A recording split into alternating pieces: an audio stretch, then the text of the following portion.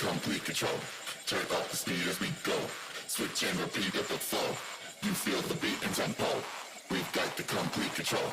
Turn up the speed as we go. Switch and repeat at the flow. You feel the beat and tempo. We've got the complete control. Turn up the speed as we go. Switch and repeat at the flow. You feel the beat and tempo.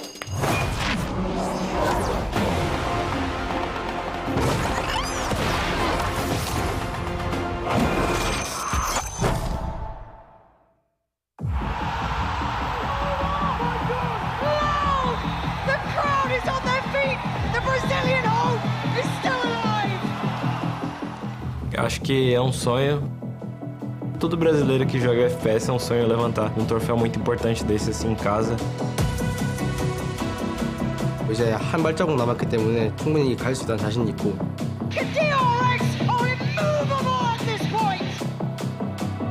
Only two teams in EMEA left.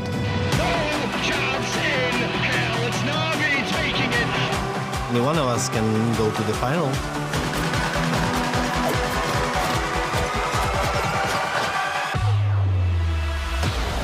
Navi. That's going to be a bit of a revenge match. I think the guys are one of the best rosters in terms of individual skill. But we're a pretty scary team. 1v3 push up out. 1, 2, 3! I'm still aiming for MVP this tournament, so I need to step it up. You've got to put respect when respect is due. However, when we're on the server, only disrespect.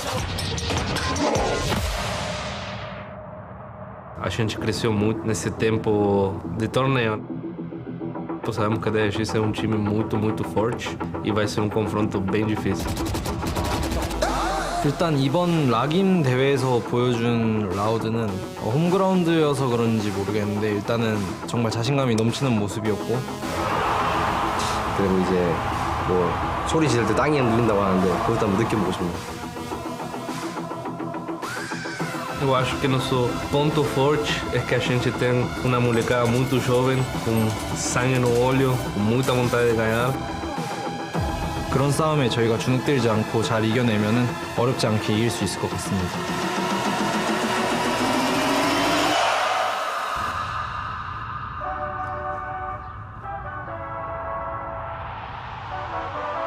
Aqui está Brasil, faz ele. E o Brasil está vivo, um solo brasileiro.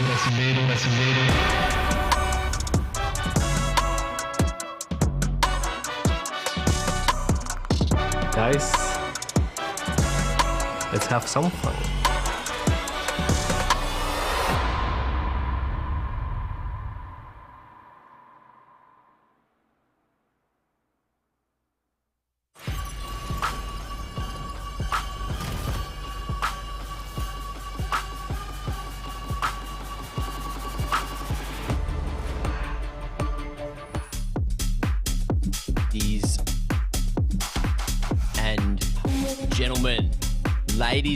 Ladies and gentlemen, welcome.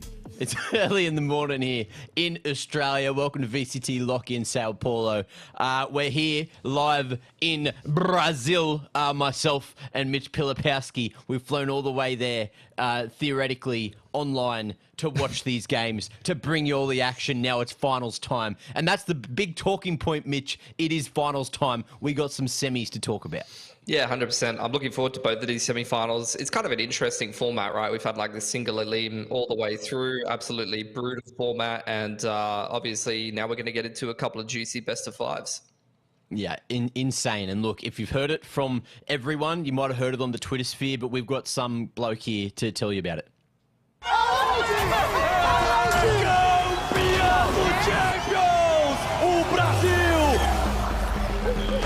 Hello, I'm Tichinha, shoutcaster in VCT Brazil, and welcome to Lock-In, the first global event of the new VALORANT Champions Tour. Over the next 3 weeks, 32 teams will battle through the biggest tournament in VALORANT Esports history.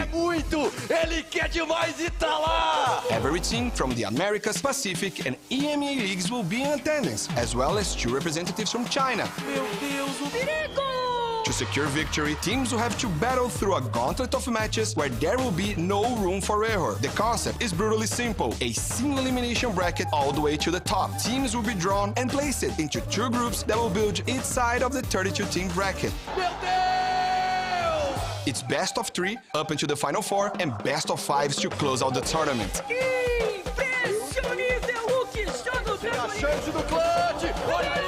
That's it, you're not gonna want to miss a match.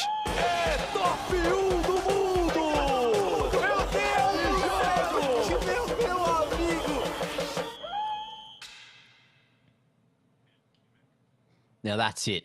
Tixino coming in with the great information, of course. If you hadn't heard it before, we've got these single elim going all the way to the finals. So no chances, no second chances rather for any of these teams. And now we're back into this best of 5 territory, which is going to be pretty interesting as well. Look, it was pretty brutal on the way here. You'd have teams flying from all across the world, going to Brazil, playing 1 best of 3, getting knocked out, and then having to be sent home. But look, it's been a long and dangerous approach for these teams, and we've only got 4 remaining now, Mitch. Yeah, 100%. And I think, look, both of the teams heading into this semi-finals have arguably had some tougher opponents, maybe some easier opponents, depending on how you look at the best of 3. But you definitely have to at least beat some decent teams to be able to make it to this position and make it into what is essentially 2 best of 5s back-to-back. I can't remember the last time I saw a tactical FPS tournament ever where you played 2 best of 5s back-to-back to be able to win the tournament semis into grand finals. I feel like that's almost unheard of.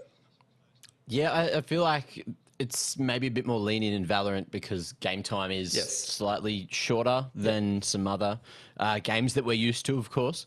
Now, yeah, it's been an interesting time. I feel like let's throw up some graphics. Let's have a quick look here at what's going down. Yeah, we'll have a little bit of a look at Loud. Obviously, they're a team that they found a lot of success last year, and obviously they had a big rivalry and won themselves some tournaments, but with the departure of some of their players, they had to make a couple of changes. Lucky for them, they operate in one of the most talent-rich regions in the world when it comes to tactical FPS, not only in this game, but in other games. So, you know, they were just right for the picking in terms of teams that they could bring players up from. And once again, they put together another absolutely beautiful bloody team and made their way into the semi-finals yet again. Yeah, good-looking team indeed. And I believe we're going to hear from them as well. Estou inquieto ainda. Foi jogo muito intenso e estou tremendo pouco ainda. Então, a gente tem uma rivalidade muito grande, né, contra eles, contra a NRG, contra o Core, né? E realmente levar essa vitória no chão brasileiro simplesmente faz que se sinta 1000 vezes melhor, sabe? E me deixa muito feliz. Pensar um pouco mais tranquilo e que ia dar certo, né? Então, quando a gente chegou a Fracture, sabíamos que chegado na mesma situação era simplesmente estar um pouco mais relaxado e que ia dar certo. Então, não sei se foi o melhor jogo do mundo, mas isso eu deixo para o torcedor, para as pessoas que assistem, porque para mim foi jogo muito intenso, dos jogos mais intensos da minha vida. Então, pode ser. Make that cross. Oh my God! He's so aware! Out of nowhere from 2, he's now a 1v1 and FNS is 4 HP! For the right place at the right time. FNS getting a gun out. Oh, word! Olha, eu tenho carinho muito grande pela DRX. É um time que eu estudo há muito tempo, é um time que eu gosto muito do estilo de jogo deles, é um time que eu tenho muito respeito a todos os jogadores, os coaches. Então vai ser um match muito difícil se a gente terminar jogando contra eles, né? E só a gente se focar no nosso e esperar que dê tudo certo. Vai ser um match muito difícil e a gente vai dar nosso máximo para ganhar. Para a torcida, vocês são incríveis. Sempre que entro no stage, sempre que eu saio do palco, me deixam com um sorriso no rosto. É incrível o amor da torcida que está dando para nós. E só quero agradecer e falar muito obrigado. Amo vocês e faz isso aí.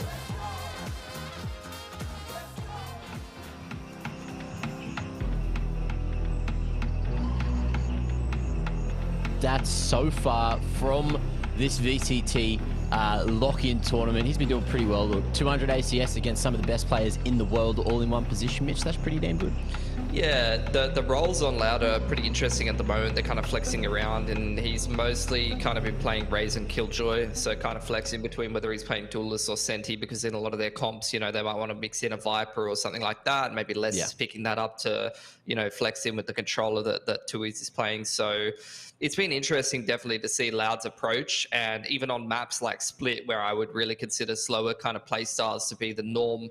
They were running double duelists the other day, so they definitely like their own kind of funky approach to the game. And someone that loves to keep it funky as well is DRX. They're looking pretty good. We've seen them around the grounds, and of course they're kind of from where we're from, at least closer to our time zone, Mitch. So DRX, we're looking at Zest, Buzz, Stacks, Mako, and RB here, and I can't wait to see what they're going to be able to do up against Loud. Yeah, it's been interesting to watch this team come up in its various iterations, and they are kind of where we're from as well. You know, just going back to some of the teams that we used to cast, at least, you know, Stacks and RB kicking around in back in the day, and then they've got some newer kind of talent that they've picked up, and they've basically assembled the infinity gauntlet of coaches to kind of guide this team. So it's always great to watch them play in terms of their play style and their tactics. Yeah, it certainly is. They're pretty chaotic. Also bringing in some Harbour from what I went back and saw as well. But look, we'll talk about that in a little bit. Let's hear from the players. 일단 사실 4강 진출한 거는 기분이 안 좋을 수가 없기 때문에 일단 또 작년 챔피언스에 이어서 그래도 저희가 세계권 팀이라는 걸 증명한 것 같아서 기분이 좋습니다. 상대가 잘하는 것도 컸던 것 같아요. 일단은 생각했던 것보다 팀플레이적으로도 되게 잘하는 것 같아서 놀랐고요. 그리고 상대 제트였던 가네스 선수가 저는 처음 대회에서 만나는데 되게 개인 기량도 좋은 것 같아가지고 놀랐습니다. 남은 시간이 꽤 있는 만큼 되게 성장한 모습으로 브라질 팬분들에게 보여드릴 수 있을 것 같습니다. 보답할 수 있도록 열심히 연습해가지고 꼭 좋은 성적 낼 테니까 앞으로도 응원해 주셨으면 감사하겠습니다.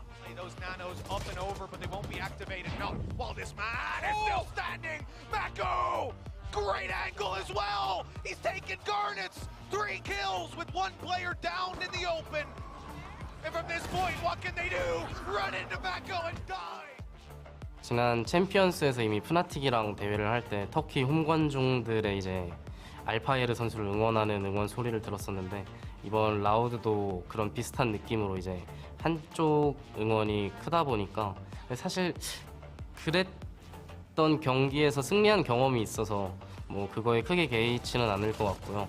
지금이랑 되게 다른 모습으로 3월 달에는 대회하는 모습을 보실 수 있을 것 같습니다. 남은 시간 동안 저희의 플레이도 다듬어 가면서 아무래도 라우드의 플레이에 대한 저격도 어느 정도 할 것 같고요.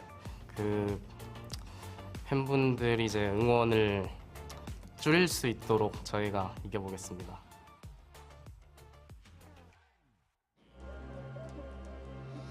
Great to hear from the DRX boys as well. And look, I believe we've got the walkout starting right now as well, Mitch.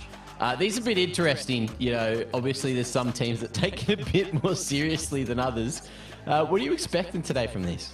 Oh, I think, you know, I feel like the Brazilian boys like to have a little bit of fun with it. Usually the Korean guys are a bit more stoic, you know, stick to the traditional ones, and immediately we see all the plush toys come out from from Aspis, and then Zest is just all business, ready to roll up and, you know, just get this one done if he can in this semi-final. But I mean, I feel like, you know, he was saying, you know, the crowd's going to be, or he's used to the crowd cheering for the other team, at least in terms of, you know, them cheering for Alpha. But it's going to be even crazier in Brazil. You know, Brazilian fans get around it harder than anyone else, except maybe, you know, some other countries in the Southern Hemisphere. Yeah, to be fair, I've been tuning in, and look, the stadium today is packed to the bloody rafters compared to... That's what you get with the finals, of course. You see all those lights coming in. A lot of loud jerseys, people. bro. That's a lot of loud jerseys. Yeah, and DRX, look, if they win any rounds, it's just going to be absolutely silent. It's going to be interesting to see how that all plays out.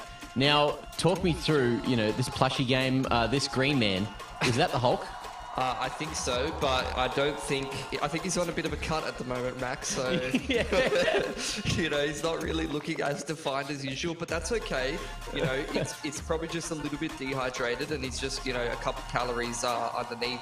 Oh, bad lighting, of course. Those are some all-star coaches right there. Frod versus Termi. I mean, they might have even played each other in 1.6 a million years ago, back in the caveman era. So, you know, there you go. A little bit of rivalries continuing on there, perhaps.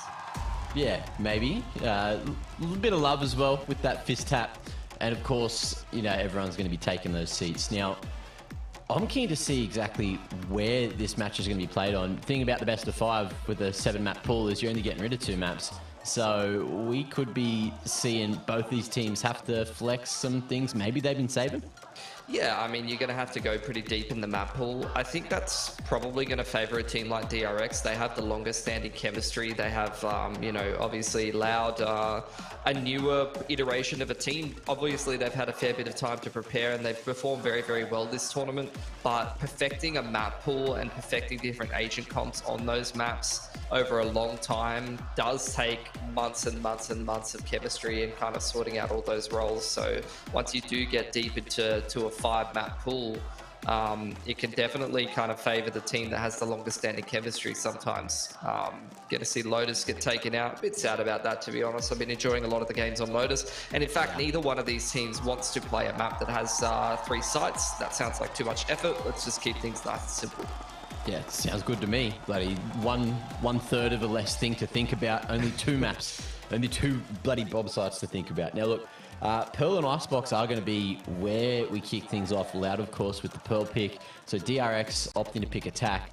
And Loud going for attack on Icebox. It's interesting that we've got some teams picking attack, because I feel like in this region, everyone just goes straight to defense. But look, at the top of the food chain, seems to be slightly different. Split as well.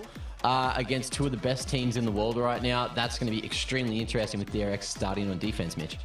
Yeah, 100%. And I feel like these 2 teams are going to be playing a bit of a different style. I'm keen to see if Loud's going to pull out double duelist again. They love to go for the raised jet on that map and play like a little bit more up tempo, which is interesting considering I see Split as a bit of a wall map. Of course, the 5th map decider, just going to go to old faithful, old reliable, straight onto Ascent. And look, I think if you make it 5 maps deep into a semi-final like this and you end up on Ascent, it's going to be the better team that wins at that point. Yeah, and look, I need to say as well, all great series end on Ascent. You know, it's been known for about a decade now. Of course, this game wasn't made 10 years ago. But look, let's talk about the agents going into map 1, which is going to be Pearl. What are we expecting here? I'm seeing Jet locked in. I feel like there's so many more meta duelists, but I guess we'll see what Loud have for us here. Yeah, I'm just going to go take a look at the history of these 2 teams on the map. Harbor? Yeah, kicking off Pearl. All right, so DRX. Didn't get to see the agent comps there, but what, did they go for a Harbor? Or it was Mirror, yeah. Harbor Viper, Jet on both sides. Yeah. I'm pretty sure it was KJ and Sky. Yeah, so Loud's been running this comp for the last 3 games in a row. In this tournament, they beat Gen G already with this comp. They played Carmine Court with this comp, and then they lost in OT to NRG. DRX are changing things up, though. If they're going to run a mirror comp up against Loud, then they're going to kind of depart from what's been comfortable for them, which is interesting because Cloud9 kind of dominated them on this map. They lost 13-3 to Cloud9 with the comp that they were running before. So maybe they want to kind of change things up. And that's going to be harder for a team like Loud to prepare for, I think. Yeah, I feel like it's going to be an interesting one. DRX, of course, look, copying the opponent's homework with this agent comp. And, of course, they get started on the attack as well. So they're going to be the ones with the double controller, able to flex things around. However, let's see what Loud opt to do here on the defense. Yeah, going to kick things off nice and early on here. See how the Harbor's going to start to create some space, just pushing back the KJ with the turret. Wall goes up and it's an immediate push into the B site. You see on the other side of the map just contact from Loud straight away. Okay, well, let's see what's going on here. Sadak with that first pick coming through. Buzz able to cove down to plant.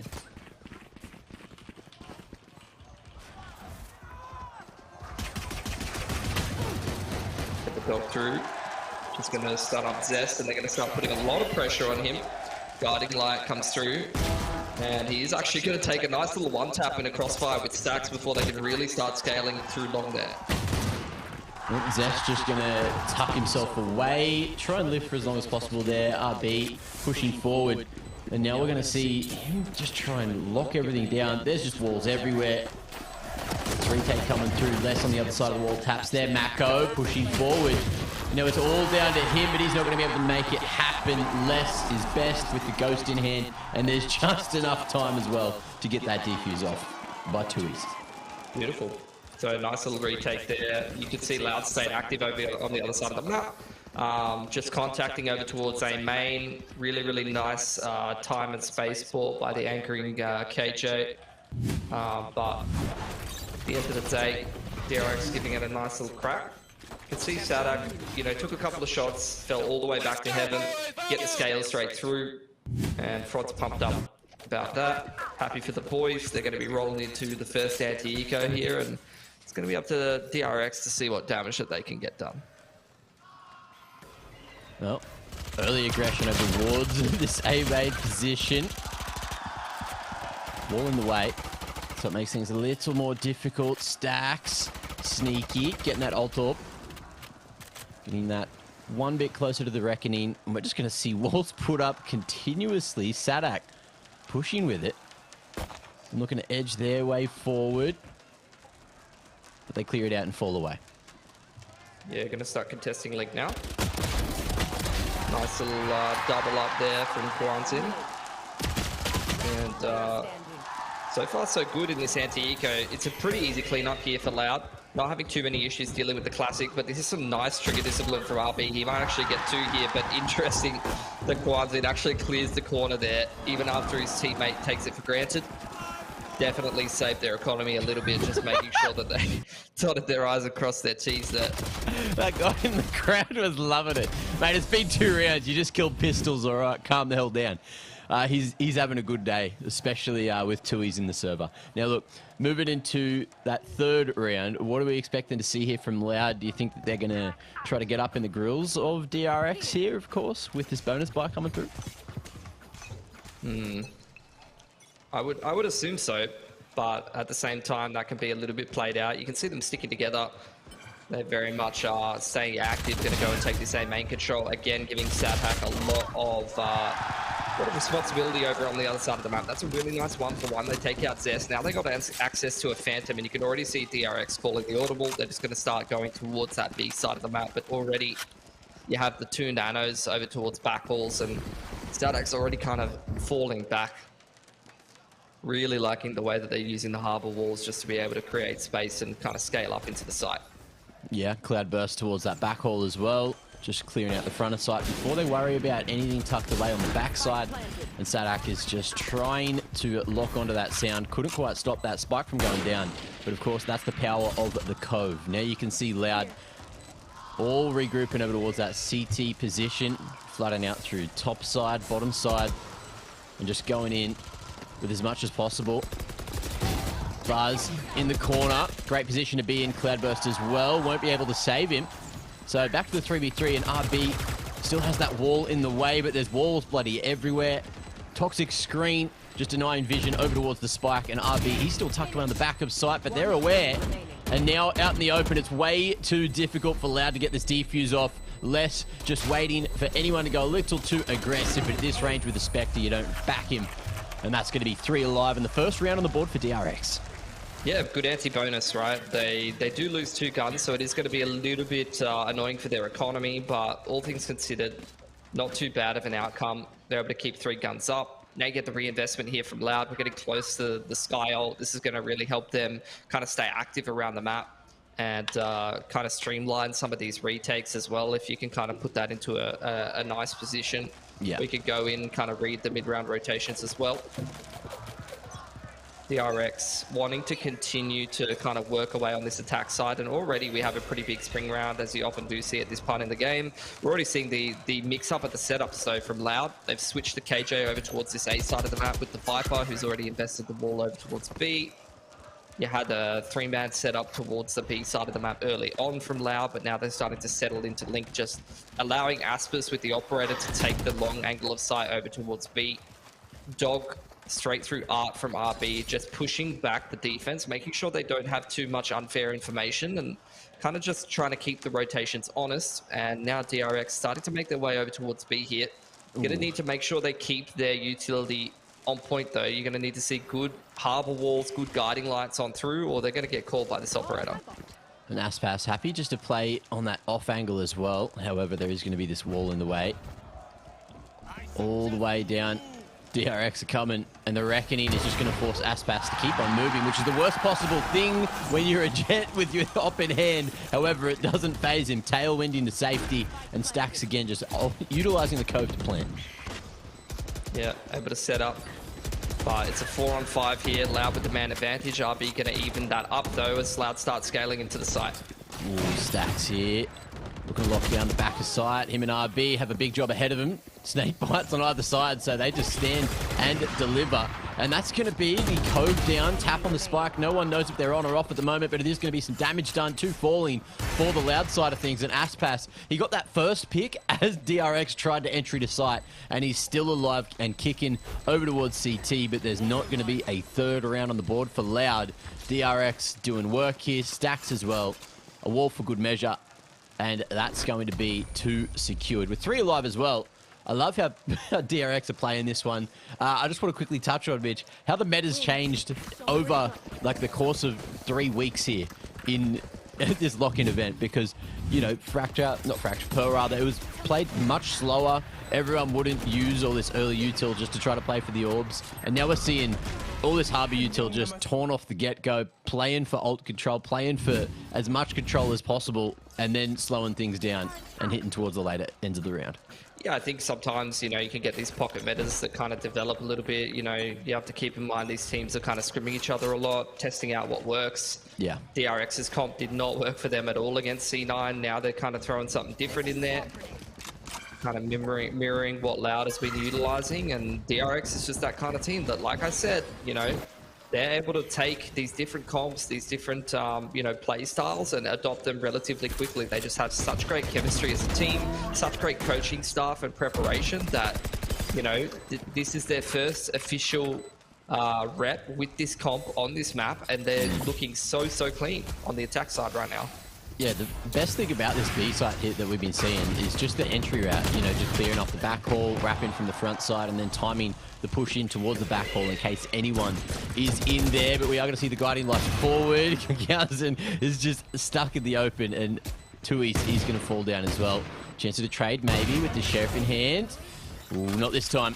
And Stacks, he'll deliver from range. So DRX looking real good at the moment. 3 in a row on the attacking side. We'll see if they can keep this trend going. Yeah, that's real clean for them. I mean, able to stabilize their economy quite a bit, 3 or 4 in a row. Loud going to take a timeout now. I think it's a good time for it. Not only do they have a couple of ults to play with, they got the Seekers and the Reckoning ready to go, but also I think they kind of recognize that this is a pretty critical juncture in the half on defense here. They want to try to make the most out of their defense, but their economy is pretty fragile after how these couple of rounds have gone, and they know that it's going to take multiple rounds in a row for them to break DRX's money. They're going to have to win multiple gun rounds. I don't think that they have the money for the operator like they had previously over on Aspers, which is a pretty big tool over on that B long part of the map, but it's been interesting to watch them kind of run things, because with the harbor, how are you meant to go and take B long control? How are you meant to go and take a aggressive angle on B long? It feels like the RX are able to get up B long pretty easily, and even when there was an operator, you have the progression of that harbor wall and the guiding lights, which just make it so difficult to get a pick or get an angle. Loving the crowd shots here as well. Of course, you know, if everyone out there can hear me, can you make some noise? No, God, Mitch, they can't hear us. Oh, thanks. Thanks. We love you, Mac. We do have some fans in our Twitch chat though, so that's good. Shout outs to Elfish Man, Cloxy, and Cineway for being up with us here at 4 a.m. All the boys. 4:20. You know what that means, Mitch? It's time for some Valorant. Yep. Time for round number 6. Oh yeah. As far as I'm concerned. And look, I mean, this is what I was saying. They're getting up B long way too early. You're already seeing the aggression guiding light on the defense, trying to put Aspis in pole position right now. He's definitely seen that wall come up from the Viper, so well aware of Mako's positioning. They're trying to isolate this man. Again, RB dogged straight through Art, trying to push back any defenders and make sure that they don't have too much early info. Guiding light goes deep, and Aspis is going to be aware that he can't really flank. They wanted to try and pop that guiding light and see if they could get a nice flank timing and a little bit of information. And off the back of that, RB is instantly going to pop the Seekers, and DRX are just going to keep hammering the site that works, and you can't blame them. Nice pass, jump peeking. You don't want to be slowed up by that wall, or that could be a bit of a difficulty. However, Reckoning going to be just as hard to deal with. Tailwind away, and Aspas is just forced to give sight. There's just too much util coming his way. And you can see, I feel like we haven't seen Reckoning used to a solid extent in the past. DRX trying to figure it out, but it's going to be sent straight back the other way. Loud just clearing him out all the way off the site. There's no chance at a defuse just yet, but we'll see if the util is going to be enough. Lockdown cranked over towards that long side, safe in the pocket, and Loud unable to push far forward enough. There's 2 players detained for now, which has bought a lot of time. So now it's just going to be pings on the spike, spam through the wall.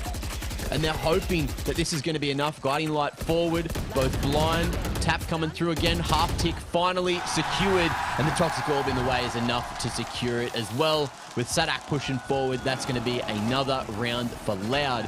Finally putting a stop to this string of rounds DRX have found. Yeah, they had really good patience on that retake there, like even, you know, kind of playing around the lockdown, making sure that even if they got caught by that, they were able to get back in there. You had kind of a flurry of kills in the mid round there. DRX really trying to force their way in with the Reckoning there, but things got a little bit difficult for them. Loud were able to kind of complete the retake with their Seekers and their own kind of Reckoning, and that was very, very hard for DRX to stop. Just very, very seamless retake coming in there for Loud, and I like the fact that they invested their ults in there, because their money was starting to get out of control. Aspers finally getting involved in the action in the early round. You could see him looking for that aggression over towards B long in the previous round.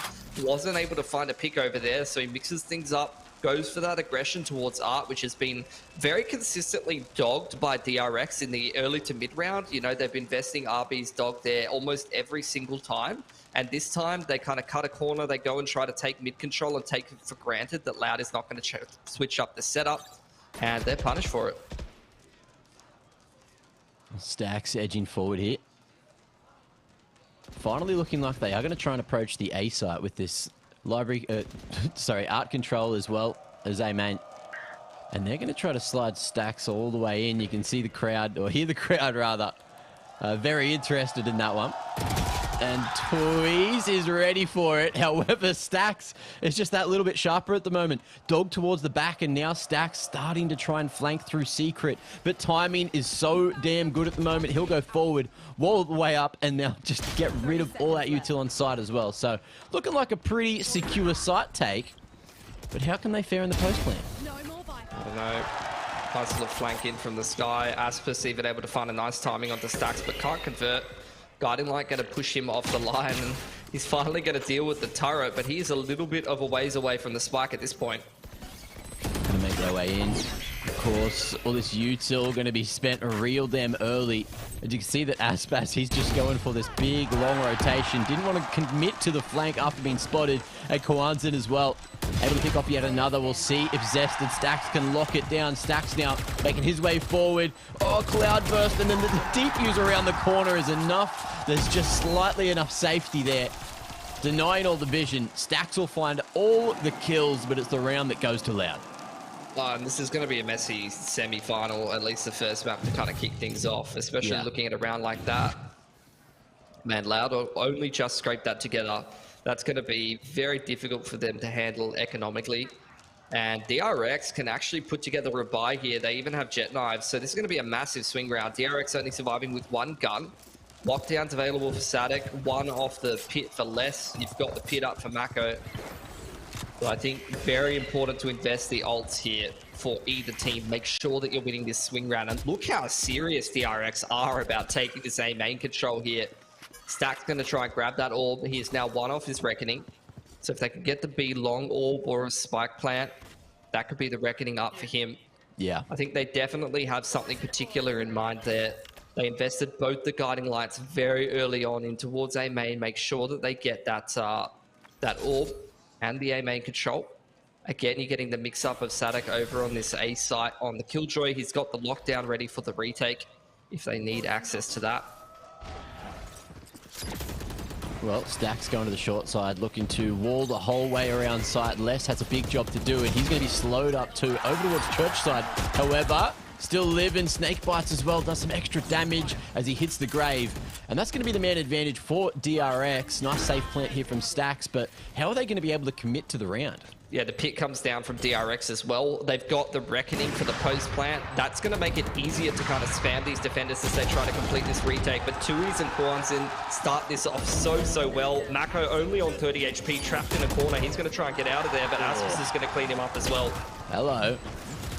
Stacks looking to make it work again. 1v2 angle this time, but he's gone for the spray through the smoke, and Aspas countered every one of those bullets. Perfect execution on that push. As he had to go for the reload, no chance at him shooting back, and Loud maintain the lead 5-3. Yeah, they're winning these very important clutch rounds. That's going to break DRX's economy. And not only that, but they also invested their ult economy into that round. So actually they have much better money than I thought, especially with the Jet Knives mixed in here. DRX could probably go for a buy. The issue really lies in the fact that they, especially after that round, investing the pit and investing the Reckoning, have definitely fallen behind in the ult economy. Frod's very happy about that one. Yeah. But Loud now, I mean, you'll see it on your screens. They've got pit and lockdown ready to go. I think they had another ultimate as well in the back pocket. So DRX are kind of staring down the barrel of a difficult kind of prospect heading over these next couple of rounds. Loud, what started as a pretty difficult economy situation for them in the opening couple of rounds has quickly turned around because they've just been so clutch. They're able to win all the important XVXs. Now they're up 5-3. And if they can win this swing round, they can potentially break DRX's money and start having a really nice half on the defensive side of Pearl, which is going to be quite difficult for DRX if they mix things over to their own defense. Because, you know, we all know how we feel about Pearl, at least in the current iteration. Defense can sometimes be a little bit of a challenge. Yeah, certainly can be. It depends though, right? Like where you are in the world. This, of course, is going to be Loud's pick. So, you know, they've had something up their sleeves. And, of course, we see DRX trying to mirror what Loud was doing. And, you know, if you try to copy the creator, sometimes you just can't beat the original. Guiding light over on towards our side. Going to push less back. Aspis aggressive A main on the same side as Sadak. Usually they've tried to keep them split up, but this round, maybe off the back of the fact that DRX was applying quite a bit of pressure to A main in the previous round, they have changed up the setup. Loud definitely staying active, and in terms of how they're changing their setup, they're trying to make it quite hard for DRX to read what they're doing on the defense. And this is exactly what I was thinking to myself, Mac.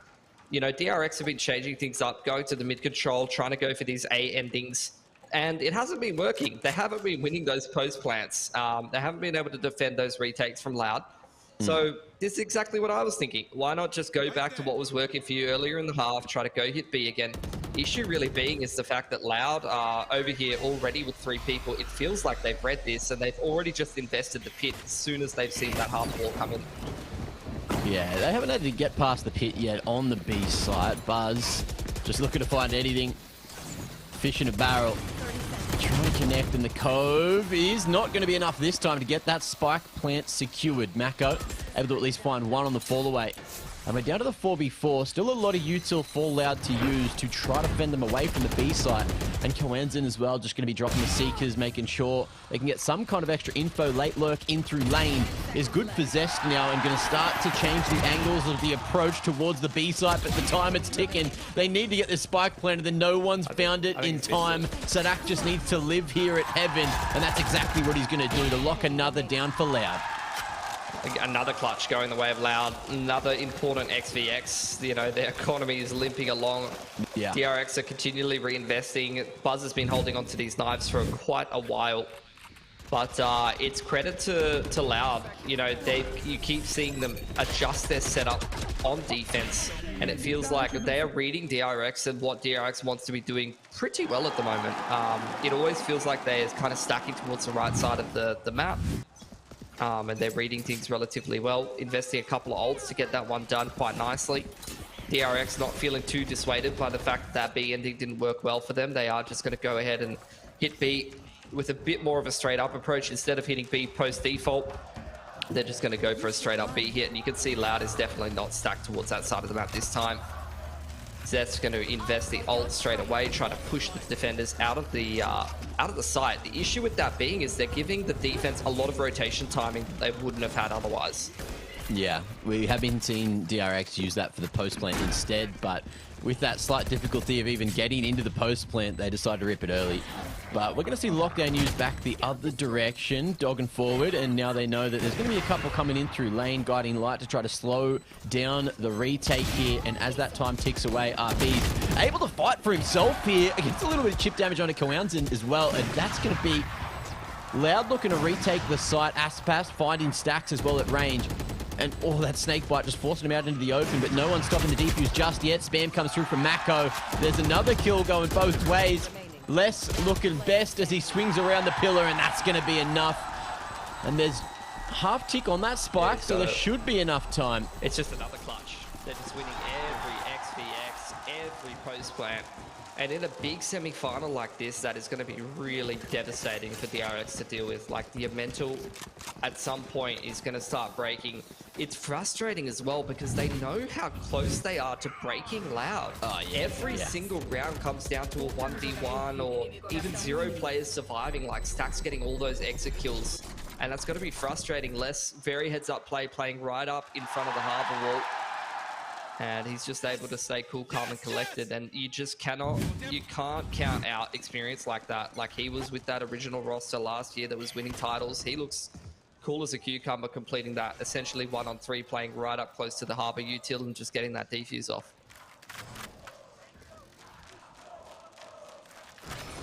Well, maybe a change in pace here.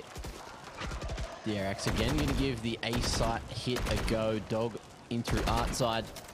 But there is going to be the alarm bot all Loud to play off now. You can see how they shift these defenders over towards connector. Yeah. Just making sure there's going to be no one peeking into that CT spawn this time. I mean, they got Aspis on this deep info line B long. They're not going to be too concerned about the B ending at this point. Maybe later in the round that you've been seeing it. DRX trying to follow up that dog that they've been throwing up on their default time after time. Buzz finally tickles the alarm bot, gets rid of that. That's going to cause the shift in the rotation. Tui's kind of making his way over here. A little bit concerned at this point about the B ending. In comes the harbor wall, and it's going to be an A execute here for DRX. Guiding lights, plenty, just to try to create that space. Less as well. Time that push through the wall to perfection off that second flash. And Loud as well. It's Aspas to get another onto Mako, who's not allowed to lurk this time. And Stacks, he's still potentially going to be able to get this Reckoning online, but he's got to get to side. He's got to get this plant secured, and he's finally here, but surely there's a bit of spam coming in through that wall. Less, he's seen this trick before. And now it's all down to Zest on 33 points of health with 13 seconds on the clock. And he knows he's got to take a fight somewhere, but he'll lose it. Loud, yet another kill on the board, a round on the board rather. 8-3 now, and looking to make it a 9-3 half, unheard of on the defense. Yeah, DRX are getting picked apart right now, man, and it doesn't matter kind of what they're throwing at Loud. Loud is able to deal with it super well. They're changing up their setups. Aspis is absolutely massive for them at the moment, the way he's moving around the map and getting on some of these deep info lines, and doesn't feel like it matters what DRX does. Loud is just reading them, and again, it's a 3-man setup over here towards the B side of the map when DRX wants to go for a B execute. This is the only thing that's worked for them. Oh, bloodbath, potentially. Dog going through and getting the info that they're looking for, but the wall has just stopped them in the choke. It's 2 kills before they even come through, and almost the bloody round off the back of it. Zest has to get the reload off, and Loud say no. Just the way that they mixed their setups there on defense. They were reading DRX so well. There's a bit of a jet diff going on as well. Buzz is having an absolute roughie there on the attacking side, unfortunately. Not really able to make too much of an impact, so he's going to have to try and do his best Aspas impression over there on defense and start mixing up his positioning. Man, Aspas is tracking as well, just with the Sheriff. It doesn't look like he's bringing too much into the round, but it didn't matter because he hit every single one of those bullets. Unseen levels of mechanics And that's a great way to start your semi-final, isn't it? Yeah, absolutely. I mean, they just kind of outclassed them a little bit on defense side. Pearl, I feel like it's going to be pretty cruisy moving over to the attacking side for them. Just feeling full confident. They've had a fair bit of success on this map so far. The only team they lost to was NRG, and that was a real tight game. And even in their game against NRG, they were able to get themselves to 7-5 half on attack. So even against the team that they lost against, they're probably able to find more success on the attacking side than on defense. So they've got to be feeling full confidence at this point. This is where you're looking at a team like DRX and wondering, you know, with the comp change heading into this map, trying to play the same comp as their opponent, are they going to be able to make it work? Or is this kind of a foregone conclusion at this point, and this is just kind of a situation where Pearl has just not gone so great for them, unfortunately. They smashed BBL on this map, but then just lost super hard to Cloud9, so maybe this is just not their comfort pick heading into this one. I mean, Icebox has been going pretty well for them, so it's not like they don't have other maps in the pool that could go quite well in this best of 5. But Pearl has not started off well for them. Yeah, but that's it, right? Like, you've got to be able to have at least 3 maps, 3 good maps, if you want to be able to take a W when it gets to best of 5 territory. So, as you mentioned, quite interesting that we're seeing these best of 5s in the semi-final stage. You know, we're used to seeing it towards the grand final. But I'm keen to see a few more best of 5s thrown in the mix, because that truly is going to be the champion test, right? And having to do it not once but twice, flex that map pool, show your whole hand on all these maps as well, moving into the grand final. And then the opposing teams have to do it as well to make it all the way to D-Day. Absolutely. I think, you know, speaking about that champion kind of mentality, I think DRX has already kind of shown that potential in this tournament. Like, they got kind of slapped by C9 and they were still able to win that series 2-1. So, you know, you definitely can't count them out of a semi. Even in other teams in this tournament have lost pretty one-sided maps and still been able to turn series around. So, can't kind of count your chickens before they hatch, I suppose. Quick guiding light from Loud, straight up A main, applying a lot of pressure. Orb goes up there from Mako. Chilling over there in dugout for the time being. Pretty heavy stack over, or at least a little bit of a lean over towards the A side of the map from DRX. It's a pretty shallow harbor wall. Dog goes in, just to be able to try to see if anyone's playing up close. Loud not committing just yet. Now it's starting to move into the side. And Sadak's just going to go straight in towards that art side, go for the pincer. And that's exactly what they were aiming for. Now with this site control and the numbers advantage, it's going to be quite difficult for DRX to get back in, especially with stacks falling just like that. The frenzy, so crucial in the hands of Aspas. And we're going to see a guiding light forward. Mako ready for the aggression. And he's got a friend right next to him as well. We'll see if the push through is going to work. It won't. Aspas, too good right now. It's going to be 2 he's fallen. And Mako has to do it all himself. All 3 members allowed, playing from that art side, looking to stop the cross, and Aspas, he wasn't done. He's going to run straight to the face of Mako there. And that's going to be 10 on the board. Double digits acquired in the second pistol. I mean, that kid's face says it all, right? Aspas is kind of poggers at the moment. Just running around, absolutely dominating with the frenzy. Really, really clean shooting. Even just goes and takes the duel. That's confidence, taking that extra duel right up against Mako. So, I don't know, there's something going on with these plushies. Aspas just walks out with 5 plushies in hand, straight into this semi-final, and I think, energy. Yeah, I think I'm going to go swing by like Miniso or something later on today. Pick myself up a couple, because I'm liking what I'm seeing from the man. It's the secret. However, we see DRX going for an aggressive play, dropping that wall early to try and get the info. Stacks on the info line is going to bait out a bunch of Utah, but he's not been able to fall to safety, and there's no one near him either. So DRX, best possible scenario is just probably get some exits here. It's moving so smoothly. Louder, absolutely vibing right now in this anti-eco. Buzz floating his head. Be a little bit careful about that. Aspas with the Phantom here, you know, pretty close to his knives. So if he's even able to get a 2k or just a 1k and die, and someone recycle his Phantom, he can have knives next round. Ooh, flash forward. B unable to get anything on the back of it. No follow through. And Buzz 2 has to try to make something happen, but the Classic ain't going to get it done. 2 East. That's a new one.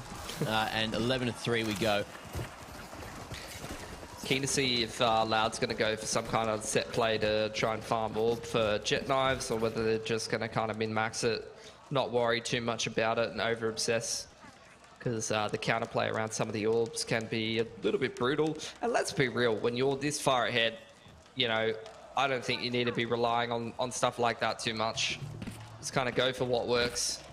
Straight into the bonus. Couple of Spectres and a Bulldog, but a couple of rifles, and especially a rifle on someone like Aspis performing like that.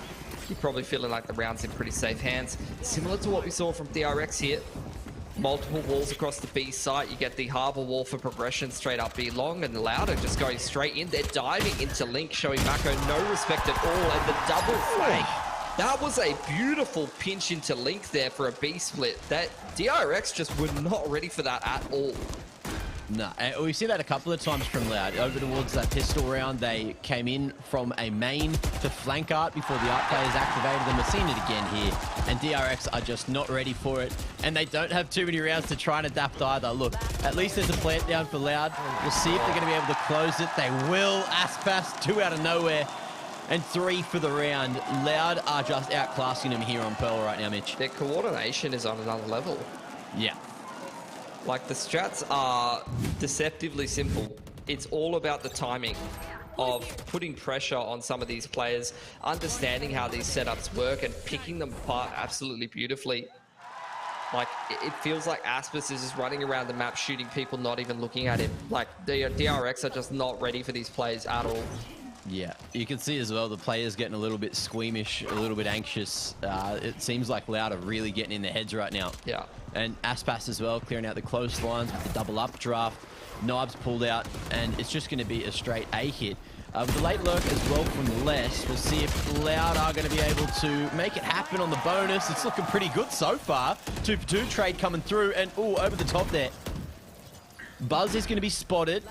Can potentially look wow's it in sight. That's going to be the snake bite to do it, unless in a 1v3 he does have a Phantom in hand, and he's feeling real damn sharp right now. Snake bite on the spike as well. Knows that someone's close range and tries to conserve a couple of these bullets, but DRX, they're just going to swing together. Not let Les play with them at all. The DRX are going to come through with a 4th round, but there's no room. There is absolutely no room for any little accidents this half, Mitch. No, I mean, it's a bit of a foregone conclusion, this game. The money's immaculate for Loud right now. It's really just a question of, like, how much face can DRX save and how much momentum can they bring build up heading into the next map, because this one's pretty much done and dusted at this point. Nice little round coming in from Mako. Buzz, even on 2 frags, has the confidence to kind of swing up in towards A main there. Just get the round done if possible. We were discussing the other day, Mitch, as well. Quickly, you know, Sky slipping back into the meta. I love it. I love it. It's been so long, and I'm so happy that we're seeing it in the semis of lock-in, and especially on Pearl. Yeah. And that where I feel like we've just not seen much Sky played at all. Well, Sky is actually kind of OP in this, like, Viper Harbor meta. Like, pop flashing through walls is actually insane to break some of these setups. And Sky is one of the best at it, just having the dog to kind of clear, guaranteed. It's like the perfect skill set. You want the dog for space and map control, but then the guiding lights are just so good at popping through some of these walls and breaking setups. Loud, after a little bit of a mid-default, going to start moving towards B long. This is spotted out by Buzz. He's going to call for the rotations. RB just dog through middle, so they don't really have to worry about that too much. And in come Loud, assisted by the Seekers into the site. Seekers return back from RB. Ooh, Buzz, perfect timing on the push there. Going to be able to find 2 before falling. Nano Swarm stopping that exit out of the back of sight just yet, but Aspas, he's living. And he wanted to do it all himself, but he'll only find that single. RB coming through with a double of his own, and that's going to be Loud, hitting 12.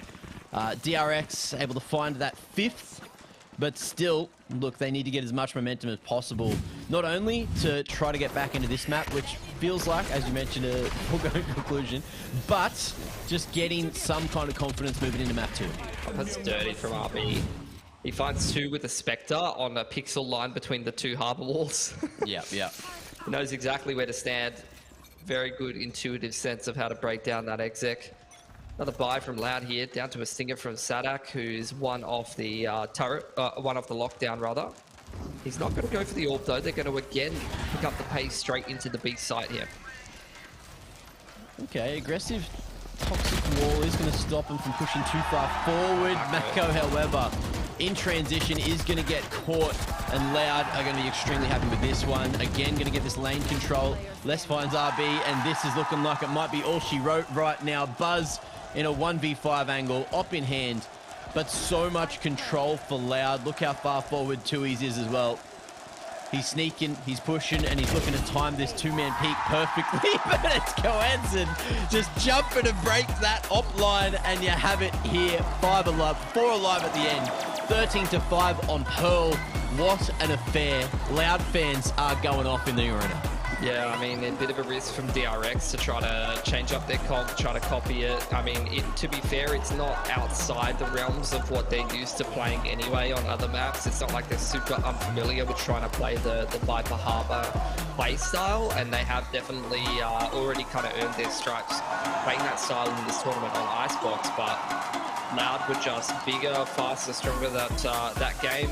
They've had a bit of a better run on Pearl in this tournament, even testing NRG pretty closely. So I don't think that's too surprising to see that result coming out. And I think you know, DRX, they're going to have to go back to the drawing board. They definitely were behind the pace. I think in particular the Jet matchup was pretty insane this opening game. Aspis was really outclassing his opposing Jet. Yeah.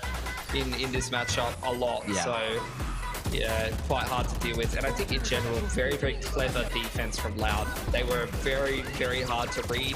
DRX started off the half with a couple of B hits that worked, and after the B hits stopped working, like, they just could not get anything rolling at all. Like, it felt like Loud just read them like an absolute book. And you know, I guess one flush for every counter strat is what they're working on right now.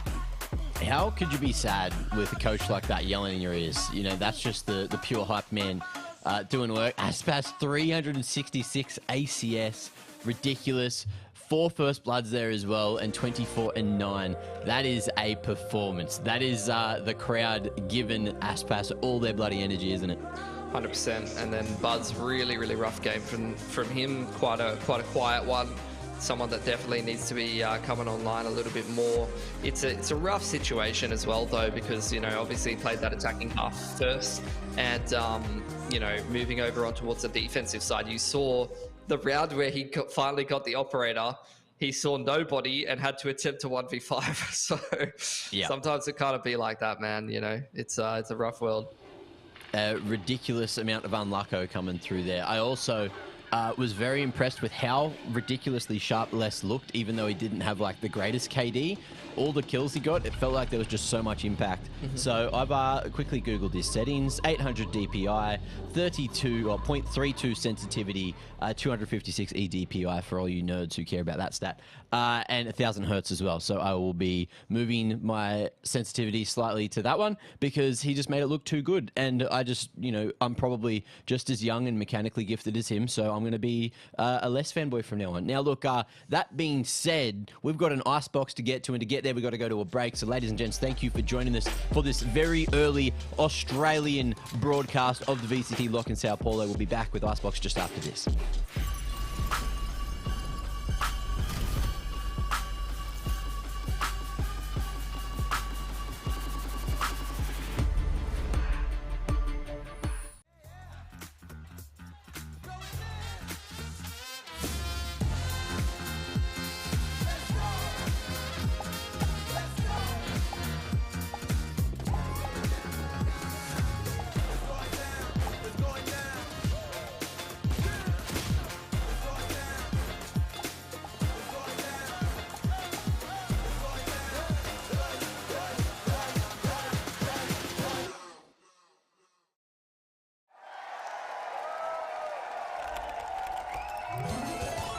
Red Bull gives you wings.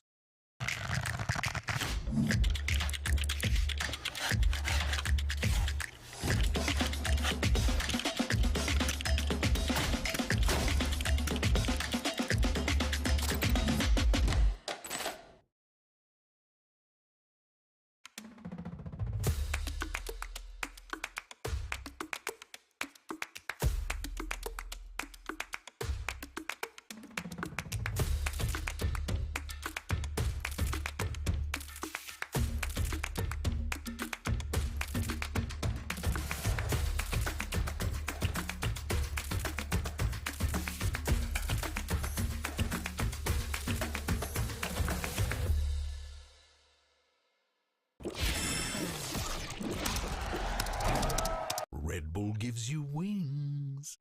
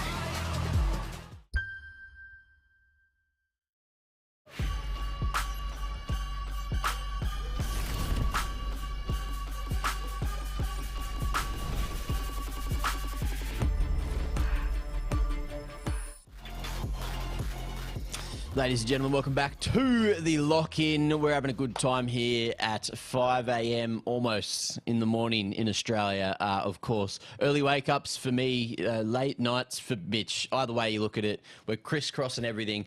And look, we got a little surprise for you guys at home as well. A little sneak peek at what might be coming up for the future of Valorant.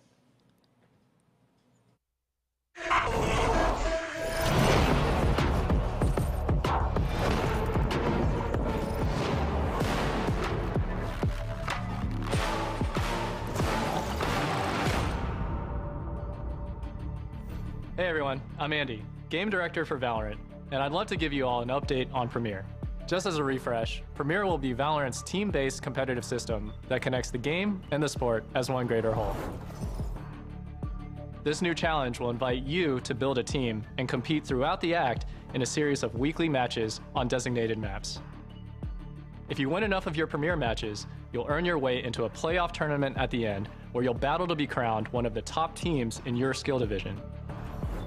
Premier will be an exciting way for any 5-stack of friends to compete together, but for those of you who aspire to go pro, here's Leo, our head of Valorant Esports, to tell you more about what that could look like in the future.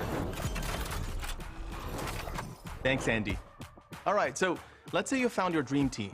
You won game after game and proved yourselves to be one of the best. You're feeling super confident and you're hungry for bigger challenges. In the future, Premier will be the path to the VCT Challenger Leagues. No more open qualifier events. Your path to pro starts in-game. And if you do great, you get a shot at challengers.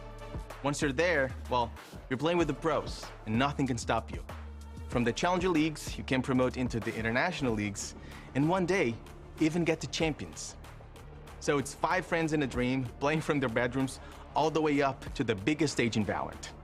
It will, of course, take us some time to make this a reality, but we are incredibly excited to build this very unique path to pro and create opportunities for players all around the world.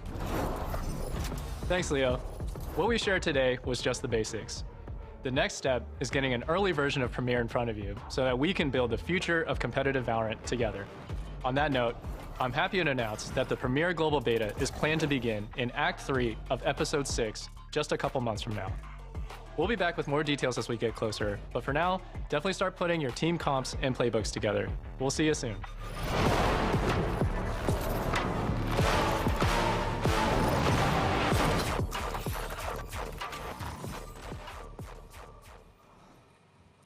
Look, I want to be hype about that. I really want to be hype about that, but I've got questions. I've got a couple of questions. But look, wow, next act going to be a big game changer, literally, because we might not have open qualifiers anymore. You might have to play with your friends in a league that is in client in some Clash-esque games over a month or so to qualify for these challenger events. That's interesting how they think that might be better than open qualifiers, because open qualifiers usually don't last that long. So we'll see. We'll see. It's definitely for our region. I don't think it's good. For overseas areas, maybe better. But I guess we'll see. You know, we'll. That's why it's a beta, right? We're gonna try it out, see how it works out, and see what exactly happens. Yeah, I think like I've definitely played a lot of games where the ladder system is inbuilt into the game, and it can be a really good thing, to be honest. It removes a layer of abstraction, and it removes a extra barrier to getting the casual fan base to actually compete in pro. So games traditionally like StarCraft or card game ladders and things like that definitely have a smoother pathway than a lot of the games that we're used to covering, into going from being a casual player to a semi-competitive kind of ladder player into an actual competitor in terms of the esports circuit. So I think it's a good thing, but yeah, you're definitely sometimes concerned about execution. Yeah, well, we'll see. Look, execution also a bit of a factor as we move into Icebox, and we'll see how these teams are going to execute. You've already got that Harbour going to be, hovered by Loud, hovered by DRX as well. We'll see if they go for that double controller setup, and if we're going to see something exactly the same as DRX was pulling out. Wow. Looks like they are. Looks like they may have changed the meta, but we've got a slight difference in the initiator. You got a little bit of Sky coming out for Loud as the Sovas there for DRX instead. So interesting age-ups. Mitch, what's your take? Yeah, I mean, DRX are sticking to what works for them. They have looked very, very good on this map this tournament, so I'm not surprised to see them keeping things the same. Loud, I have not played this map in the last couple of months, and they're going in with a very unique agent comp. They're mixing in the Sky on Icebox, which is something you don't see too much of, and changing things up a little bit. So I'm keen to see their take on this map. They seem to have a very, very good read on what DRX wanted to do and how to break that down over on Pearl. So after seeing DRX's success on this map and seeing some of the things that they want to be bringing, I'm keen to see if Loud have got themselves another good read here, or whether this kind of unconventional agent comp of chucking the Sky in there is going to be a bit of a backfire. Yeah, we'll see. We'll see. I don't remember the last time I saw Sky picked in a competitive match on a map like Icebox. I feel like it's been a while. It definitely used to work. Of course, those guiding lights can get you the early info, but then if teams are defaulting, it's kind of like, well, is it getting you the info, or are you just being led astray? I guess we'll see. Moving into the pistol round, you got DRX looking to take this B long control very aggressively. Yeah, getting a lot of space over there. Maybe picking themselves up in orb at some point. Loud, though, wasting no time. Progression ball straight up into the A site. Trailblazer goes in, clears out all of backside. They've even got the wall up pretty deep on A here. So they're wanting to maybe take some screens control, get quite deep into the site. Tui's putting up a top site plant here, so that's going to be quite a difficult retake for DRX. Not less. Oh. Has to try to deal with this flank. May not be expecting this close. Aggression stacks, forces him off the belt now, and you've got Sadak as well, just playing close range with a Frenzy. It's dangerous for DRX to deal with, but Mako gets past him with the classic of all things, and now can upgrade to that Frenzy. But a couple of the members are quite low here for DRX, so we'll see if they're going to be able to hold. Looks like they're starting to be picked apart. And Aspas, he's still living. Less as well, so damn sharp. Tui's through the wall. He'll find Mako, and that's going to be another pistol in the bag for Loud. They haven't dropped one yet this series. Yeah, just absolutely vibing with confidence right now. Mixing in the Sky instead of the Sova can definitely give you some more kind of explosive potential. Like the Sova, it's great for this information gathering and, being quite flexible, moving around the map and taking map control in a more steady kind of pace. But the Sky just throwing out these guiding lights. Like I said, man, in Harbour Viper meta with all of these walls and all these little, bits of cover in terms of how a controller functions. Having the Sky, being able to just throw these guiding lights in is massive. Stack's going for the orb there, going to get picked by Aspas pretty quickly, and again, the Trailblazer to kick off this anti-eco day. Just spamming the common lines, getting some decent damage onto the DRX members, but with that toxic wall in the way, Loud decide to fall away instead. Leave Sadak to lurk. Oh, and he'll fall to the classic. Buzz with the cheeky two-tap. That's going to be spiked on the ground. And DRX now hanging around, but at range, Aspas definitely has the damage. Won't have his life, though. as the trade comes through. Mako real damn sharp with that classic right now, and he's still living on 9 points of health. RB as well. He's going to be able to start to work this flank out. If Mako can just keep on living, keep on doing some work and drawing that attention, maybe there's an opportunity for this flank to work, because RB has timed it to a T. Less though, turning around at just the right moment. Oh, has he? He's looked away. And Coanzin gets it done. RB fallen. That is going to be 2-0.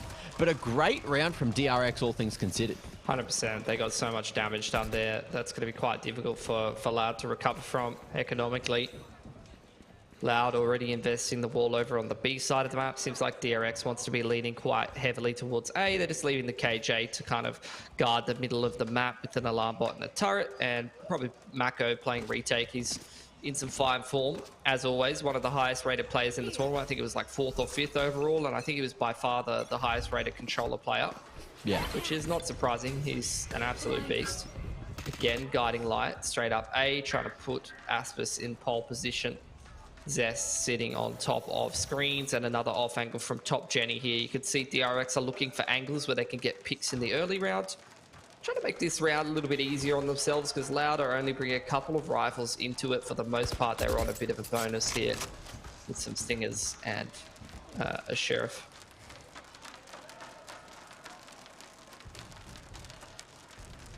One more default approach. You can see that those walls are just going to be used to try and get this B long control from Loud. Cascade forward just to slow things down on the B side of things. That was thrown over from mid as well, so it's great to see how far this util can be utilized from in both sides of the coin. And now we're going to see Sadak try to make his way forward. Cove's right behind him if they want to try to get this spike planted safely. Pushing. Okay, they're actually looking for this orange control, and it's going to work as well. Great timing on the flash, great timing on the push. And Loud, they got Les here lurking in the kitchen, and he's cooking up a conundrum for DRX to get past. I don't think they were expecting to lose kitchen control that quickly. Good flank from Zest. Cleans out Tube though, able to deal with less as the Trailblazer goes through, pushing those players back on middle. Another guiding light comes up for Kwanzin, so it's going to be quite a difficult retake for DRX to be converting here. They do have rifle advantage though. Well, rotating that util on the spike as well. Loud not wanting anyone to tap it just yet. And oh, nice shot from 2Es, but Buzz is here to trade. Phantom doing work at range, and Kwanzin as well. 1v1 now, as he's taken Buzz out of the equation. Half tips there, but the swing! Coanzin is just too bloody sharp. Able to fight it with the 2-tap. Zest couldn't shoot back. This is starting to get really worrying for DRX. Like, it's happening map to map, that they're losing these XVXs. They're losing against bonus rounds. It's going to be very hard mentally to recover from these kind of round losses over and over and over again. Another big clutch going the way of Loud. A big question about consistency, right, is both these teams have had a couple of weeks off now as the Omega bracket has been played. And have things slowed down? Have things changed? Have they slightly fallen out of form? You never know. So many questions that will be answered as the series goes on. But we're going to see Loud again, just going to try to target A, putting that wall up towards B as a bit of a bait, but it hasn't really baited anyone. All of DRX is here and ready to fight. It's just going to be a bloodbath over the top. Buzz able to find one with the blades. Oh, Jenny position. Not strong enough, but it is a great distraction to allow Mako to get up another. And him with the classic has been so damn good, but it looks like Loud, they're going to be able to find their way through the pistols and make it nice and safe for a fourth eventually. 3 alive at the end, so finances still continuing to go in a upward trend. But DRX, look, they're going to have to start to get on the board sooner rather than later, or they're in trouble, Mitch, as you were saying. Yeah, 100%. That was just a half buy for him. But like you said, money is starting to build up a little bit for Loud. They probably got 2 buys in the back pocket, especially if they cycle in the knives on Aspis here or there. Seekers could definitely help them pick up the pace in a round like this, like a quick B or a quick mid to B is definitely something which would work, an absolute treat here. Buzz pulling out the operator. Gonna hear the updraft from Aspis here, who's just having a little bit of a shoulder around. Buzz gonna take a different angle from back yellow as the Seekers come in. He's on a bit of a timer, and unfortunately he has to take his first shot on the jellyfish. Well, big shot coming through from Buzz there. Gonna try to buy some time. Missed opportunity. He really needs to get Aspas out here because this man is just doing so much work for Loud. Buzz allowed to get that danger control again as Loud decide to play it passive. Nice safe default plant. And they don't have anything really to line up here, so they're just going to drop the pit, which will make it all the way around the spike. Couple of bits of Sky Util as well to make their way forward. Coanzin ready for that wrap at yellow. And it looks like the re-entry routes from DRX are going to get all cut off. Zest going to draw attention. Buzz as well. Looking to make this flank work, but less. He's looking the right direction, and Zest now has so much work to do. Tap through yet again. And it's just going to be the ping, just going to be the spam, but he's found the wrong one. Les still has that pit up, and with 1 point of health, it's way too much to ask. Zest realizes it. He'll run away. He'll play his life. But Loud, another round secured. And they are making this map look perfect right now. Yeah, Les's positioning in the pit there was perfect. He pops the pit from up on top of the cargo container on B long there. You could see DRX, even some of the players who were dead, pinging it so that they could spam up there, but he just repositions himself, playing up on top of the cargo container, playing on yellow, being super annoying to kill. This change up completely catches Buzz off guard. You could see him kind of moving towards the top of the cargo container. And that's never a good sign. You're up 5-0. It's feeling quite easy for Loud. They're really not feeling the pressure. Just smiles all around from the boys. The series is going excellently for them.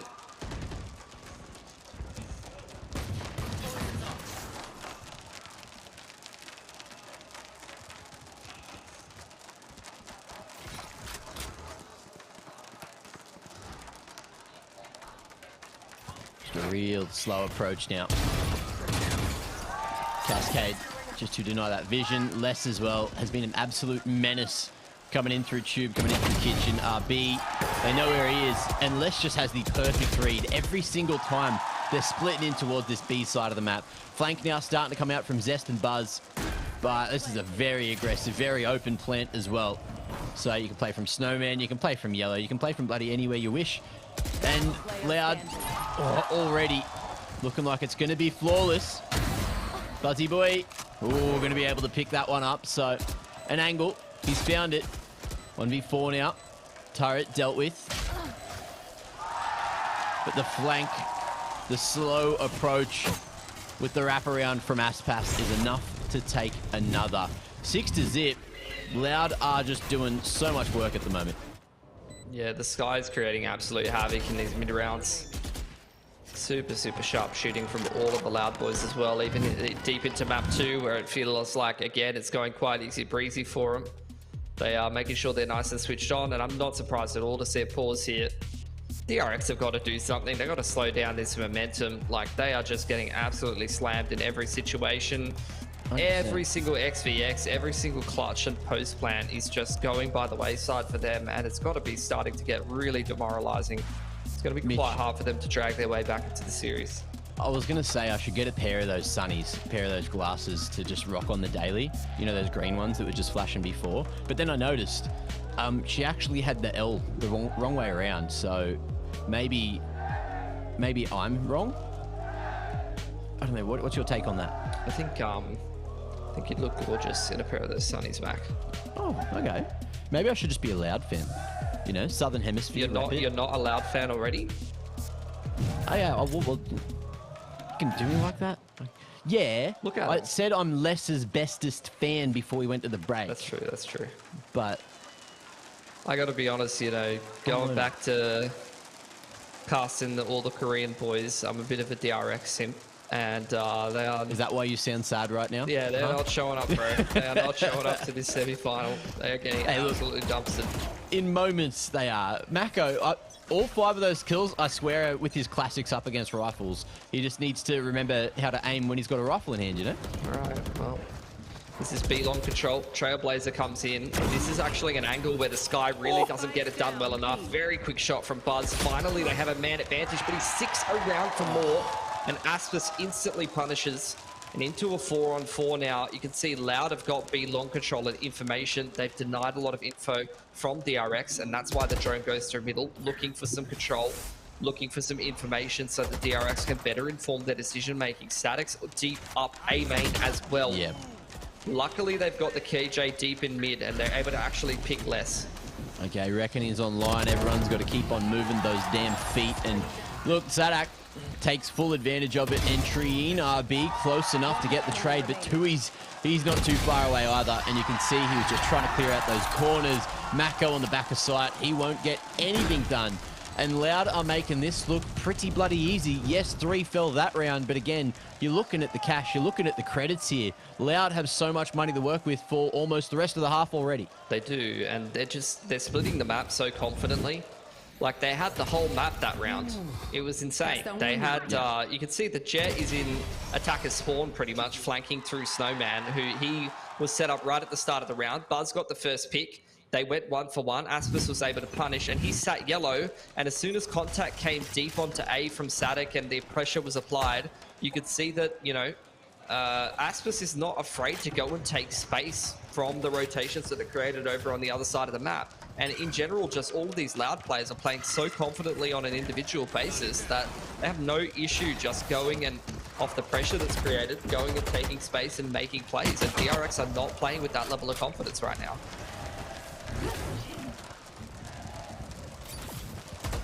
Well, let's see how it works this time.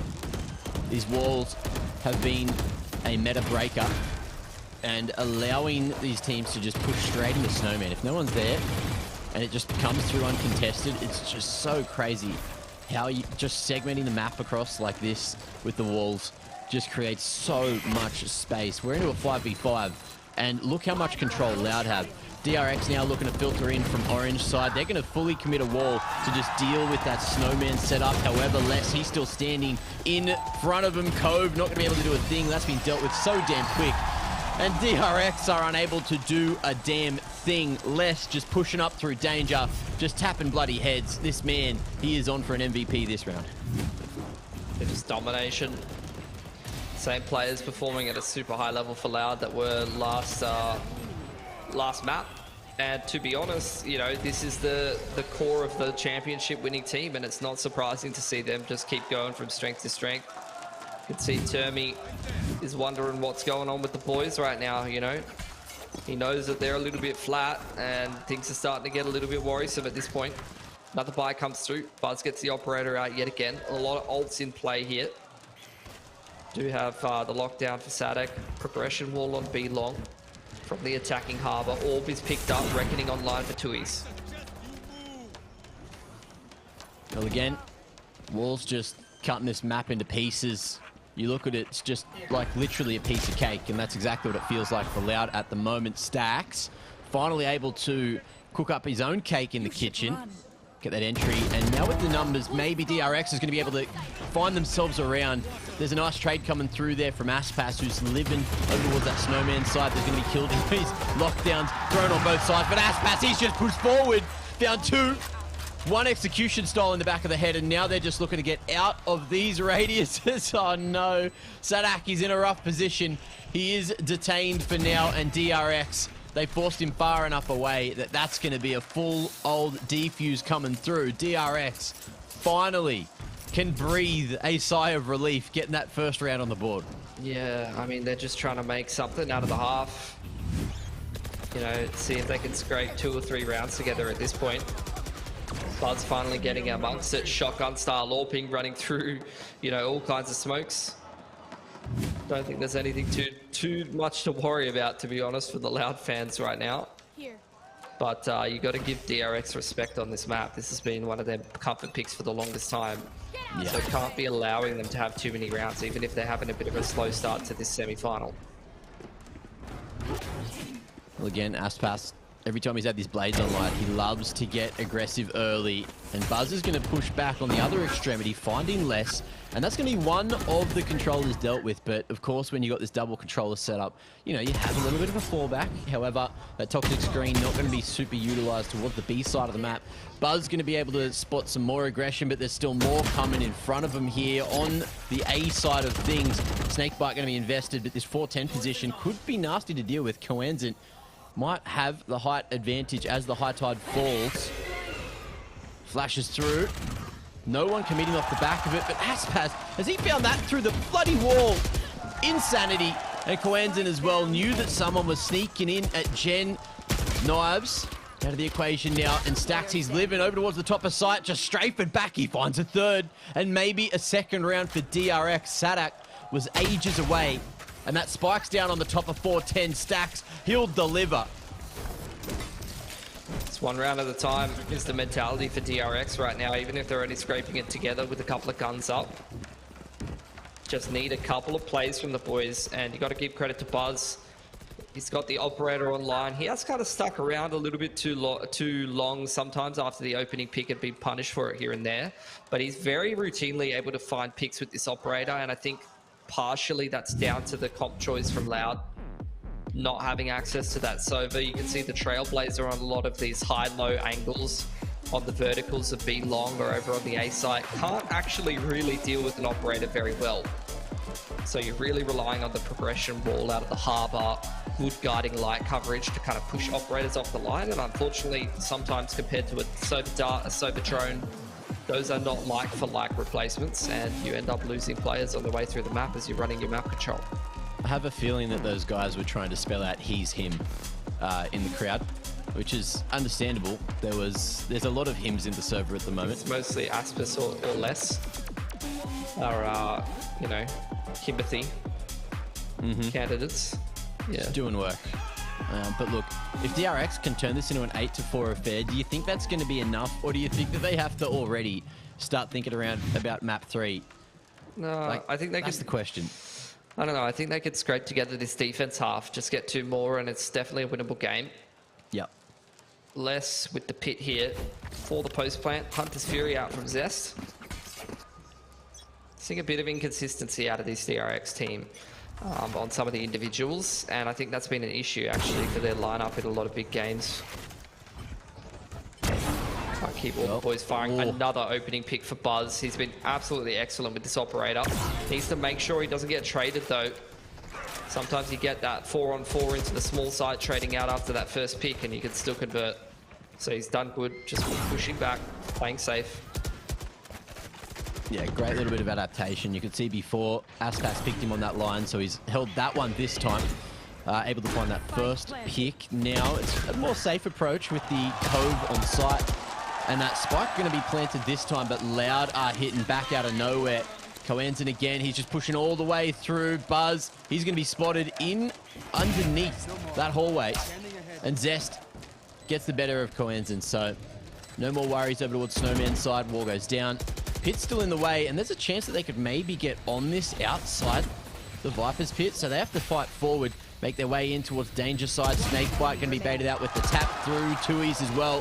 Finds the first, and Buzz is just trying to connect upon him. Gets the first. Cloudburst in the way is enough to get the half tick, but does he wrangle the whole thing? Another. It's his last ditch effort. Snakebite ain't gonna do enough. There it is, a third secured with the defuse in the Cloudburst. Ooh, I hope he has money to replace that operator on the overpeak there at the end of the round. He does have money to replace it, but actually Zest is going to be the one who kind of suffers for that, unfortunately. He's probably got to go down to a Spectre or a Bulldog. Hate to see it. Especially if he wants Drone. He's going to have to go down to like a Spectre or something. Massive clutch from Buzz, though. He's really stepping up. He had a real rough game on Pearl, but he's clearly, you know, gone and put on the Rocky music in the break, done a bit of a training montage, and now he's absolutely popping domes right and left. Especially now that he's got that defense operator out, he's doing much better for himself again. Testing this B long control.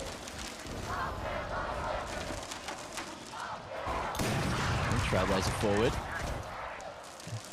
Finds Buzz's position, who's going to opt to stay aggressive this time. Of course, he's got the helping hand of Mako not too far away, or of Stacks rather. The second controller player here for DRX. And Loud, after hearing that op, they are just going to reroute back to A, where they've actually had a whole lot of success. So we'll see if Mako's going to be able to stand and deliver, and if Zest is going to be able to help him. He's got that Hunter's Fury online. Surely there's a world where this works. Here comes the reckoning. Set play into the A site here for Loud again. Progression wall out from the harbor. They're going to try to get themselves into a comfortable post plant. Plant goes out on default. Seekers for the post plant here for Guanazin. You do have the Reckoning for the retake here, popped by Stacks. In comes the Dart, and Aspes is pushed back into the side. Okay. That's his Fury coming through, just trying to find people on the common lines. Reckoning is going to slow down Aspes for the moment. Man can't see a damn thing, and invest both those Cloud Bursts as well. Mako now drops the Toxic Pit. They're going to just try to make it happen. Okay, Les lurking in from the side, and that is not looking good for DRX. 9-3 on the attacking side for Loud. They've done so much work here, and again, DRX are going to have no wriggle room in the second half. 100%. Yeah, it was absolute chaos. Double Reckoning in the post plant. Yeah, almost had the pit go up for DRX.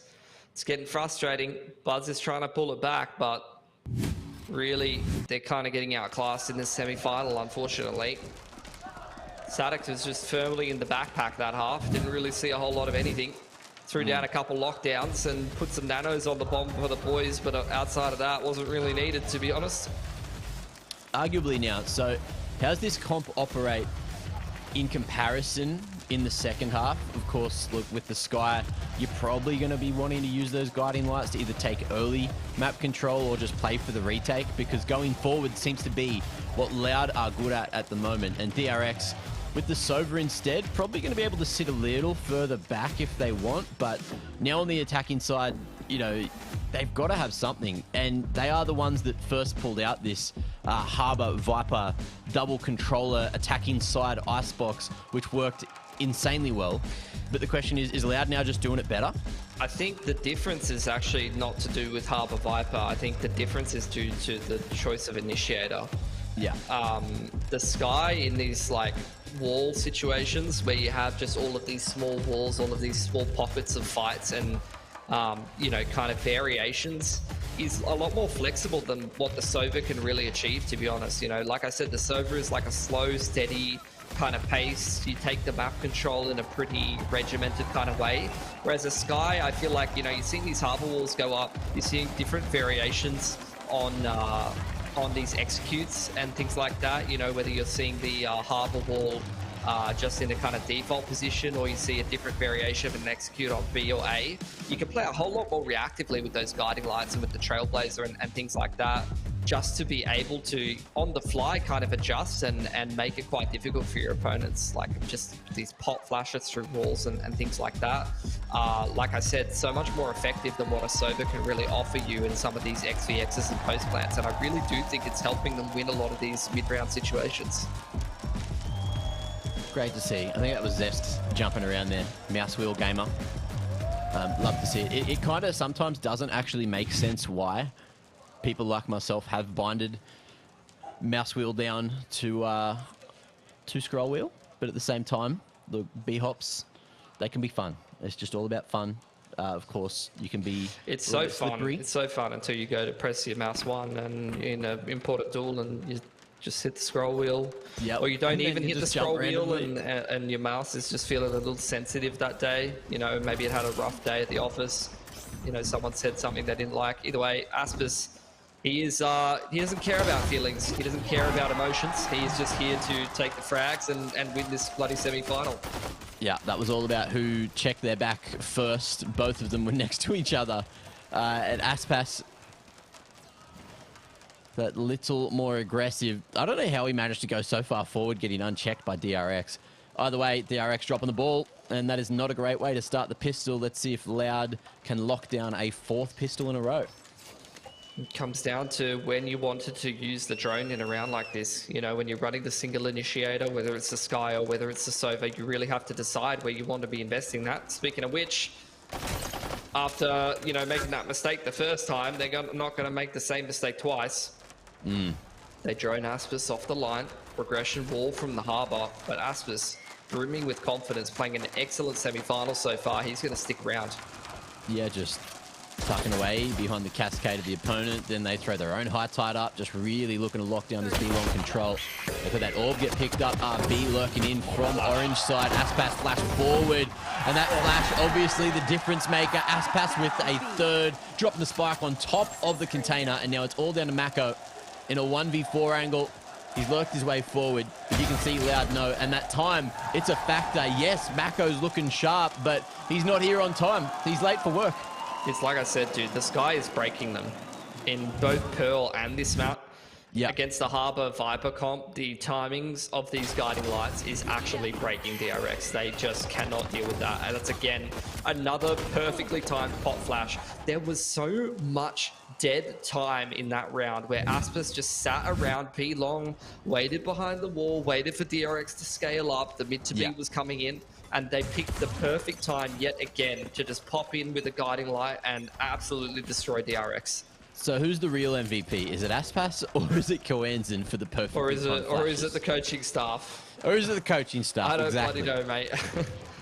Or is All it these the crowd? questions. The sixth man. Look, if stats matter, it's Aspas every day, of course. Look, he's the one getting the kills. If he misses, then those flashes are for nothing. Hey, let's put it that way. Yeah. There is going to be the high tide all the way across site, and DRX have tried to segment it. We'll see if they're going to be able to secure a plant. Looks like Loud are happy to play for the retake. Yeah. I mean, nice counter utility though, Snakebite coming in, and I'm not sure they're going to get comfortable enough on the side to be able to actually put this spike down. Luckily, Buzz gets the critical frag on the player retaking. So look, Loud, they're taking their losses. 2 players go down, Tui's armor gets broken, and the spike goes down for DRX. I'd call that a win, but unfortunately, when you're down 11-3, it's a very small win in a sea of sadness. Yeah. It's a really great way to put it, Mitch. Yeah, look, or a sea of happiness if you're a Loud fan.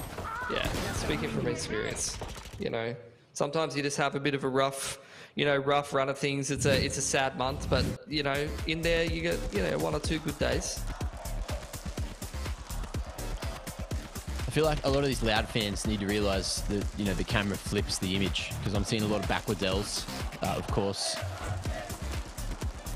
Left hand, it does mean left when you look at it.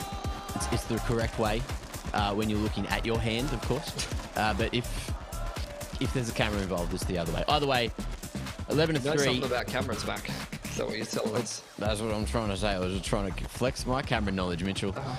Look, she knew. Hey, there you go. Yeah. Look, either way, 11-3. Loud have now found 4 out of 4 pistols in these 2 maps, and there's a real world where they find bloody 6 out of 6 in 3. At the moment, DRX just trying to figure out what to do going into the next round, because you can't afford to go down up against this bonus. Loud, they got 3 weapons retained over from the previous round, and they're going to stay respectful. I thought maybe there's a world where they decide to fully invest here, but they are playing the long game. They are looking to 100% this map. Make sure it's locked in. For sure. Quanison starting to step up on this map as well. Already was doing so with the util, but even putting in a couple of nice kills of his own. DRX, first gun round for them. How is the bonus going to be played? Well, Loud again have gambled quite nicely. The Initiator and the Jet working in tandem to take A main control. DRX just going straight towards the longest angle of sight in the anti-bonus that they possibly can. Just kicking things off with an anti-bonus straight out B. Less dealing with the recon bolt, and Buzz just trying to wrap around the back of the Cascade. Clearing out close yellow. Oh, and that wall's gone down to the perfect moment for the range. However, Sadak is standing with the Sheriff, and he's going to rip the head straight off of Buzz's shoulders. So we're straight back to a 4v4. And it's not looking as clean as DRX would like just yet. Less he's pushing forward. Aspas as well, picking the perfect moment to activate on the flank here. And it looks like he's just going to play this one to perfection. But does he clear the offline? Mako out in the open. Oh, won't win that one. Aspas now has to be dealt with. Zest, he needs to go forward because the flank gets dirty. And it's all down to Aspas now in the 1v3 angle. And if anyone's going to win it, it's probably this man. But Stax, he pushes forward. He gives him no respect. And DRX, they will win their first gun round. But it's still going to be a 7-round lead at the moment for Loud. I mean, it's a bit of a repeat of Pearl at this point, really, isn't it? So far behind for DRX, so much work to do. 2 sets of armor lost, but 3 guns retained for DRX. Oh, that's got to be a real quiet viewing party. That's all I'm saying. No, there was only Loud. There was only noise coming through there, Mitch. All right. Yep.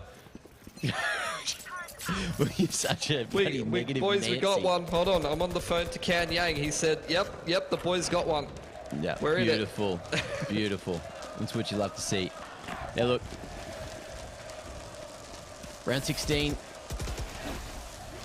DRX, they are certainly going forward. Walls just completely cutting the site in half, but I'm loving how they're using the high tide just to fully segment the site. Spam's there, big damage onto Stacks, who's had to reevaluate where he's planting. No top site plant this time. And Loud, they are looking to play for the retake. Les, he's just going in through the Cloudburst. No respect going to be given. And Reckoning as well is just going to be so annoying for Loud to deal with. DRX connecting. Mako, Zest picking up the kills they need to. And Mako's going to keep on going forward as well. Just disrespecting Loud, not showing them as much respect as what they probably should be deserving at the moment. Mako, another, and he will really save that round. 3 big kills in the post plant and a 5th for DRX. Starting to finally gain some momentum. They're getting into it, bro. Like, low-key, that round 15 wasn't anything... Oh, sorry, round 16 wasn't anything to get too excited about, but that last round, 4 alive. Really, really nice denial of the retake. You saw the Seekers getting popped, immediate reckoning from DRX. Made that retake hyper uncomfortable. And look, they're going to start getting rolling here on this attacking side. Half buy coming in from Loud. Snakebite, Shock Dart. If anybody went and picked up that orb, they would be absolute toast. Good little util usage there.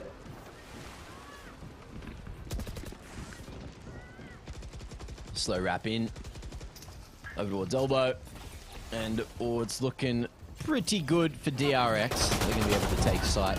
Loud, though, have been dangerous with these pistols. Buzz going to be able to find Aspas up towards the top of screens. Now Sadak, he just pushed forward. No one stopping him. And that's going to be picks out of bloody nowhere. Aggression seems to be the answer for Loud. And now, with this wall in the way, they're just tapping. They're just trying to bait out all these positions from DRX. Noise going to be made up towards... Oh, no. It's gone. Zest, he's found at least a trade. And that spike is planted for RB, who's peeked out perfectly. Unless he's still got a toxic wall to play around. Gets it up. Okay. He was sticking it, but he heard that recon bolt come his way. No. And it's landed in his leg as well. He couldn't shoot it. 28 points of health, and things could not have gone worse for him. Picks up 1 on the exit, but there's no time for the defuse. He'll jump on it regardless, and he'll go down with the ship. But DRX, it was a costly one up against the pistols there. Oh, this is the perfect time for like a Milady Reddit Fedora tipping reference of taking an arrow to the knee from Skyrim or something like that, you know. Remember in 2000 and whatever the hell when that was a funny meme. Yep. Wait. There was like a hit marker on the ground where the recon bolt should have landed, but it landed in his knee. Yeah. Man, DRX, anyway, DRX are in it, mate. Crazy. They're in it. 6 to 11 is not that far behind. Couple ults coming on in. Hunter's Fury. Pit for the post plant. Ooh, operator out for Aspis.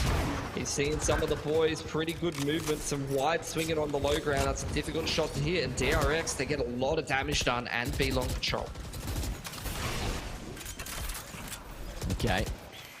Safe plant around the corner. No one spamming this position just yet. Toxic wall. Enough to slow things down. And now we're going to see this Viper's Pit invested as well. So things could get difficult here. Aspas going to be able to connect onto Buzz. So first pick coming through for Loud now. They're going to wrap on the back of Yellow. RB already tucked in the pit. Man's down to 24 points of health, and Tui's just waiting to pick his fights as wisely as possible. RB ready for it. Swings around the back, and that is going to be surely around from here. 2v4 angle. Aspas able to keep on fighting. Now down to a 2v2. You'd think the RX should have locked it down, but Aspas, he is looking to do as much financial damage to them as possible, but there's no time coming through for the defuse, and Aspas, he's now running for his life. He'll fall, he'll lose that operator. So, 7 to 11. DRX are not out of this game yet. Definitely not. They're actually kind of working their way back into the semi-final. Another slow start, to be honest, but good trading of ults. Just getting straight out B long. The fact that they're able to avoid the opening pick from Aspis there makes all the difference. They get into a 5-on-5 post plant. They're able to immediately counter the Killjoy lockdown to try to flush out the pit. And if there's any bloody bloke that you want left in an afterplant, it's Mako inside of Viper's Pit, mate. 100%ing all those rounds every time, every day of the week, even if he's just sitting in a little corner, licking a wall. That's what he does best. Makes it work. And look, Loud going to be utilising every single one of these timeouts, making sure that DRX don't find too much momentum, having a quick chat about what to do here on the defense to try and change things up. Yeah, it was a pretty close attempt there in the 2v4, but at the same time, they just left it that little bit late. That kid, he's happy to be there. He's having a great time. Very young crowd audience in Brazil for Valorant, which is probably a pretty good thing, to be honest. I feel like fans of the other games that we're more familiar with are some older heads, you know, some mid-20s blokes. They're getting on a bit like myself, but, you know, Valorant is popular with the young generation, which means that this esport has got some legs in it, mate. There's some kid in that crowd who's going to be the best player in the world at some point. 100%. Now, we'll see if he, you know, rears his head in the next couple of years. But for now, we got to get back to the game. And Aspas, he's got blades. You know, he loves to get aggressive, and he's going to play from Jenny. Ooh, okay. Drone coming forward. Aspas dodges it completely, so decides to hide, and now rears his head up. They know that he's here, but Mako, he is not scared. Not this time. Spam forward. Those blades not going to find any impact. It's Mako just tearing open the A site. Sadak as well going to be pre-fired. Buzz finds the pick on a 2e through that wall. Please, we need to call a tech pause. Admin needs to get in there and have a little bit of a look. Mate, that's what happens when you stand on the common line, all right? Not around these parts. What was that second raw adjustment, mate? It's a bit of a spam and... That was lovely. That was lovely. And look, Les as well. He's going to try to make anything happen here with the Phantom Cloud burst. Mate. Yeah, look. They've realized, okay, Loud love walking in through these walls. They love walking in behind these smokes. They've done it to us all game. And that might be the adaptations that we're seeing coming through from DRX. They are apparently a Prime Gaming flawless coming through here. So, big effort. I thought Mako did enough, but it was really just Buzz. It was just about him not once, not twice, but 3 bloody times. 3 times through the smoke. DRX are vibing, man. Money's rock solid. They have got the cash to win this game, undoubtedly. Lockdown's ready for RB. 3-man setup towards B long for the defense, though.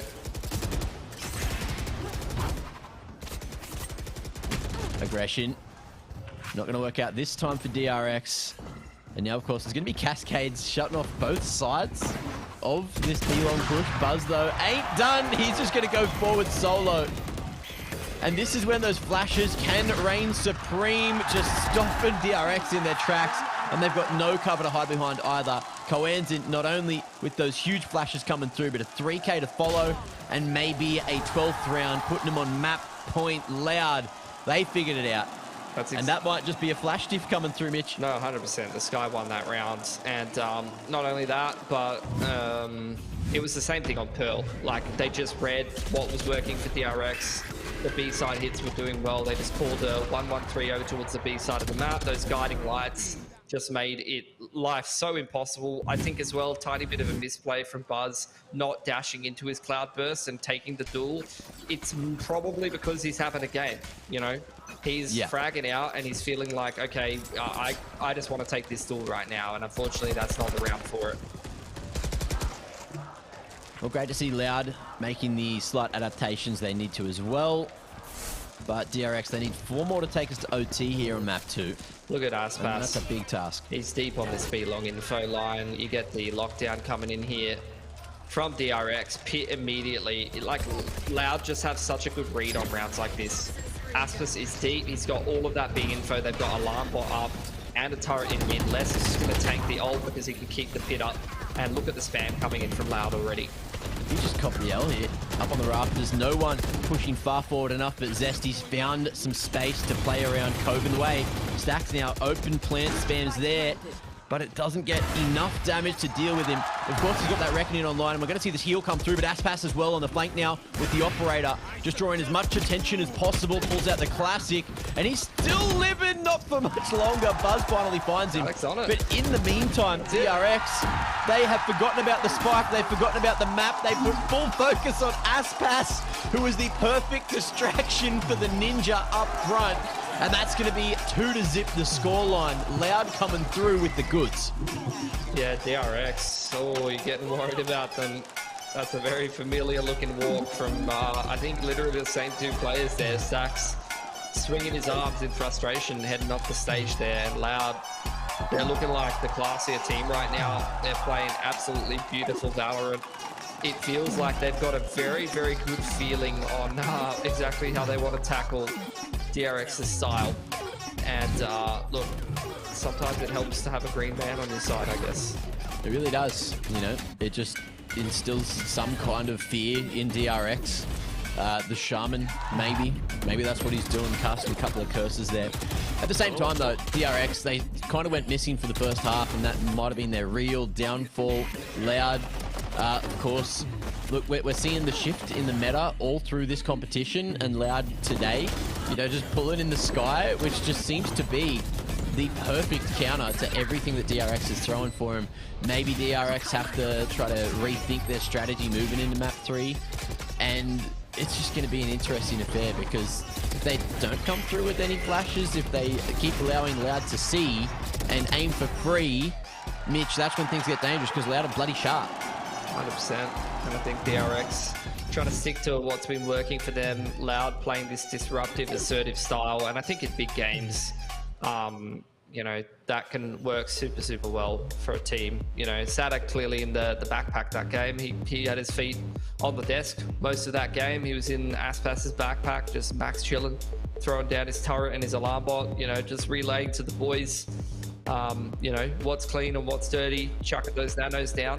But if you want a player not performing, a Killjoy is a great agent for them to be playing, because even if you're not shooting absolutely anyone, all of your util is still having impact, and your lockdowns are still having impact. Yeah, it's what you really love to see. And look, at the same time, we've got a third map to get to. We've got to rest these throats, because well, arguably, it could be a 3-0 affair. Either way, let's see what's going to happen, and that's coming up just after the break.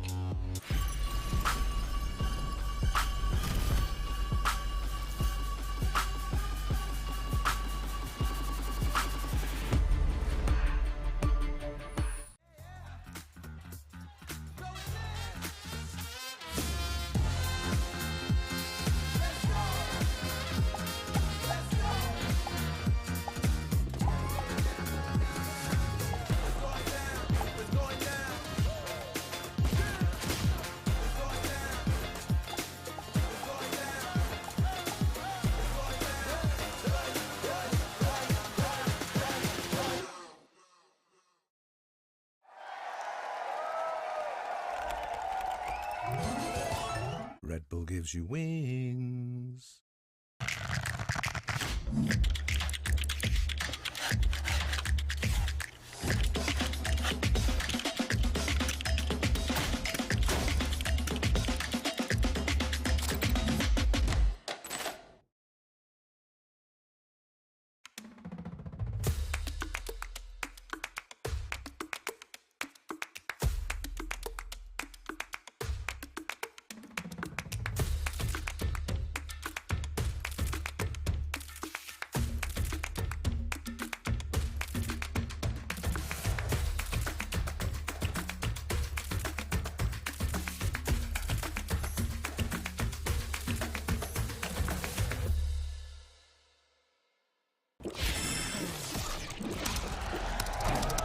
Red Bull gives you wings.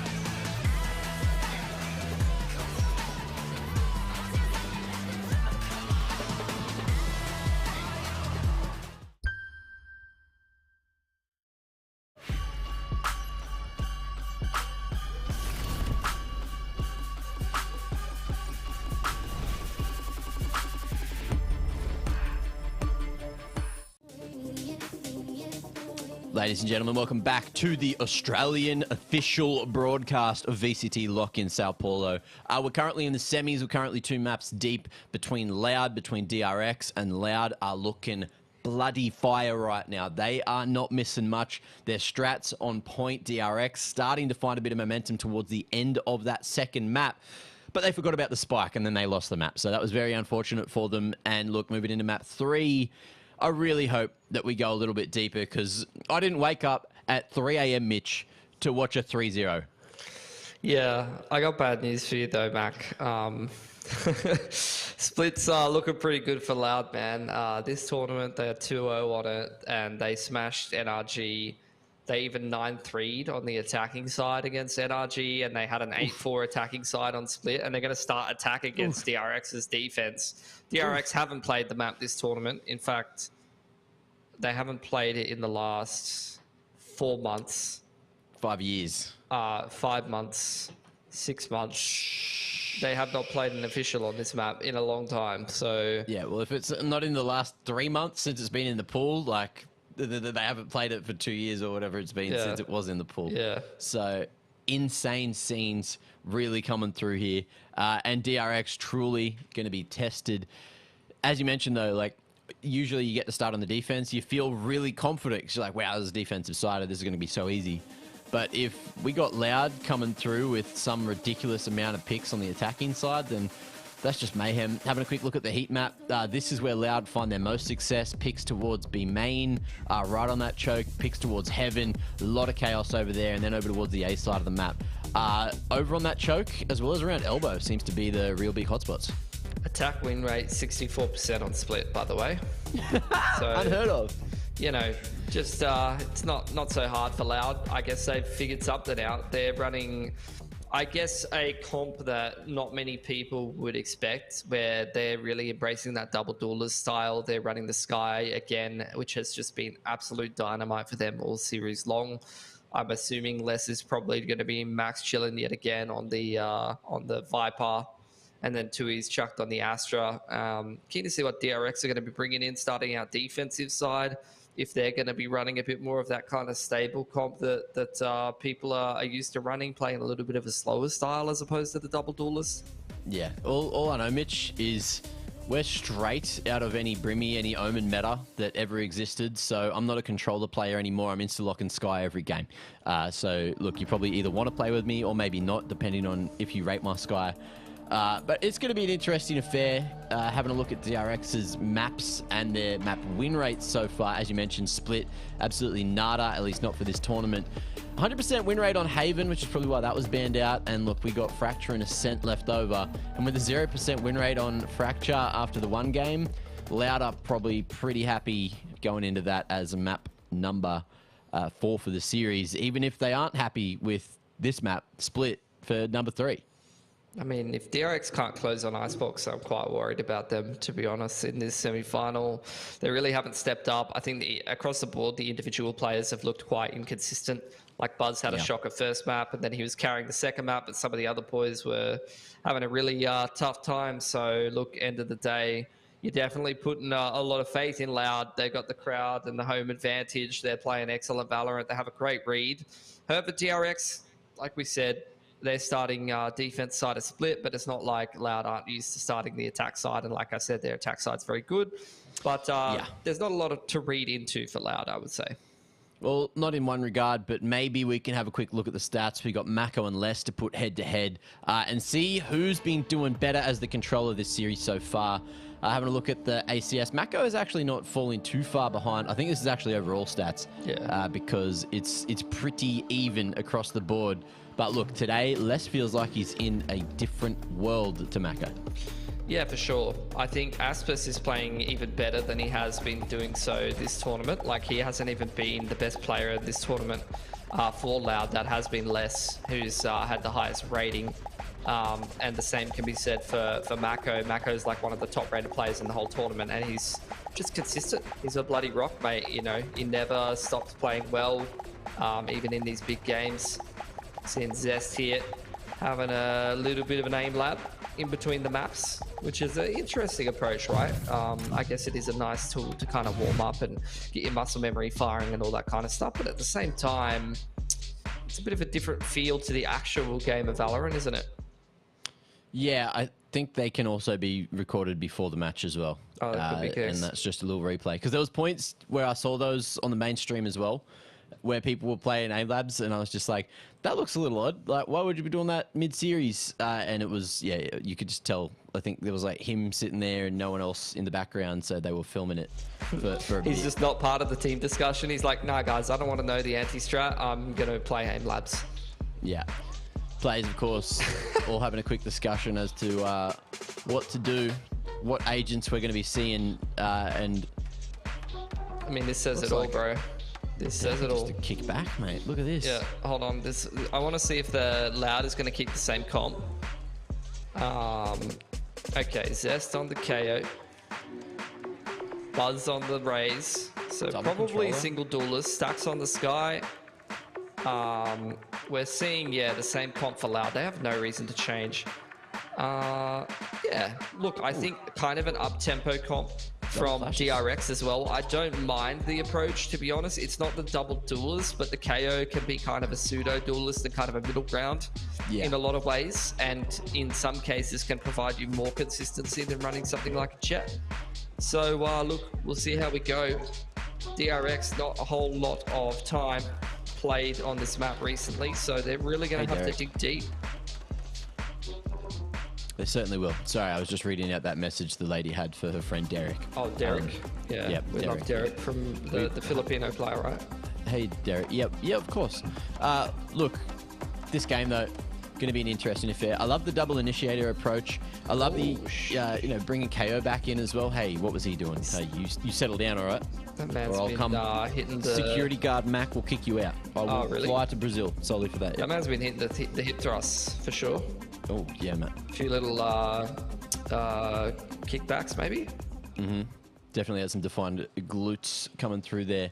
But look, moving into the game, as you mentioned, Loud, it's dangerous. You can see DRX taking aspects of this Loud comp that has been working on the attack. But we're at this world where, remember Sage being meta? That's no longer. Yeah, it's kind of replaced by Viper in a lot of situations. You have the wall a lot of the times in middle, kind of contesting map control, and you have these flash agents like Sky threatening to be able to pop through. Orbs come up for Mako, gets naded off. You get the returned nade here for Buzz, trying to segment the attackers. He does a lot of damage, but he's going to fall out of heaven. Okay, Sadak on 22 points of health. He's got no util to play around, still a frenzy, and looking to make the entry happen. Aspas just draws those crosshairs. He'll fall with that shot in the back of the head from RB, who wasn't ready for the guiding light out of a main. B main rather, and it's going to be 2Es as well to try and crack things open. Stacks standing, Stacks wrapping all the way around Pillar here, and it's 2Es in a 1v3. He has the spike, but he's being pushed at, and it's a great wraparound. They got a pistol. Two-pronged approach. They got a pistol, Mac. They got a pistol, they did. First of the series, which means they're probably going to win the map, Mitch. Did you know that? I didn't know that, but I'm learning that. Thanks, Mac. There you go. That's a max stat. Could be accurate, could not be accurate. I'm just throwing it out there. It's got to be a good feel, though. Dax is saying to all of us that white is the best crosshair color on this map. He's been changing it up map to map. He was on the yellow for Icebox. Now he's on the white. Something I've thought about a lot is changing the crosshair color map to map if you don't use an outline. The other thing I've loved about Lock-In is when you get those replays, they're pure POV replays, language and all, and it's just great to hear. If you don't think in Korean, then you can't really replicate DRX's playstyle. So, that's what you need to do to play at this level. 2Es drawing a bit of attention and showing presence towards B main. hoping that he can bait out anything here. Stacks. Oh, I think he's on a nice little line. I think he might have spotted Aspas, so just drops that guiding light forward to get the info that, yes, they've lost this heaven control. And Mako, there is no world where you should be that accurate on the bloody Zippy, but he is. And he might not clear out Sadak here, who's got himself a dink with the classic, but it's not going to be enough for the round. 2v5 angle. Les has a classic. Flash forward. Dodged it, but he's not going to dodge those bullets. And Stacks, he's just going to keep on filtering out a main. Tui's nice little lurk, but he's a bit late to the party. Either way, Prime Gaming Flawless coming through, and DRX are off to the races with 2. No, for sure. This is a lot better of a start for them, and I think it makes a big difference. They've been way too slow to start in the opening 2 maps of the series. This is one where they finally get themselves the first pistol. They get a really nice anti-eco into a clean bonus. Finally getting a reasonable start and slowing down Loud's momentum a little bit. But we'll reserve judgment for the first gun round coming on in here. Loud just going to kick things off with a pretty quick one towards 8.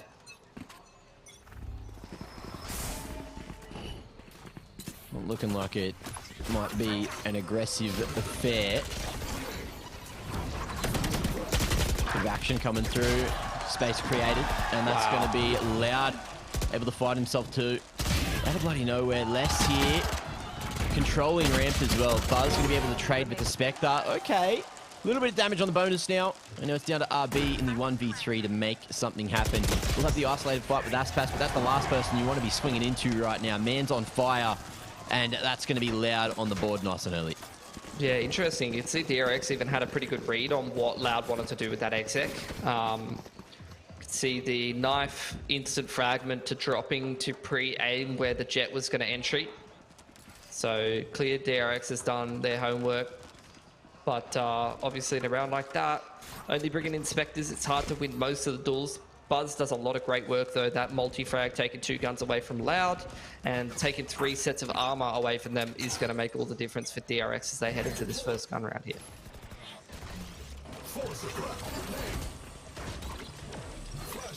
Well, flashing out. Zest just trying to deny any of this aggression coming from the A push, but they're just interested in the ramp control for the moment. Heaven still in the hands of DRX, and they're playing very respectful, giving up a lot of that map control. Oh, great paint shells as well to zone, but Loud not going forward off of using that one, just going back to the choke instead. And it's going to be this double sight set up as well. Okay, Zest taking contact, and the flash around the corner as well is enough to allow them just to keep on fighting. Flashes seem to be the answer here, and DRX, they have taken so many names, and they're looking for another flawless, but less. He's going to be able to find one, stop the flawless from happening. It's Buzz close to trade, and DRX are looking like a completely different team as we are now on split. Yeah, so Loud though. Like, I think that was the first time this whole series that I've seen miscommunication and a mistiming between Kwanasin and the entry. Like, this Sky Flash blinds the attacking side entry. He team flashes his teammate and they don't get a smooth entry into the site. Not only that, but DRX, I mean, this KO's been worth its weight in gold. 4 players suppressed right off the start of the round. Really slows down that push, gives a lot of information over to DRX and allows them to be able to react accordingly, rotate around the map. Counter utility super on point, and Loud, it felt like they were trying to run through a brick wall at that point, because really they were just trying to pop out A main. They were trying to play explosive, they were trying to play fast, and you know, once the round gets slowed down to that point, that stops being effective. Okay, Mako be forced down into the vents. Buzz just smashing his way away, and it's looking like Sadak is just going to try to make his way forward. Won't work. DRX, they are ready for everything at the moment. Less, he's got a little bit of control here, but will fall back into the sewer. Gravity well, not going to pull him in, but he is going to try to work a timing, but there's still numbers facing him in this position, and he's going to be able to find that first pick coming through. Less, he's living, and it looks like DRX, they are just going to try to fully lock him in here. He decides to take a fight, but at range, RB is that little better with the Phantom, and that's going to be a 4th round secure. DRX looking real good right now on the defense. Yeah, they've got the Seekers and the Pit as well, getting close to a lot of ults here for Loud. So moving into another gun round, this is where they need to start utilizing these ultimates and mixing them into some of these rounds to start to find some success. Because this game has not been going well for them. The only thing they've converted is an anti-bonus, and as a result of that, DRX's money has built up quite substantially on this defensive side. And Loud, this might be their quietest attacking half yet. This is a great adjustment. Zest ready with the timing pop flash. Pit goes into mid from Mako, and there you go. Flash comes in. RB peeks off the back of it, but someone was anti-flash. Great protocols from Loud just to be able to deny that opening aggression. And actually, that's the controller out of the equation for DRX now.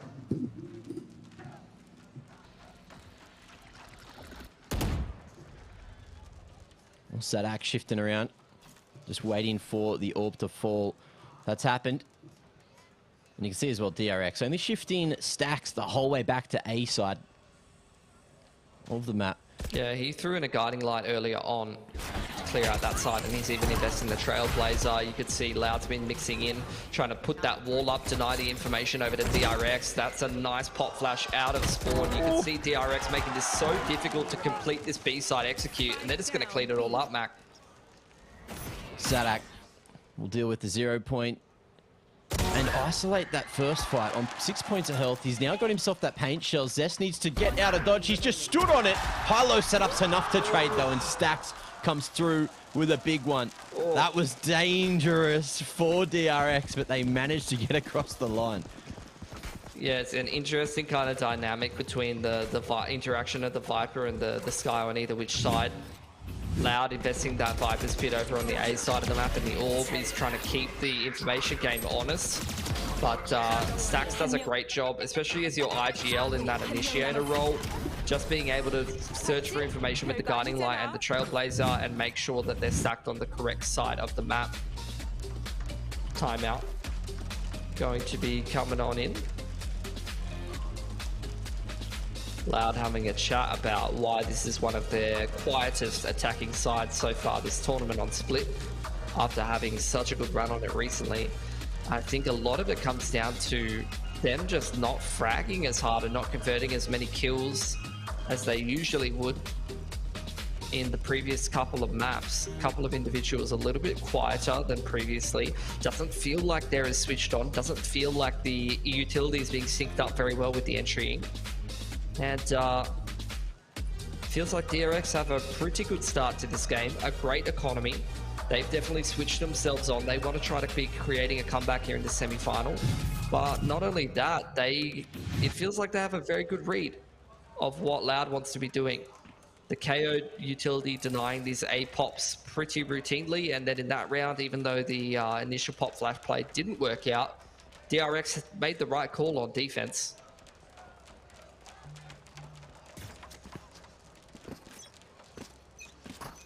A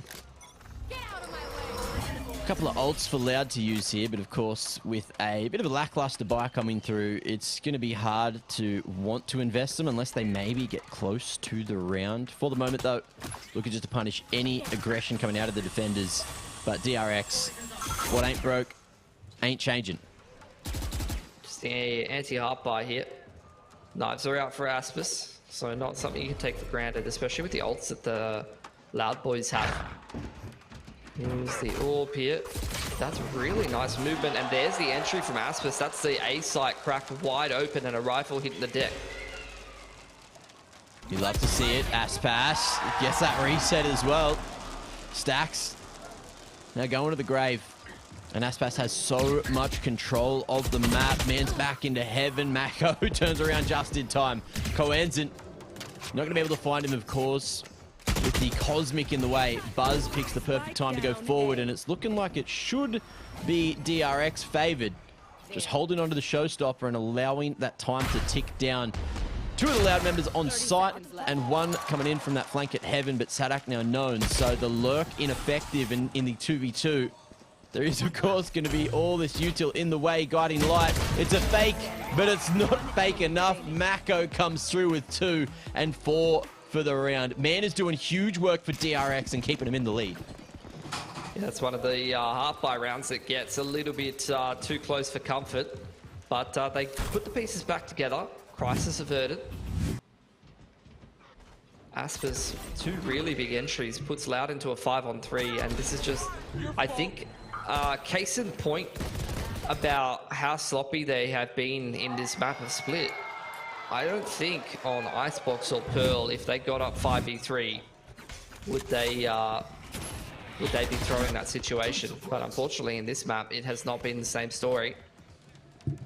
Here is the knife yet again, getting a fair bit of information in the start of the round for DRX.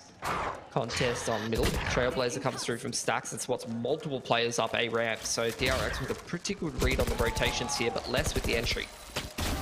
Oh, sharp. Stacks cracking the head off of Les's shoulders, and now we're going to see the Seekers used to try to get side control, but Stacks ain't done. Stacks is going forward. Sadak ready for the swing in from Mako, and all of a sudden it's all Stacks, but he's found himself 3 out of nowhere, getting up to 10 kills now. Aspas able to trade, and we're down to this 2v2. Buzz here at Hell, ready for the wide swing. Aspas a little too slow, a little bit too late on the trigger, and Tui's a little bit too late to the party, I'd say. Coming in late from Heaven, 1v2. And both of the DRX members are in positions where they can swing off one another unless it's a CT flank, but it ain't.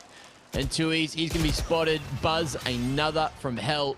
And Buzz and Stacks really just grouping up together there. Doing it for DRX. 7-1. Loud having nowhere near as much success on the attacking side that they have so far here in Lock-In. Yeah, DRX doing super well for themselves. Another big multi-frag round out of Stacks. He's always been that kind of player, even going back to previous games. He was kind of made a name for himself as an anchor player and a site anchor who could multi-frag quite hard, and I think that skill set has definitely followed him into this game, even if he's playing a bit of a different role. Another half buy-in from Loud. There's that pop flash play into B main yet again. Yeah. This feels like the first time Loud is kind of contesting middle here. At least trying to. DRX usually just playing a little more passive, and oh, the timing could not have been worse for Mako there. Stinger a little bit too strong at that range. Yeah, I think, like, usually I'm a bit of a simp for Mako, I'm not gonna lie, but going in and out of a Nebula when you're against a half buy is a little bit miscellaneous. Then you get the showstopper to follow up, and all of a sudden they're in a 5-on-3 on a half buy again. Showstopper straight to the bloody face, it seems, and RB from the back of sight might be trying to save the day. Goes forward. Okay, Sadak in a rough position. Can't make it happen with the blast pack. RB can't do enough. It's all on him. And Stacks now at least has some damage already done to Tui's, to Aspas, and the Seekers spots that second man. The highlight around the corner, and there it is. Stacks comes through with a huge clutch. In the end, 3 for him and an 8th for DRX, saving the day and saving a thrifty for Loud. Yeah, and that's the second time that's happened, where Loud have gotten multiple entries, have gone up 5-on-3 in a situation where they're on a half buy and they haven't been able to convert either of them. And it kind of feels like the reverse storyline, maybe a bit of a karma coming back around in the favor of DRX, because these were the kind of rounds that they were losing time and time again on the first couple of maps. They were not able to convert XVXs. They were sometimes not able to convert man-up situations. But now, this time, on the attacking side, it's Loud who are having trouble with that. That KO knife has been OP. Yeah. They just cannot shoot that, and every single time it is shutting down this A main aggression, and then Stacks' util to follow up to find information is just been worth its weight in gold every time. Sadak looking to put some pressure at mid. You've also got the lurk from Tui's towards B main yet again. Just a real slow default. After, of course, the A-site members for Loud weren't able to go super fast. So, wow. I can see the fragment drop. That a perfect moment as well. Yeah. And oh, Zest. Okay, loses that fight, which is a little bit bad, but at the same time, Stacks, he's here to try and save the day. It's another man advantage for Loud. They're pretty split across the map here. The A-site endings have not been working well for them. Stacks is playing with supreme confidence right now. You can hear the footsteps fading away. Keep an eye on the rotation from Mako. You can see he's on his horse all the way back through spawn. It's a 2-man setup over here towards the B side of the map. RB, Mako's made it over here. You've got the Raze over here with the nades still available. It could be tough to come out of this B main choke. Okay. Sadak doing work on the entry. Got him likely to be dodged as well. RB had no idea where he wanted to look there. And that's going to be Stacks fallen to the grave as well. There you go, 8-2. And Loud going to be able to finally find themselves a second round on the attack. Yeah. And we'll see if they can make it 8-4 at the half. This is kind of where you look at this comp of like Jet, Raze, Sky, and you like, this is the power of it. Split is a map where you just have these choke points that are super hard to bust out of with these slow comps that can really favor a defensive side of Split. But on attacking side, like that is the perfect example of it, where against a Raze that has Nade available, a Snakebite, and Astra with stars down on the B site, you can still pop out of that B main choke and find enough space to be able to make it work. Yeah. Well, into round 11, let's see if Loud can back it up with a few rounds in a row. Mako, close range, opts for the judge this time, huh? Looking to make it easy at that range. Aspas going to be spotted as well there by the Trailblazer forward. And the ramp control is looking to be taken again from Loud, but these toxic orbs just constantly going to be rotated. And, oh, Cloudburst in, so Aspas really looking to crack things open here. Trailblazer's perfect for the stun. Zet can't do a damn thing, and Stacks, he's gone as well. Buzz makes his way out of heaven, but Aspas too sharp, reacting to every single thing and fully clearing out the A site. Now, 2v4 for the retake. DRX, they are thinking about it, but at the same time, RB, he's packing his bags. Yeah, Loud are taking no chances, man. Investing all the ults in this round. They really want round number 3 on this attacking side. Yeah. And that was a bit more like it, right? It feels like their timing on the entry has been very off. Last round, it was a little better, but that round was a bit more of a return to what we saw on Pearl, what we saw over on Icebox as well. The Trailblazer in with the nicely scaled entry from the Jet. Just being able to follow up the Sky utility. It's felt like Loud's timing of those kind of entries and scaling into the site has been a little bit off in the start of this map. Getting a little bit sloppy. Sometimes that happens after you win the first couple of maps of a series and you feel like things are going a little bit too easily for you. Switching off a little bit too much for Loud, but they're starting to pull it back towards the tail end of this half. If they can get themselves 4 and move over to the defense, you know, it's Split at the end of the day. It's one of the most defensive sided maps in the pool, if not the most defensive sided. Really nice utility to stop the defenders scaling out of the smokes and things like that as you're kind of going into the side as well. Nice snake bites positioned well. Stop the boys exploding out heaven. The difference seems to be Loud were just ready for it that time. It just felt like they weren't every other time. Mako can't shoot anything, can't see a damn thing. Concussions coming through, flashes too. Just denying vision, denying as much as possible. And Aspas, he is thriving in this chaos. Side to side, those stacks, he's heard those footsteps go forward and is able to control the tower for the moment, but RB now over towards the bottom side, offline, spots the spike, and that's going to trigger these rotations as well. DRX now, 3v2, looking to lock down a 9th and believe in this cursed scoreline. But still, Tui's has this Nebula to play around. RB down below the zip line.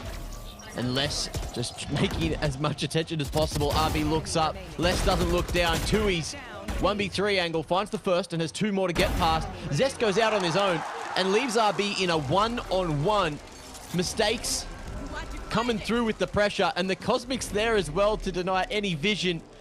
No idea what's going on now. Tui's, he is just sitting here waiting, and time is certainly on his side. But RB as well. He's just got his eyes on the Zippy, doesn't want him to go up for free. You can see he's given all of this heaven control. Gone back towards CT side. Wall goes down. Tui's finally able to get that spike in his midst. And now RB finds the perfect time to come across the top. Surely finds it, will. But Tui's had enough time to look back up. 9-3 is going to be the scoreline at the half, and DRX are in it to win it right now. Yeah, that's a dominant defensive half. They had a great read. The KO was worth its weight in gold that half. Jesus, those knives over towards the A main side of the map were just shutting down Loud's ability to scale up there. You know, put the Viper utility up to be able to kind of use the Sky utility to make space and get those clean executes off. They could just never get comfortable coming out the ramp, coming out that A main choke into the site. DRX felt like they had an excellent read there, and Loud definitely switching off in this map. So, you know, as opposed to the first couple of maps where it felt like DRX couldn't win an XVX, couldn't really navigate the mid to late round well enough, and Loud were kind of outplaying them in that regard. Feels like a bit of a role reversal this time.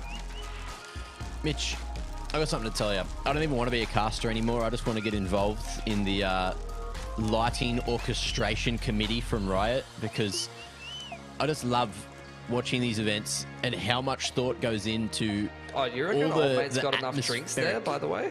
Who? Like, just, do you reckon there's enough cups there for well, look, Mitch, you know me, right? I drink a lot. Like, I always have my 2-liter bottle next to me when I'm gaming. Drink that at least 2 times a day. Those little cups, they don't hold enough, you know? And I think it was that Stacks who had like literally stacks of cups next to him. He's been doing so much talking, and in an arena like this, you know, you got that aircon cranking, you got the bloody smoke flying everywhere. You're probably getting a dry throat if you're just calling constantly. So yeah, it makes sense that he wants that much water next to him just in case. Yeah, hopefully it's water. If you're drinking coffee, you're probably dehydrating yourself more and drying yourself out more. But, you know, maybe if he gets excited and clutches up around and maybe takes his shirt off, that'll make him look a little bit more cut. Puppy? Papaya. Are we looking for his dad? Are we looking for the dad of this child? I love dad. Is that what it... Is that the translation? Mitch, you know... Look, yeah, you know how to speak Brazilian? Portuguese. So Portuguesian? Yeah. I mean, every time I'm cooking up some chicken thighs, like the first thing that goes on those is Portuguese seasoning, so... I'm just peeking out the window. It's sunrise time. Slowly. Oh, really? Is Koshi on the TV, is he? Oh, probably. Well, it's 6 a.m. So I'm just seeing like the burning sunrise coming over. Oh, that's going to be great. Sydney at the moment. That's honestly going to be fantastic when we come back to cameras, because I do not have blackout curtains. So, hey. That would be fun. I've also got some of my curtains like have fallen off and I haven't put them back up. So yeah, I'm just going to have like this one bright light like coming down my face when we come back to cameras. That's going to be great. Either way, look, second half, let's see what's going to go down here. Let's see if Loud can get themselves another pistol or if DRX can hit back and find 10 nice and early. You'd love to see it if you are a Pacific fan, like we are over here in Oceania. But at the same time, no bias at all. A lot of damage, straight on in. Buzz going to kick off the entry straight over into Hell. Paint shells thrown in by Sadek, making it very difficult for the attackers to come out ramp here. Ooh, RB. Looking like they're going to go for this full rotate back to B, and they have read this push towards the sewer well. However, because they're at the bottom of mid, they can hear this rotation, and DRX, they are ready for it. Stacks with the lurk into heaven now, going to start to activate, but do they expect Coans in here at market with that pick? No. Okay, so it is just going to be the fast flank in towards B main, and they have timed this to perfection. Oh, if this spike goes down, it's at the back of the pack. This could be trouble. It will make its way forward. And Aspas, he's hungry. He can smell them, but the flank is too strong. 3 torn apart now. And Stacks has to do it all himself with 30 on the clock at this range. Aspas shouldn't be allowed to get a one-tap like that with the frenzy, but he will. And there it is, a 5th of 6 pistols for the series so far.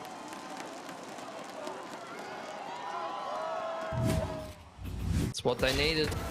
Kick things off well on this defense. Apply a little bit of pressure to DRX, even if they're having a great half. Aspas, oh, I mean, even at range, he makes that frenzy look bloody deadly, man. Jesus. Like I was saying, though, even, you know, being up 9-4, having a great first half, you are still 1 map away from losing this semi-final. That's going to be some degree of pressure.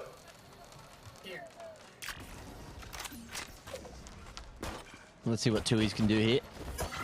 Happy just a jump peek. Won't stop that orb from being taken by DRX. Looking like they are putting heavy priority on Stacks to get the Seekers online really early on in the half.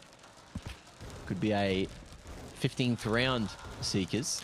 Yeah, goes right for I mean, he's multi-fragged up quite a bit in the pistols, so definitely worth giving old mate old priority. Hey, can you guys quiet down in front? You're going to call my dog, who's asleep happily. Thank you. I think they're wolf whistling you, Mac. You're looking pretty nice today. Hey, thank you. I'll take that as a compliment. Probably because it was a compliment. Look, Aspas. Shooting doodles. Oh, mate, he's sharp. He doesn't even need a scope. Hits him with the no scope. Marshall, a dangerous weapon in the hands of a man like this, and he's looking for the ace as well. There's 4 kills coming through. Let's see if RB's ready. Jumping across. They're trying to feed it to him. Aspas wanted to take it, but it's going to be stolen. Coanzo. Coanzin? Cowie. Cowie's the new name. Yeah. Great job. Big cow. That's the connives online, though, into the bonus round, which is bad news for DRX, especially on someone like Aspas, who's been in some pretty insane form this series in particular. Almost as good as Ronsky with that, hey? Yeah. I would say almost as good is almost code language for, you know, in the semi-final of a major tournament, so probably better. I mean, he's done better than Ronsky just by rocking up. By turning it up, eh? It's by being there. That's the thing. Well, Ronsky decided to go to the gym instead of attending lock-in, I think, according to Twitter. Arguably, I approve that. You know, healthy lifestyle, healthy body, healthy mind, all that stuff. Yep. We got Les here, who's looking to fall away for the moment. DRX with this mid control. It's been a long, like, battle of attrition. Of course, that knife coming through hits him with the suppression, so kind of forces them to half give a lot of map control, and now without Heaven, they're going to start to try and retake B main, guiding light all the way towards the back. That hasn't hit anyone, so now we're going to see Loud start to try and cheat Aspas back towards the ace. Oh, look at DRX reading this, though. RB heard that guiding light pop, so he knows that Loud have got information towards the backside of B main. He knows that they probably do want to play a little bit riskier, a little bit more stacky, because they're on a bonus. And DRX have just read that like a bloody book, mate. They've said one guiding light is enough for us to make an informed decision and go towards B. In goes the Nebula, stumble towards pillar, KO knife, straight on the pillar, and they get in the sight, scot-free. Plant goes down, Stacks get their Seekers, and maybe a bit of over-aggression into spawn, though. Yeah, you never want to get too big for your boots. Not up against the likes of Loud, because they are still sharp, they are still handsome, and they are still looking to make this retake happen. Mako ready for this pick as well. Finds that line over towards Help. Getting himself that second. Zest close range is going to win the fight with Tui's there. And Coanzin, look, stole the ace.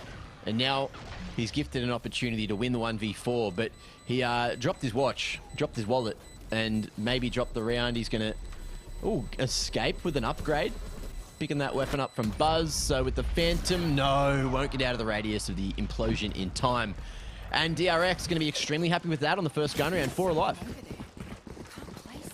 Aspas has got operator money, though, into this next gun round. Like you said, though, 4 alive for DRX is excellent. They're going to be building up their economy. Stacks is min-maxing his ulti, already popping the Seekers to get that bonus out of the way. Contest over towards A main already. Aspas going on the line. Kawanasin is right next to him, as he has been all series long. Orb comes in from Marco.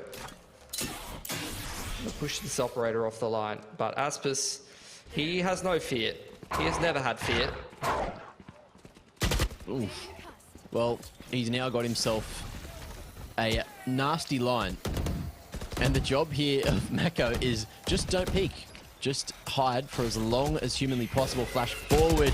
But look at this position coming through from Buzz. Okay. Ready to trade.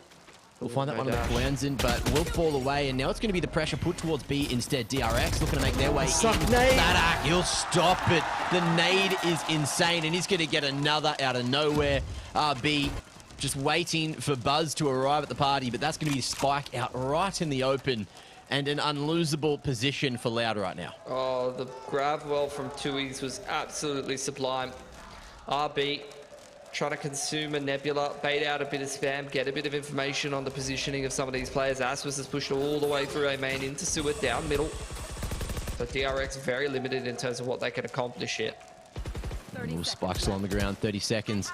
They pretty much have to commit to the B site here, pushing over towards pillar side. Les playing nice and passive and picks his fights wisely. RB able to trade through the wall, finds another 1v3 angle. And he might be able to make it happen. Still has that star to play with. Hits him with the pullback, and it's going to be Aspas on the line. Gifted that second opportunity. And RB, he'll fall on the repick. Big damage onto Loud's economy, but even so, DRX, they need to get these rounds on the board sooner rather than later, because if this momentum shifts back in the hands of Loud, then you're in trouble, and then you might not be looking at a fourth map. Absolutely. This will be the swing round, though. Much needed for Loud. DRX, if they get this one, it's probably done and dusted, and we're going to be pushing it to 4. Which is why it is the perfect time for a timeout, Mac. Certainly will be. Mate, I feel like I can hear your pain in your voice right now. Pain? Yeah, I can hear your tiredness. No, I'm not tired, honestly. I'm feeling good. Are you sure? Yeah, this is a great match. It's keeping me energized. And this isn't pain, this is a different Brazilian team, Mac. I know you get confused sometimes, you know, after, you know, Carson, the arena. Yeah, in my old age, yeah. Of course, yeah.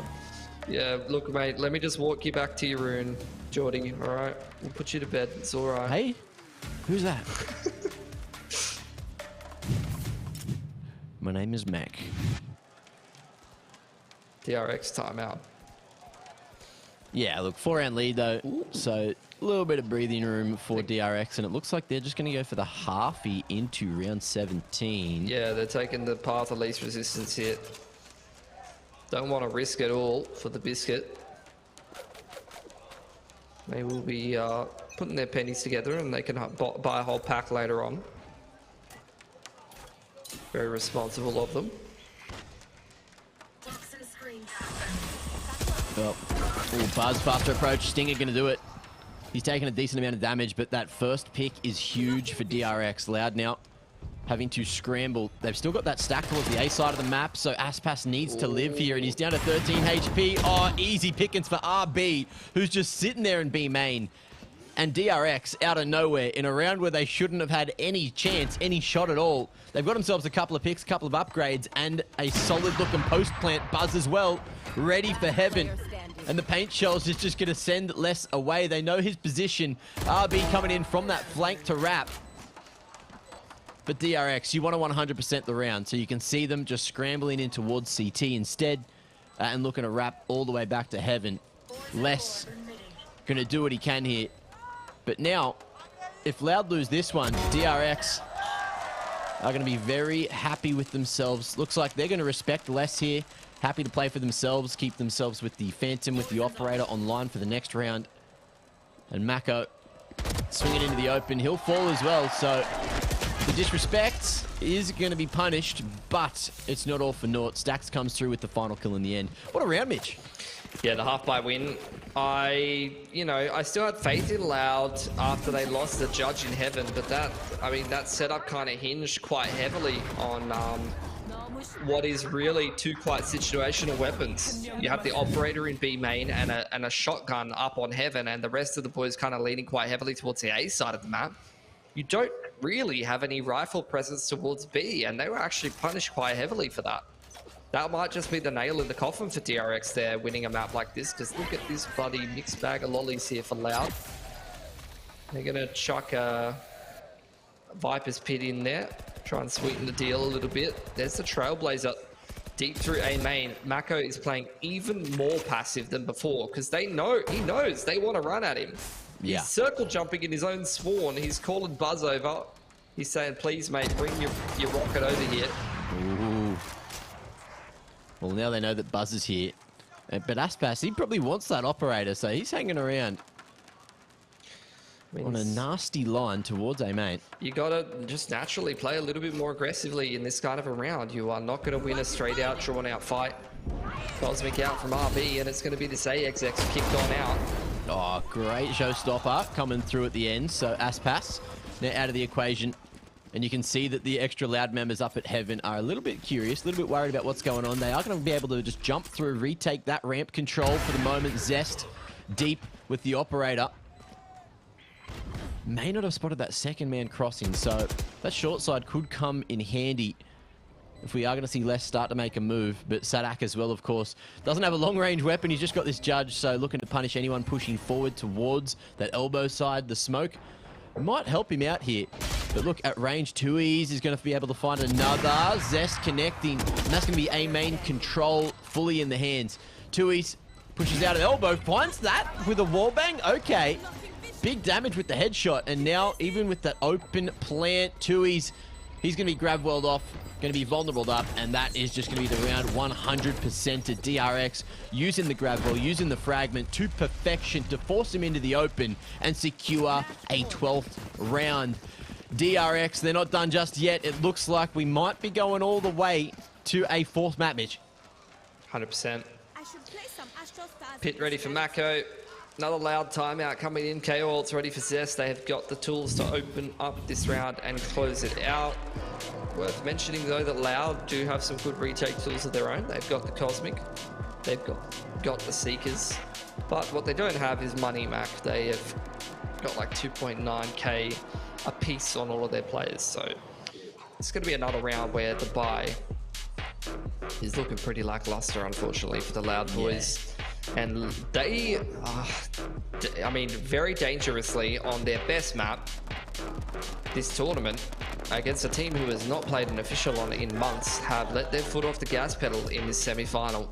They dominated DRX, completely outclassed them in the first couple of maps, and I feel like they were a little bit sleepy, a little bit slow into this game of Split, and they have been punished for that. Mitch, can you hear that? It's that I can hear chugging. I can hear chugging in the distance, Mac. Can you hear that? Yeah, hold on, That's wait. the comeback train. That's the reverse sweep coming down the tracks. It was a little delayed. It was classic Sydney. This is a classic Sydney cast because we were expecting the DRX train to show up straight away, but actually there was a half an hour delay due to track work. But DRX finally showed up. Yeah, that's what matters. They came just in time. And they are looking to put their priorities over towards the B side of the map this time, just dropping the Trailblazer in through mid, clearing that out. But the one-pronged approach straight into the couple of stars here towards the B side might be a mistake. But the grab well not going to be pulled in time too. He's just going to go forward. But the judge is looking pretty good at the moment. Buzz and Zest already cracking open the site. Les is able to find himself too, so maybe saving the round now. But in the 2v2, this could be the final round for Split. Big open plant with Zest there. No ults online on either side, so it is just going to be a bit of a bloodbath. Seekers torn as well. Oh, 0 point. Doesn't get that info that they were looking for, and now it is going to be Zest just passion his way forward, fighting for himself now, but he's left RB all on his own, of course. He's got that star on the spike, so expecting the aggression.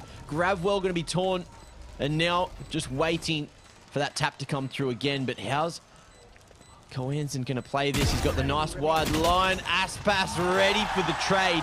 And that is going to be 7 secured. So a breath of fresh air for Loud, as now they're not quite out of the map just yet. Not out of the game.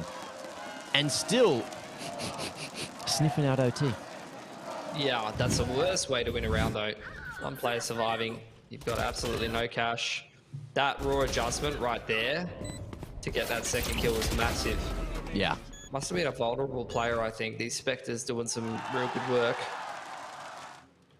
DRX definitely able to invest back into this next round. This is a bit of a swing round, I think. Rocket ready for Sadak. Cosmic still there for 2Es. Got the pit for Mako. Slow and steady round for DRX here. Again, Mako being bullied over towards A main. He's sitting all the way back, doesn't want to give up an advantage. It's just a 1-3-1. That is a bit unlucky. That's the player with the rocket as well. That's Buzz again. He has gotten so many kills through smokes off of purely timings. And there you go. Look at Loud in this 4-on-5 though. You could see DRX are kind of reading it. They know they want to aggress over here. Stack's going to get caught. Okay, staying proactive. But that's going to be a big one for Aspas to crack open. They've given up the sewers control and now just wrapping back to B instead. Tui's has a big job to do. And he's got no stars to play around, but he is going to be able to at least find that headshot onto Zest. So keeps it even for the post plants. Pit going to be invested this time. Buzz going for the safe plant. And again, RB just looking to play from B main. Maybe expecting that flank to come through. But with the flash down, it's looking good. And Cohen's finds him on the back wall with the pre-fire. Aspas as well going to be spotted. And the showstopper torn. Buzz, he's looking to win it with an ace. Paint shells as well to zone them. And just buying time, holding up the showstopper. Surely drops it at the final moment. Won't find damage though. It's RB to steal the ace away, but secure a map for DRX. And that's what matters. We're going all the way to 4. Yeah, gorgeous. Think exactly like I said, very slow attacking side. After a excellent run on this map in this tournament, 9-3 and 8-4 attacking sides to open things up. I think they've been picking into split a lot as well, Loud, in this tournament. They really just kind of got slammed by the defense start there for DRX. They let their foot off the gas pedal, and they were definitely punished for that. And now DRX picking up a little bit of momentum, picking up a little bit of steam.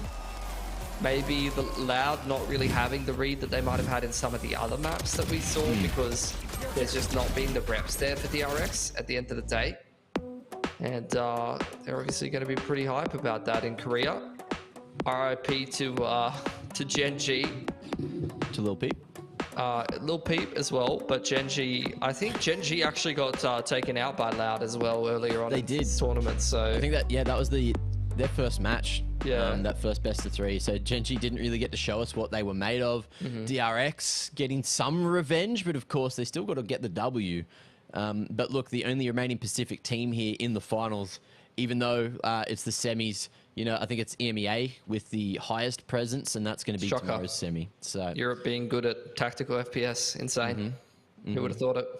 Absolutely insane. And look, ladies and gents, we are going to be back very, very shortly with map number 3.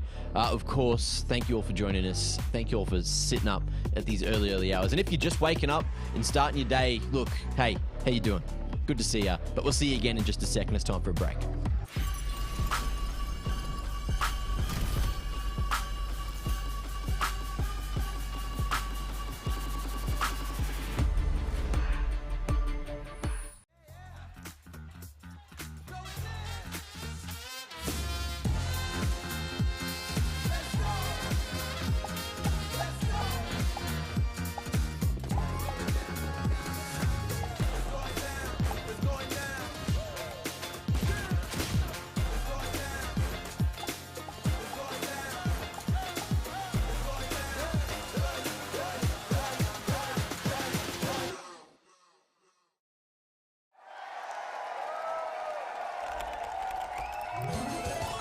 Red Bull gives you wings.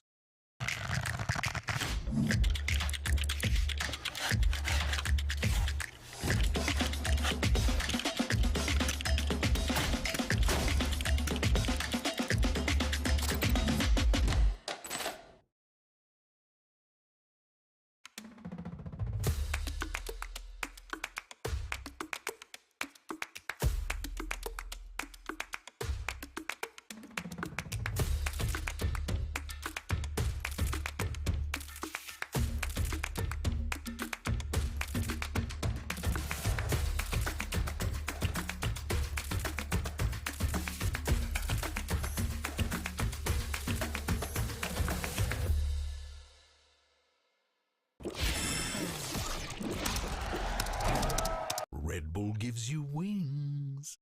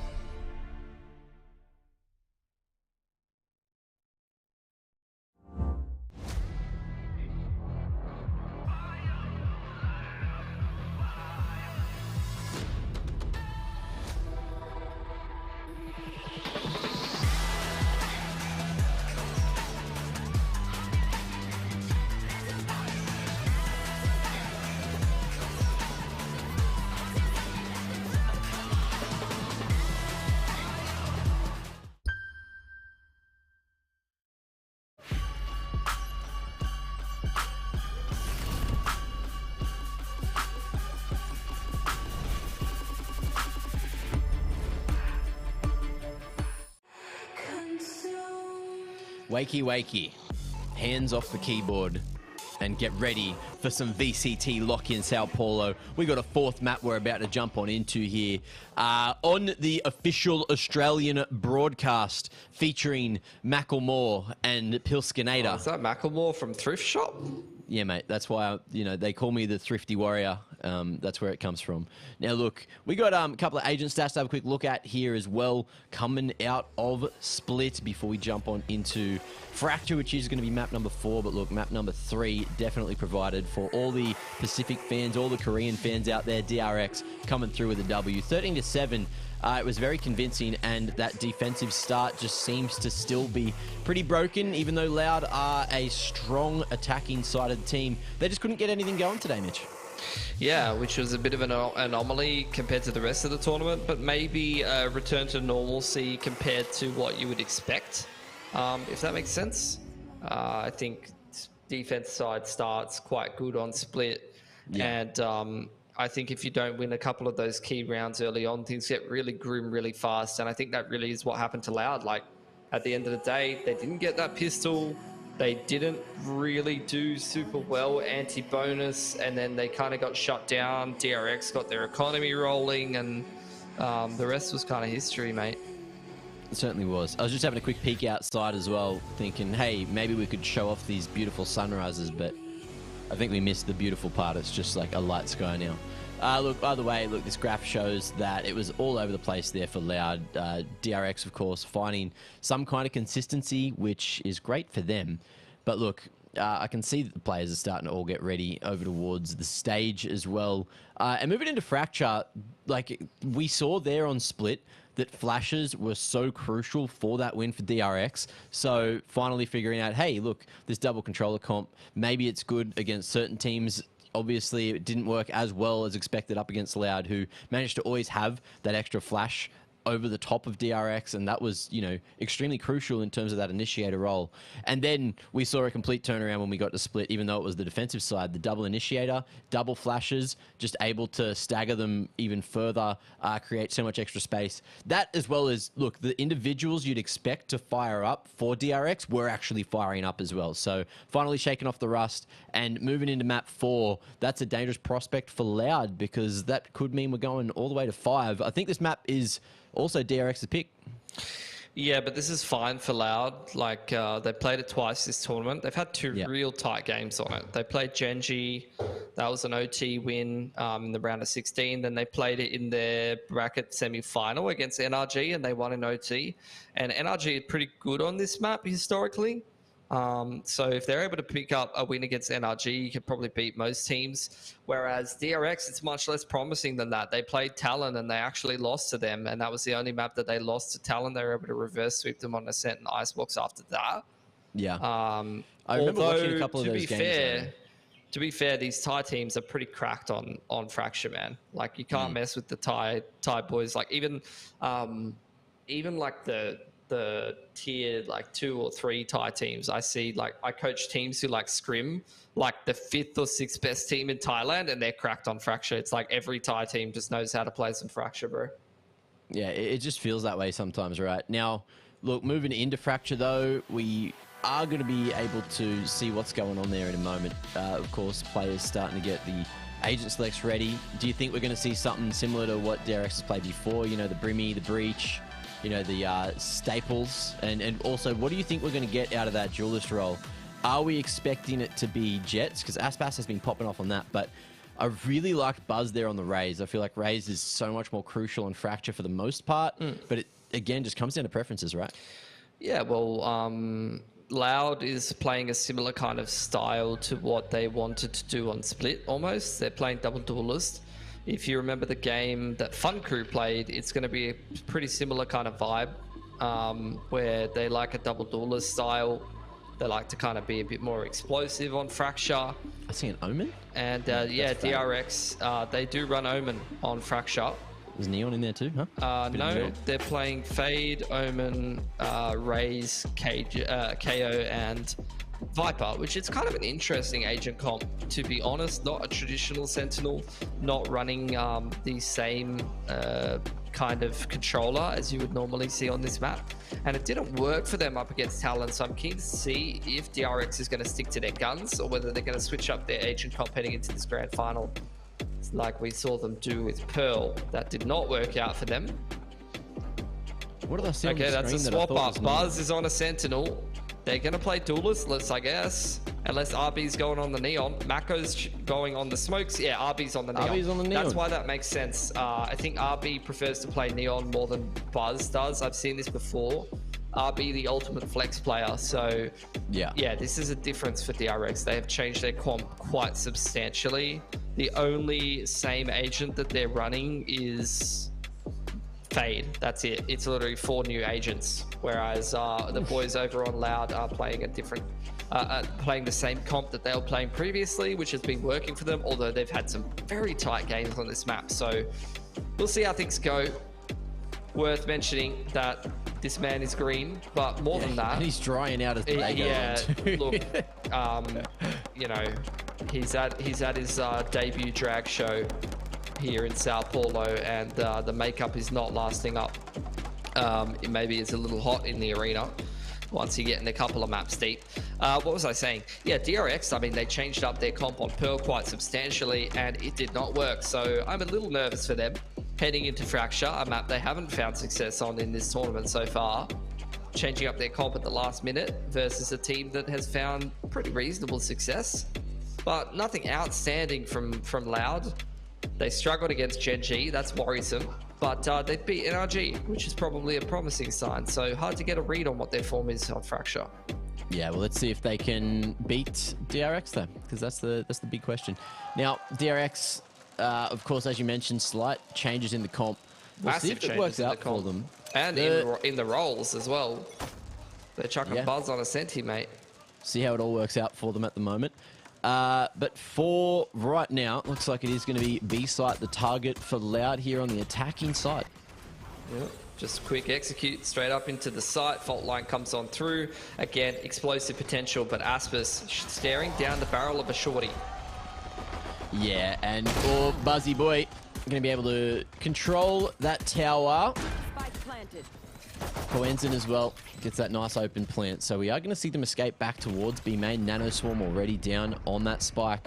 And the full wrap around from Sadak as well. He's heard all his footsteps, but Zest, he's staying loud. He's staying speedy. He's not going to be flanked just yet. Pulls out the Prowler and reveals Sadak's hand. So it is going to be a very passive approach in the post plant. Great recon bolt as well. Okay, RB able to find another, but he has to go for the reload. Coenzin trying to find him. RB just dancing in midair, and Mako controls it long enough to get that defuse off. DRX, successful retake, and they've finally found themselves that second pistol. So, kicking off the map with a W. Beautiful stuff. Nice retake from them. I think Loud had their opportunities there, but obviously Buzz, I mean, even the pre-fire came in from Aspis there. He gets the instant dink on the Frenzy, and it's still not good enough. Yeah. But DRX, they're thriving right now. That's another opening pistol in a map that they must win to avoid elimination. Similar to the vibes that we got on Split, so things starting off well for them. Fair bit of pistols upgraded here from Loud, and Loud is exactly right. They're sending it through Arcade. Ooh. Little Sky Smoke battle here. Mako didn't quite see Les there, who's gone through for 2 with the Sheriff. Stacks at least close enough to trade. And the Spectre is going to be retrieved from Coenzin. So now, backside plant going to come through. Aftershock is going to go down, and he's going to go down with the ship to get that one online. Tui's now 1v3 angle. Relay bolt just clearing out the corners, and okay, gets at least one more. So all things considered, not a bad second round coming through from Loud. But DRX, it's a relatively clean start, 2-0. Yeah, some sharp shooting from Les. Couple of Sheriff shots connected. It's going to get him closer to his lockdown. Yeah. That's just so clean. Like, he just has such patient, consistent, stable aim, this bloke. Like, it never looks like a flick. He's just like, it's like a slow, raw adjustment onto the head. He's not in a rush to be going anywhere. He's like, I'm just going to aim at your head. Yeah, really good fine motor skills. He was the one doing some sick tracking as well earlier but always able to just pick up those kills, especially on headshot lines. So man's sharp. Now, looks like we are going to see this tree bust coming through, fault line through, but Coenzant, he'll come out on top. So RB gives his life for the cause, and now we're going to see some pressure over towards the A side extremity as well, dealing with that turret, but then deciding just to fall back to safety. So DRX not getting too big for their boots just yet, as we see Loud set up for an A hit. Yeah, the tree take has not really worked. They've lost the first pick. They haven't really been able to capitalize on the other side of the map. That's a really nice move in through the broken window. Here's the fault line. Try to deny sand control. Multiple players in annoying positions here for DRX. And that's going to be a nice entry. Zeth falling. Stacks and Mako to follow. A pretty unfortunate series of events for them, but here you go. Buzz against the world. Spectre in hand. And look, he's got attacker spawn control. That's a great place to be. Yeah, a couple nice textures over here. Alarm bot in the way, though. And he's happy just to play around it and see if anyone walks into his little trap here. Play to your strengths. SMG at short range is where you want to be. Loud have cleared out defense spawn though, so they're going to take the path of least resistance and take the safe route of saving. 5 alive anti-bonus has gone excellently for them. And not only that, they've got a great timing here on this breach ult. They could have even had access to the Brim ult if they wanted it. I think Tui's was in the right postcode to chuck that plant down, but ended up giving it to the Rays. What I was going to say earlier, but I completely forgot, was DRX. I've watched a couple of their games on Fracture, and they had some really intuitive like post-plant util. That was when they were playing Viper as well, but they layer that with Mako's mollies, and they just be able to stay so far off the site. So Mako's got some sick lineups, but you're obviously not going to see those until the second half. The question is Tui's going to be able to do a similar thing, or do they have a different game plan? At the moment, so far so good. Loud now just looking to run it over towards this B side with a bit of a split coming through. Yeah, retake set up here from the defense because there's breach ult online. In comes the breach ult across the site to minimize the risk. Smokes go down. It's free real estate here for Loud. Yeah. DRX now trying to spam through the smokes, and Mako gets that kill and gets access to his orbital here. That is going to be the man advantage found, but of course they need to regain some kind of control. Nothing over towards Tree, nothing towards Arcade. It's just a filter in from Canteen and CT. And, okay, Mako investing the molly just to flood anyone out of the back of sight here. Buzz going forward. Sky Smokes on the chokes, allowing them to make their way in. Aftershock as well. Or is going to be enough to get Buzz on the line. And that shoulder was just spotted, head found through the wall. And the spam is here on the ping, but that's all they're going to be able to play for. Spotted, gets him off, but the half tick is there. And they're going to give it another hot crack. Sadak looking to go forward. But there it is. Deep user killed again. Tui's. Can he do it? Taps it. Here's those footsteps. He'll fall. But is there time remaining? RB. He has or not saved the day. 0.04. Oh my god. Oh, I was gonna say, like, that's just one of those situations where I really badly want to do the color, because Tui's just needed one kill to get ult, and he was stuck back at Arcade, and he actually just saved that round for Loud, where he was stuck behind the smoke Arcade, and he got a pick at the perfect timing to get his orbital online, and the orbital absolutely saved that round. Yeah. He was just one ult point off, and DRX, that's got to be demoralizing. Losing an XVX like that, especially how the first two maps went. And with how the crowd's reacting as well. DRX doing so well in all these rounds, and the crowd is just purely silent. Loud wins one, and you just feel an earthquake come through the arena. Sadak now looking to shake up the site too, and that's going to be some nasty entries coming through from Loud. Site controls there. Aspas going to be able to find yet another possessed, and now we're down to Mako in a 1v4 angle. He's got the orbital online, but he's never going to use it unless he gets close here. And over towards Jenny's side, there's a world where he finds something there, spam in through the box, but lives to tell the tale. Trying to do some economic damage. Money is not quite built up on Loud just yet. Sky Smoke goes in. Front side of Jenny, making it look like he wants to try to creep through the smoke and maybe prog over towards Arcade. Trying to bait out a push from Canteen. But after all's said and done, he's going to save his Vandal over on the A side of the map. And Loud, no real incentive to hunt at this money line. They need to try to keep guns up. This is the perfect round to make sure that 4 survive. They are having a sniff though. You can see them making a lot of noise coming out on site side.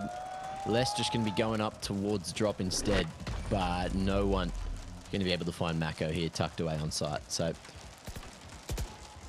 looks like we are going to see this Vandal carried across as well as the Orbital. Lockdown online for Buzz and Sadak as well now with a bit of a showstopper to pull out if he needs. Aspas and Les not too far away from their ults either. And then look, if Stacks can find one pick, then we get that Rolling Thunder as well. So potential for there to be a whole bunch of ults invested in this round. I guess we'll see how it plays out. It's going to be tree control from the defense. And looks like a dish take from Loud this round. Here comes the tree control. RB diving straight up on in there. Turret taken out by Sadak, who's just going to send it with his showstopper. Yeah, creating all that damn space. And there's no one here to hit, so full retake set up for DRX, of course, just trying to play off the back of Buzz's lockdown, looking to clear out a few positions on site. Orbital Strike is there as well, which they can send towards A main. So I kind of like what they can do with these ults in combination. Flank as well, going to be spotted and not quite dealt with. Mako, another.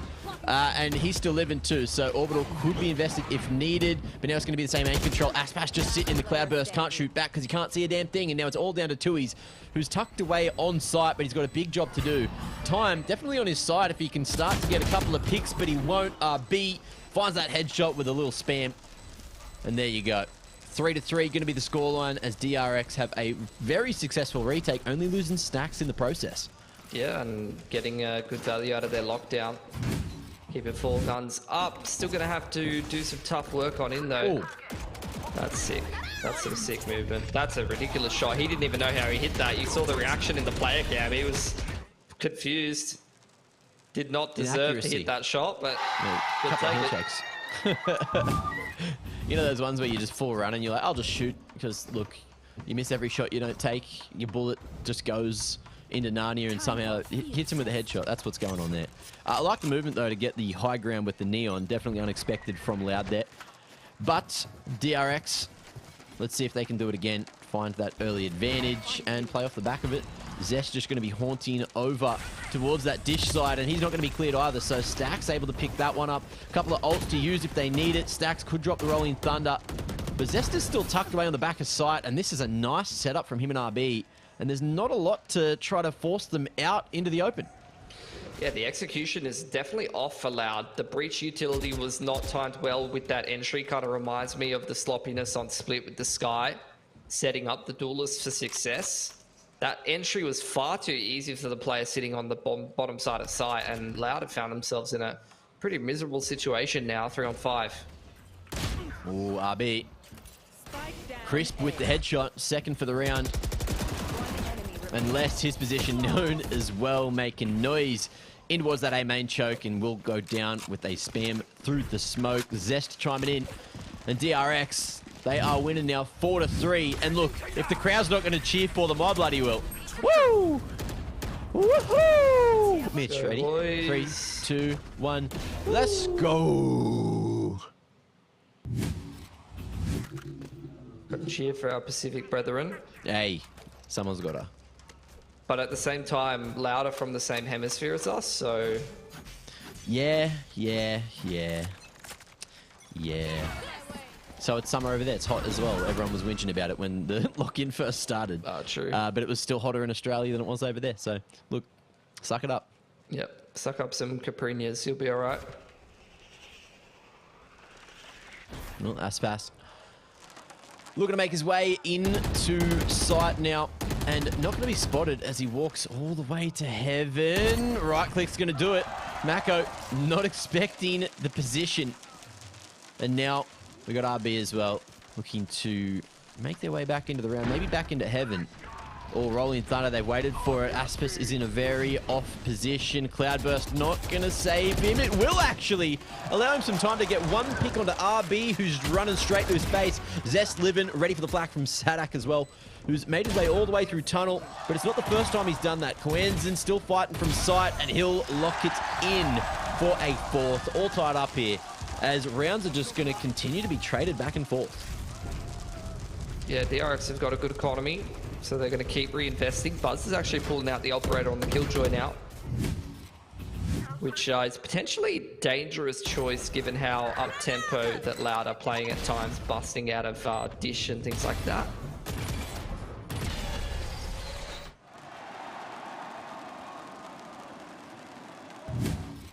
See what we're going to get out of this gun round. Round number 9, Orbital online for Mako. I feel like he's been holding on to that for a while. Les has got the lockdown. So the Orbital could definitely be an answer to that.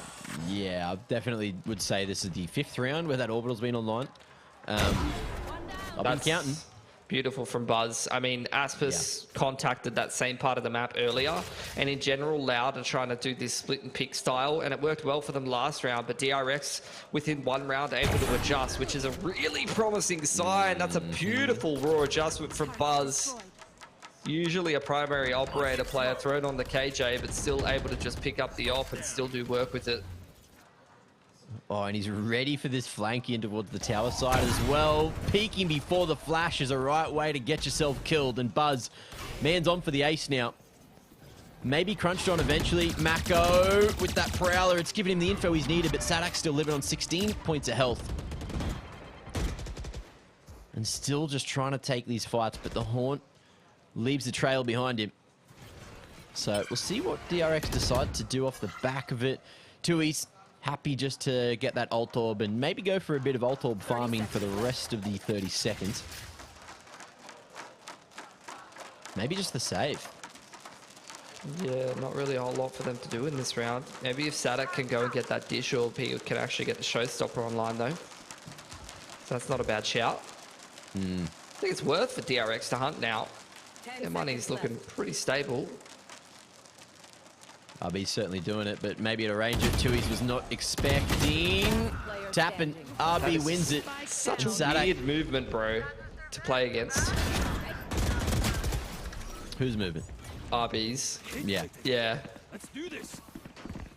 Hitting him with the little 2-step. I seen you doing that on the dance floor at a couple of events. That is actually not the chest. That is also not the chest. We're shooting arms out here. Damage values, change them. Hey? This is meant to be land? It is land. Who knows? That looks like land to me. We've only got 60 frames of vision to work with. They're probably chilling on 240 or more. Maybe 360 on those monitors. Hang on, that bold bloke's not in the team anymore. Who? Sassy. Don't know him. Yeah, who? Exactly. We are only Tui's fans these days. If I head over to the pub a little bit later on, first thing I'm ordering is the Tui's. Exactly what you want. At 9 AM in the morning, or 7 AM rather. Yeah, finish up the broadcast. Head down to Barala pub. Yeah, just give me a skewy and you, mate. Either way, look, 5-4 DRX. Still managing to maintain the lead, and Mako, let's have an orbital check. Oh, yep, he's still got it. What's that? 6 rounds in a row now. So, we'll see how long he holds on to this one. I think he's just holding it for the lockdown, bro. That's true. That is very true. But we're going to see RB invest in the fast lane. Playing a dangerous game, but Jesus. Les almost fallen. If he goes down, there's no lockdown to worry about, but there is going to be the B site almost taken. You can see Stacks in a very rough position, has a flashpoint to play around, but just goes for the slow peek dry, and it's worked onto Sadak. Now, that's going to be the numbers advantage, and Loud, they realize exactly what's going on, so they're sending it straight back to A. They invested the Nightfall for that. Yeah, Aspis has only got a Spectre. That's going to make things difficult, but Tui's getting this plant will give him yet again the orbital. He's got one smoke to play with. Aspis going to go looking for a duel early. Oh, I thought the spacing could have been bad there. No trade potential, but it works out for Zest, who has the slightly better firepower, and the raw adjustment from Tui's ain't no good. So that's going to be 6-4 now with the RX successful on the retake, giving up a whole lot of map space, but taking heaps in the process as well. Great shot and a great round from Stacks too. You need to shout him out, doing work from the site. And that crunch from a main towards attacker spawn means that Les was unable to use that lockdown. So plan was foiled for Loud there, and so was the round. KJ operator doing work, man. Nice little crunch on the south side of the map. Good patience from Stacks, biding his time, and just in general, patience on the retake. They were quite split up, but they were taking their time, kind of clearing out some of those angles. Not rushing things too much. And I think in general, DRX, even looking at how that last game went, it feels like they are very much trying to slow things down, slow this series down, waiting for a lot more wide peaks. Something I definitely noticed from Buzz last game on Split. Yeah. He was just sitting on a lot of corners, waiting for some of the Brazilian blokes to give him a bit of a wide swing. I think that's a very intentional adjustment that we've seen DRX make as this series has got deeper. We'll see if it stays successful. Sadak looking to crack open some space. He's been pretty strong with the Stinger, but this time I don't know if it's going to work as well as expected. Orbital finally invested now. Actually, that's Loud's Orbital just clearing out the site. Mako, Stacks now forced into odd positions. An RB from the top, not going to be able to strike either. So Loud looking like they might come in and get a W with the mixed bag. Buzz, last alive in the 1v5 with a lockdown. Surely he's saving this for the next. Although, look at this. Coenzin and Sadak both super low now. They are going to play the high-low setup, and that is a W with Coenzin connecting. So 5 secured for Loud. Potential for a 7-5 at the half, and potential for Mako not even to tear this lockdown. Orbital, rather. Yeah, I mean, Les is still hot in the lockdown. I mean, they just really min-maxed that round quite beautifully, to be honest. That was a half buy. That is an SMG that now costs a little bit more, but is still broken. Yeah, I mean, I agree, Stacks. Why did they make the Stinger that good? I don't know. I can actually speak Korean, and that's exactly what he said. Just bad voice readings? No, was it? Bad bloody voiceovers? Bad lip reading. Lip reading. That's the one I was looking for. We could do that. For Valorant, super easily. But we'll see what goes on here. Obviously, Coenzin, one away from getting that Rolling Thunder online, but not going to be allowed to get that B main orb for free. So over to Arcade they go instead. Unless should surely at some point get this lockdown online. They got this tunnels control, and you can see that Mako is super ready for it. But Buzz playing a dangerous game, still sitting on site. This Rolling Thunder can hit him at a moment's notice, and that's exactly what's going to happen. Following it in now, they're a little bit in trouble. We're going to see the lockdown utilized, but that could be dealt with in any moment. There it is. Site control is there. And Mako, he's got the Orbital RB, the finger guns. That overdrive could definitely do some damage, but they need to find some kind of control, and Les is saving this lockdown for the post plan. That's pick from Sadak.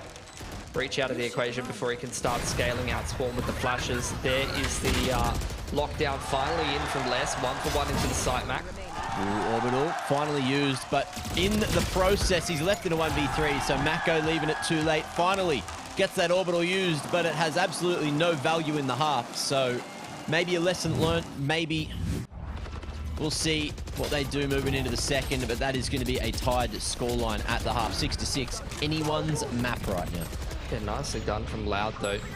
They got great value out of that half by getting themselves a 5th round, and then they just convert the following gun round, and what was starting to look like a pretty dominant half from DRX. I mean, I guess looking at it in hindsight, it was back and forth, but it felt like DRX, after winning 3 or 4 in a row, were going to roll through that with that momentum for the rest of the half. But Loud, credit to them, slowing down the pace, which kind of reminds me of the last couple of rounds of their split attack side as well. felt like sometimes they were trying to force things out of chokes a little bit too much and not just kind of waiting for the right timing with these double duelist comps to be able to get a nice scale on into the site off the back of the initiator util. I'll tell you something I don't like about this setup at LAN is the way that they've sort of cascaded the players so you can't really see the screen next to you. Yes. And that's something that I like about LANs in other games is you'll be playing on site with someone next to you and you'll be able to see their screen at the same time. Yes. So I mean, literally, playing nats and things like that. Yeah. It's nice. I mean, we would literally intentionally have, you know, site partners sitting together. I'm holding a flash and literally staring at my site anchor's screen. I'm looking at his screen, not my screen, and I'm ready with the flash pinned, and I'm sending old mate in as soon as exec comes in. Yeah. Get those timings down perfectly. But of course, the seating setup doesn't kind of allow for that. It kind of stops it from happening. Gets you really zoned in on your own screen. An interesting take. I wonder if that's going to change in the future, if we're going to continue to see this circular arrangement. Either way, I think it's the space thing, right? They just want to make sure they got the right amount of space and they're comfortable. Yeah. Wow. Ooh. He's cool. Yeah, he's quite a cool guy. I'd give him a smooch. Cool guys in the crowd. Yeah. Is that it? That's an Oshawott. One of the plushies that Loud's brought on's a bloody Pokemon. Unnamed game. Oh, we're not allowed to say that? I don't know, probably not. Oh. Whoops, I guess I'm fired. I mean, Yeah. Zess, call him stressed with that hair at that point. You know, he's sweating up a storm. Did you like that one or no? No reaction? Yeah, yep. that was your best material, Mitch. Thanks, man.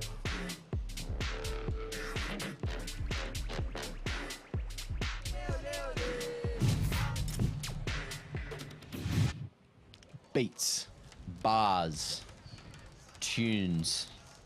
Love a bit of tuna. Straight from the can.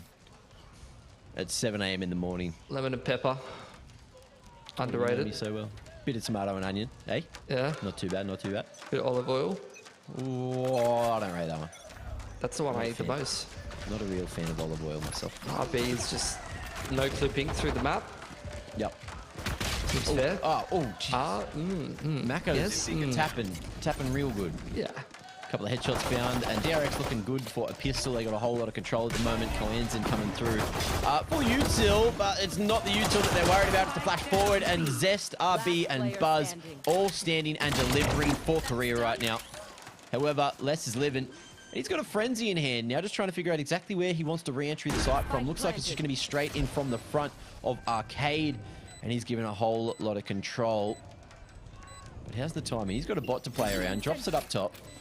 But with this position he's standing in, I don't know if the bot's going to be taking that contact first. It will be towards CT side, so takes the isolated fight, but Buzz wins it. Feeling real sharp at the moment on the opposing KJ, and that is going to be 7-6. So DRX starting to stack up some of their own pistols. It's look, it was a rough start to the day, but it's not looking too bad right now. Better late than never, hey? Yeah. This is not super outside the realms of Loud's comfort zone, though. They have played some real tight games on Fracture already this tournament. And this is just shaping up to be yet another. Kind of curious. I'm going to go back through their games and see if they closed on attack or defense on Fracture. They closed on defense against NRG. They closed on defense against Genji, which is always something I'm interested to see, you know, just talk through as we're looking at this anti-eco, and there's not a whole lot to talk about, because now they're going to have to close on defense again. And so far, they're 2 from 2 closing out games on defense. Yeah. Well, they are ready. Loud, expecting some kind of aggression with this B setup. But it's just going to be a bit of an orb farm coming through, and the A site found for free. Unless Sadak can get a good bit of value with that paint shells, it will zone them all apart. That just they don't want to broke give up like their armor for free. Yeah, that just broke like 3 sets of armor, man. Okay. Oh, allows him into the sky smoke. That was a dangerous decision from Buzz. And then almost bloody whiffed it. Hey, look, he's got enough kills through smoke today. He just wanted to make it another. Now, Mako looking to control a main. And it looks like we're all going to be able to just play around that incendiary. Mako trying to dodge the flash. He's ready for the swing. Loud will come through with a couple of kills. And at this range, the classic, you don't raid it, you don't back it. But Zest is trying to do his best on the flank now. Haunt reveals the position, but it won't get the kill. And now Tui's feeling it with the classic, but not this time. RB saving the round and getting it to a 2-round lead. So DRX, maybe this map could end up being a pistol diff, but for the moment, that's going to be 8-6. Hey, they hand out that gun for free. Yeah, that was a roughie. As was that spray. Clean. I was fishing for the kill in the smoke. That's great damage though from Loud. On the eco round. Nothing to be disappointed about. That was a fantastic round. That was a great round. Yeah. I'd be cheering if I was a Loud fan, you know? Yeah. So much damage.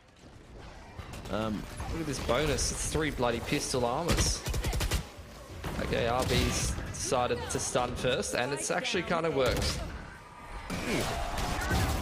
Big entries. Buzz, though, he's living, he's hitting back, and just like that, 6 kills happen. He's on the bloody KJ. Seconds. He's on the bloody KJ, and he's pushing into their spawn back and calling the rotation. He's pretending he's on a jet right now. He is a duelist. What do you mean? Roles are a myth. Yeah, they're made up. They were made up by the developers. But if you think that you are an alpha, you play that way no matter what agent you're playing. When it comes down to it, it does come back to the raw mechanics. You have a gun in your hand, you can win a bloody round. And that util going to get the info that they were looking for as well. Coanzin having a bit of a trouble killing that turret, but he will get there eventually. Nano right at his feet, but he's going to let that sit. Oh, actually, that's the dead KJ's one. And make his way in. You can see as well that Haunt revealing that he's not on site for the moment. Might be able to tuck around the corner. Oh, brings it to the one-on-one. Taps it. But look at this stone cold from Zest now. Tap comes through again. Half ticks there, and the timing on the peak is perfect from Zest. So we're going to see that be a 3-round lead, and DRX, they have won themselves the bonus. So Loud now in a very rough position. Absolutely. That was all Buzz, man. That was a hard carry round from Buzz. This is just like classic ranked gameplay. Just misking it through the CT smoke. To be fair though, that's the round to do it, mate. If you're gonna do it in any round, you're just ripping it on out in the bonus.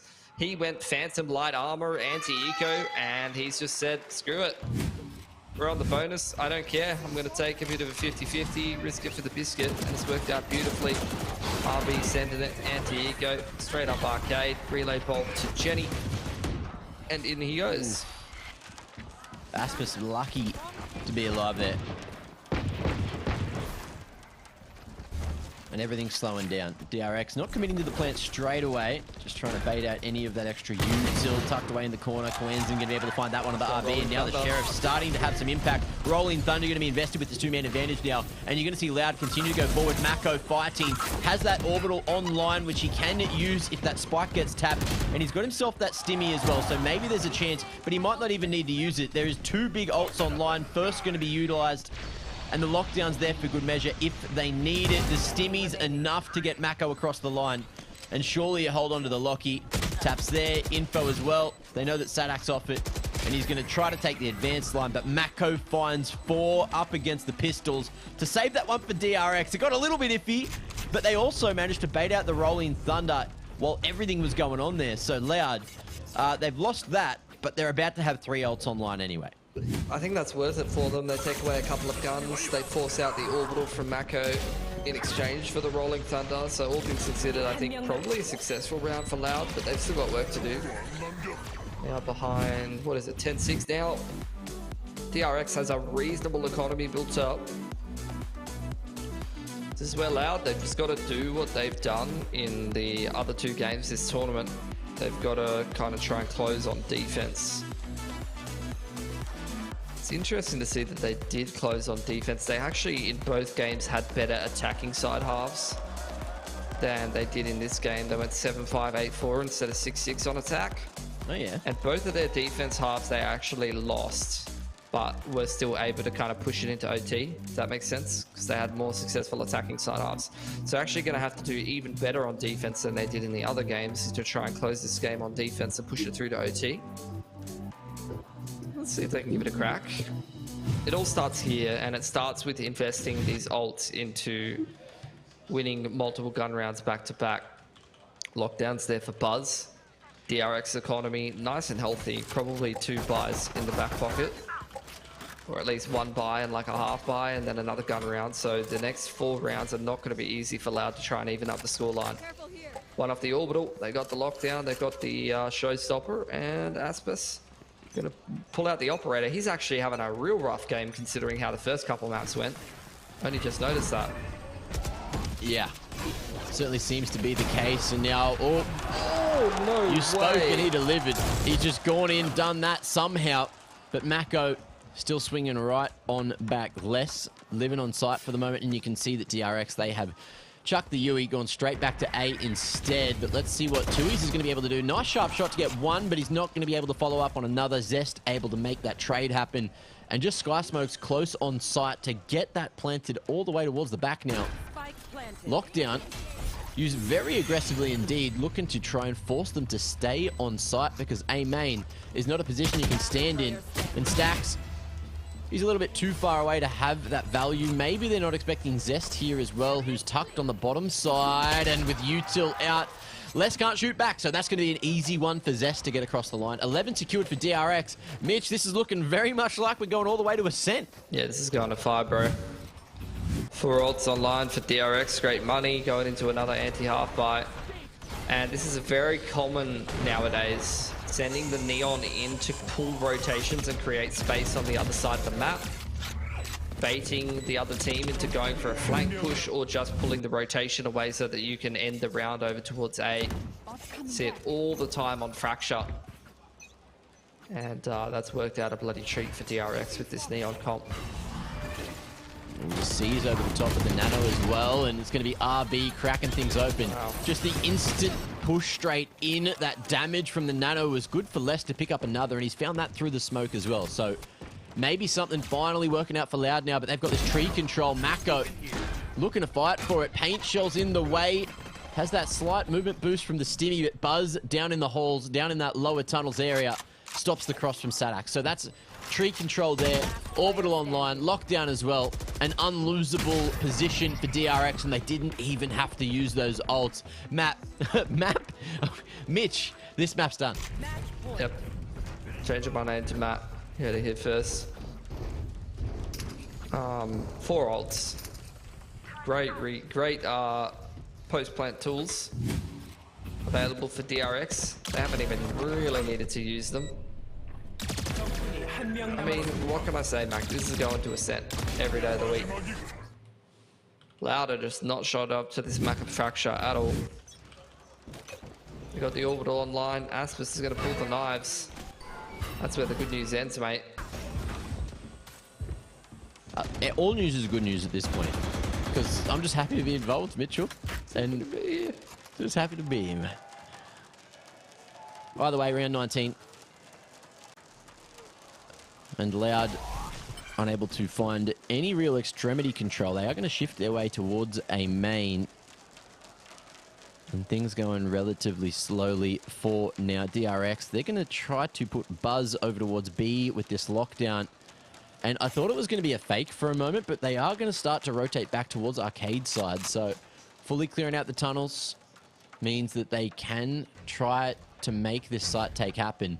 And you can see that Loud, they're going to put no one on site, but they will try to bait out the orbital. Look at all this util. Nightfall across the site, no one there. Now they know. And they're just going to hold onto the orbital, hold onto the lockdown for as long as they possibly can. Aspis over the top is going to be able to find one onto RB. So man advantage going to be even on the retake. Loud going to find another, and they don't hard clear tree here. Mako thought he was going to be swung, but he's gone. And Loud out of nowhere have taken out DRX before they get a chance to use pretty much any of those ultimates, and now we see Loud with an opportunity. Yeah, give the defuse over to the breach. He'll have Rolling Thunder online heading into the next round. I wouldn't be getting too excited though. DRX still have great money. They still have great ults to utilize that they haven't really been doing so. So still require 5 in a row here for Loud, and a lot of those are going to be gun rounds. I mean, even after this purchase, you've definitely got another buy in the back pocket. Attacking side Killjoy operator for Buzz. Very inflexible, very immobile. Indicates that DRX are probably going to play a pretty slow one.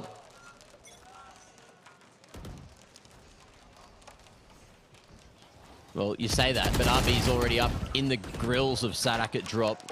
Coenzin's there to trade. So, Rolling Thunder still in the mix for the moment. Yeah. But we're straight back to this 4v4.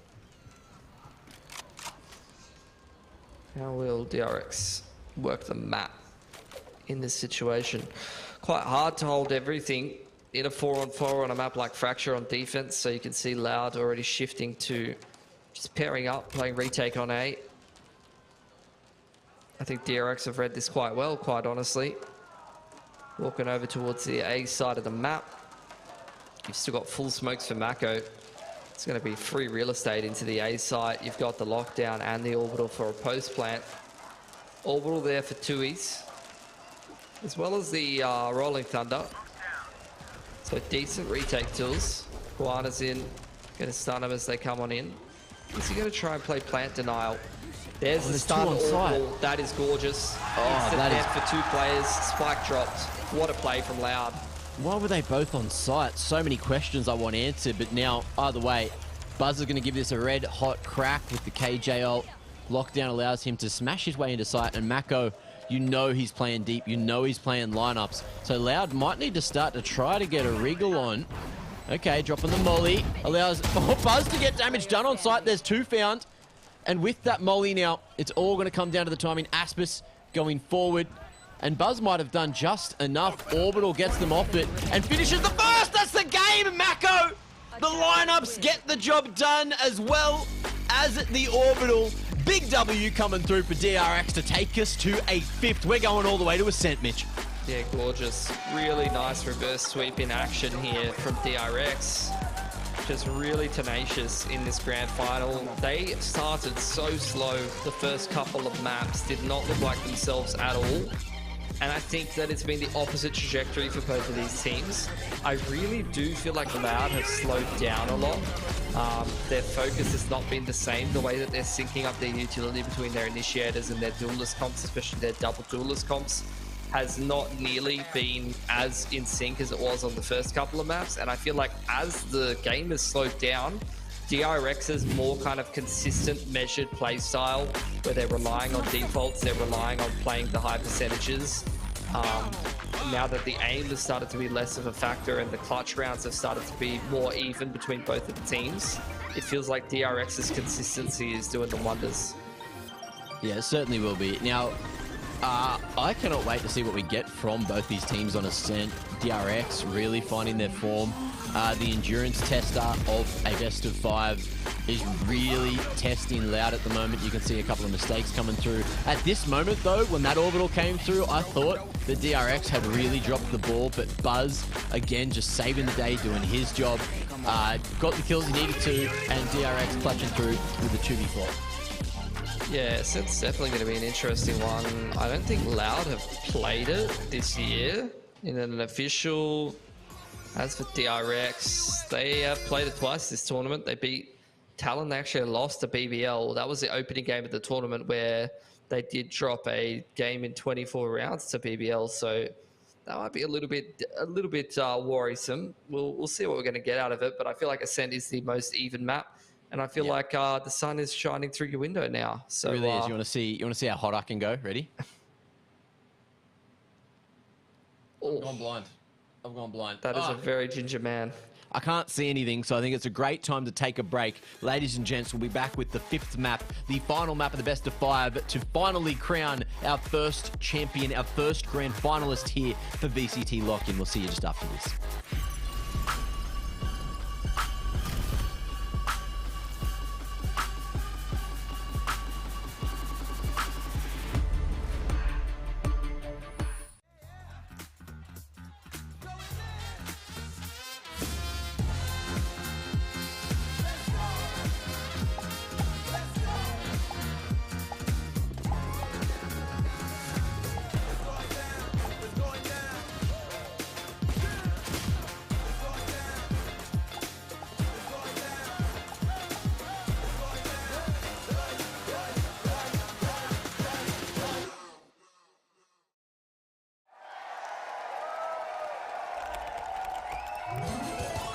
Red Bull gives you wings.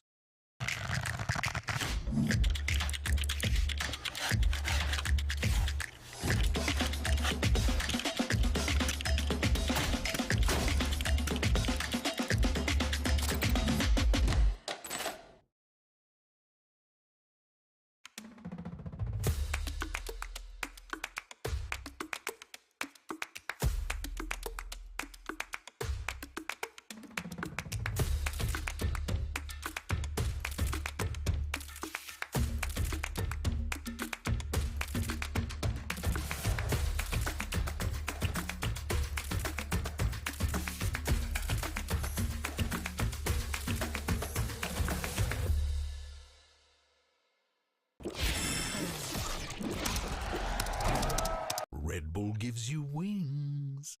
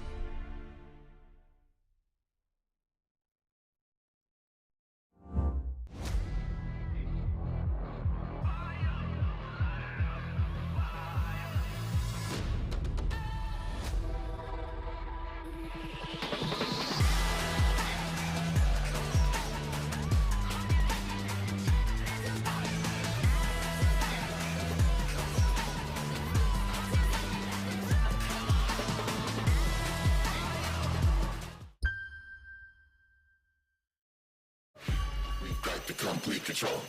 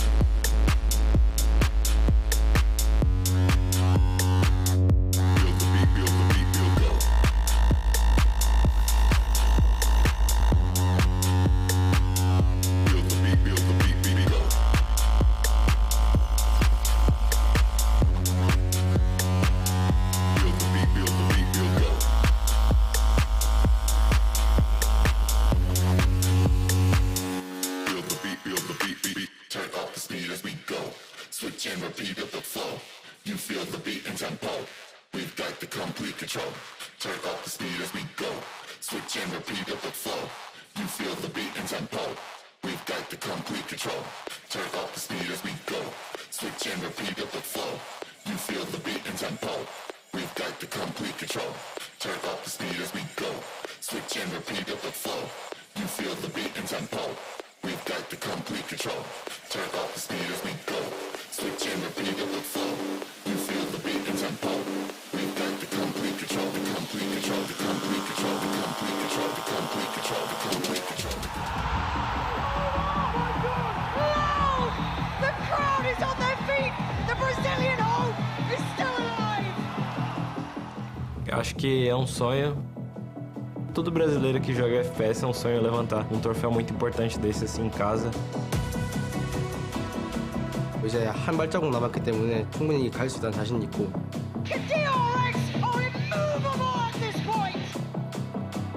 Only 2 teams in EMEA left.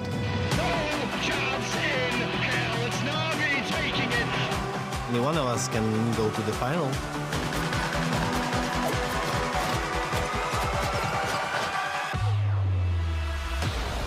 Navi. That's going to be a bit of a revenge match. I think they gathered one of the best rosters in terms of individual skill, but we're a pretty scary team. 1v3 push up out. 1, 2, 3! I'm still aiming for MVP this tournament, so we need to step it up. You've got to put respect when respect is due. However, when we're on the server, only disrespect. A gente cresceu muito nesse tempo de torneio. Sabemos que a DRX é um time muito forte e vai ser um confronto bem difícil. 일단 이번 락인 대회에서 보여준 라우드는 홈그라운드여서 그런지 모르겠는데 일단은 정말 자신감이 넘치는 모습이었고, 그리고 이제 뭐 소리 지를 때 땅이 눌린다고 하는데 그것도 한번 느껴보고 싶네요. Eu acho que nosso ponto forte é que a gente tem uma molecada muito jovem, com sangue no olho, com muita vontade de ganhar. 그런 싸움에 저희가 주눅들지 않고 잘 이겨내면은 어렵지 않게 이길 수 있을 것 같습니다.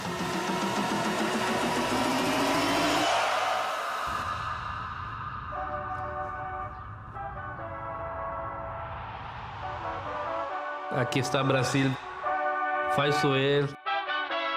E o Brasil está vivo, um solo brasileiro.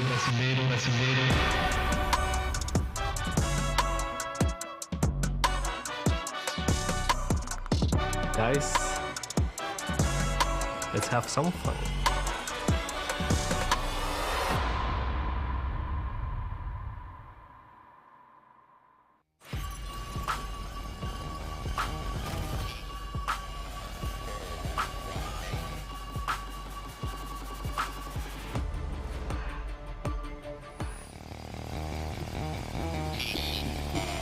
Ladies and gentlemen, welcome back to Brazil, where we currently aren't. We're certainly in Australia, but we are, you know, getting roasted by the sun, ready to get sunburnt, ready to warm up a little bit more. As of course, look, DRX and Loud, this series is certainly heaping up. Heaping up? Heating up. It goes straight into a set. What's what? He's playing Viper on a set in a ace match in a grand final, in a semi-final, in a game to go to the grand final. Secret tech Mitch. We're about to see it. Loud know that if they don't win this one, then, you know, it's all over. So you got to put everything you have out on the table. Ooh. That's a spicy pick. That's a risky pick. Yeah. That's not a... We played the same 5 agents on Ascent every time, and that's risking it a for the bold biscuit. strategy, Cotton. We'll see if it pays off. 100%. My thoughts exactly. We're also rocking the Sky again. I mean, guess credit to Loud trying to rock the same kind of agent comp that's found them success all series long. You know, it kind of feels like an approach from them where it's like, I don't care what the map is. I'm playing Viper and pop flashing through the smoke. Yes, it really is the strat. And Asmus is going in. Like, the map is irrelevant. We are doing the thing. That's what I'm getting from this agent comp. Loud was just like, what map is it? Whatever. Like, Viper, Jet, I guess. Sky. Yeah. Killjoy. Yeah, seems good. So DRX much more neutral. I mean, they're just playing the meta comp. That's it. But if Stax gets like one good knife, when Viper Wall, you know, is somehow crucial to an execute, then like, Loud are in trouble. Either way, let's see what they're going to be able to do. Let's see if DRX can continue this trend of winning the pistols, because they've been doing a little bit of decent work. And this odd wall allows Loud to just go so far out on site before taking any sort of fight. And now it's going to be tucked in towards the back that they're going to have to fight from. Cloudburst in the way, giving himself a one-way. Les just trying to figure out exactly how to get the line on the buzz now, who's playing very well around the middle of sight. Cloudburst saving him, dashes all the way to the back. The tailwind's looking real good for the moment. Tui's is now left last alive. The defense was a cracker, and that shot was as well. Big shot in through the wall. Buzz doing work for 3, and DRX were not going to be stopped that round. That was actually beautiful. The reactive dart as the attackers came in allowed Buzz to hide inside a Cloudburst and get the opening pick on the player scaling up lane.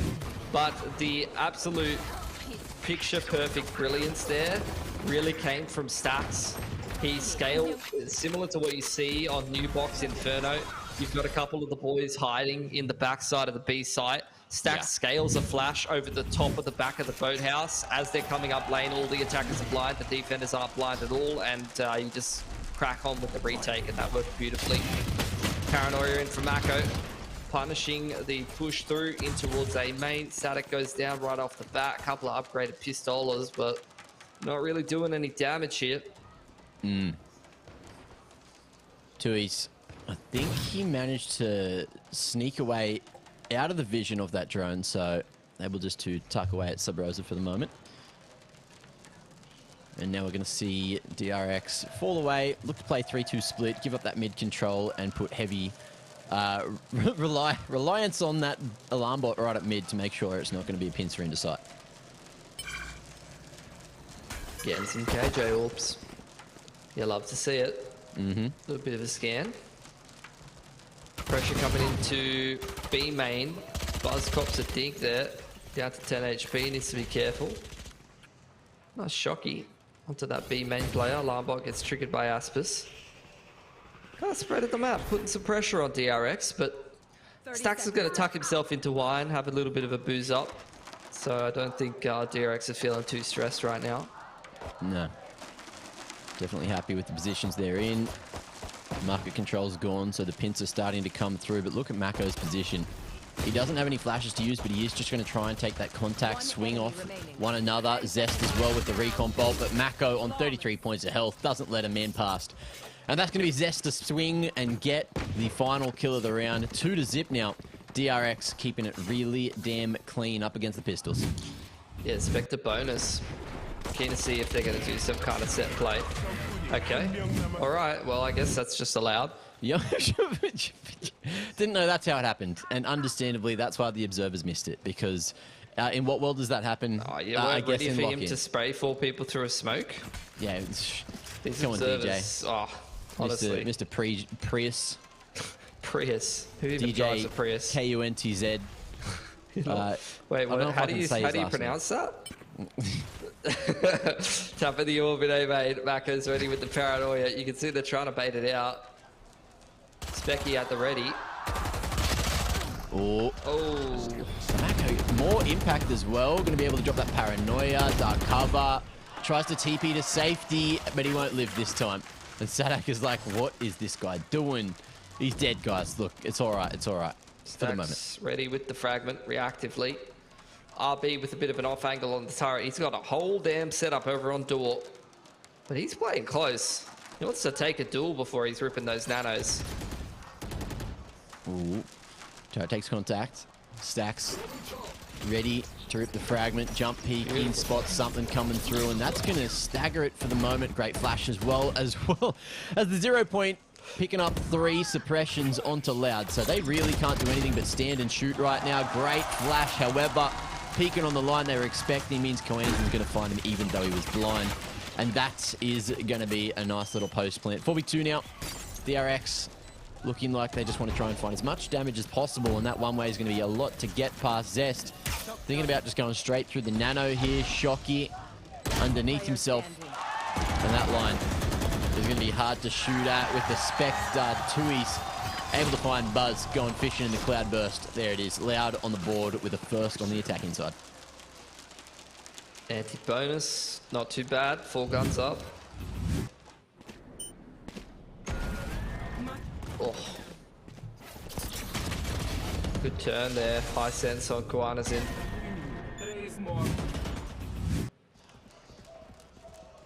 What are we going to get out of this first gun round here for DRX? Mako's been multi-fragging up a Storm, which gets him quite close to his ult. Unfortunately, he's playing open. Yeah, that's a little bit rough. But look, he's sharp. He's living. Orb goes in the middle. Couple of scans. Quanazin gonna tuck himself into Sub Rosa. Drone to follow up. Zest trying to feel out what kind of round this is from the attacker. Is going to push the sky all the way back and have a little bit of a look-see into middle. Doesn't see too much else of anything. Here.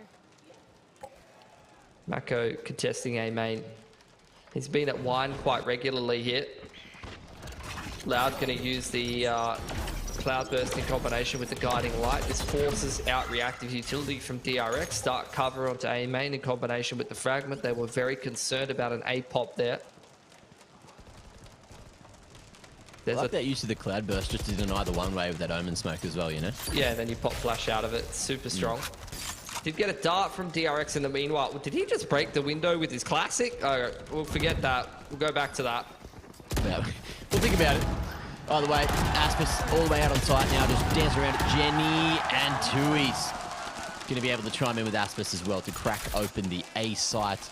And now there's probably not a lot that DRX can do to get back in here. 4v3, although that Shocky could have equalized. Quick heal coming through from Kwanzin. Getting a few more points of health back onto Sadak there. And now, as this door is broken, you can see that Loud, they're going to be playing this one from site. Recon Bolt lined up here for Zest, who's ready to make his way forward. All those close lines dealt with, but Zest has found two through the spam on the fall.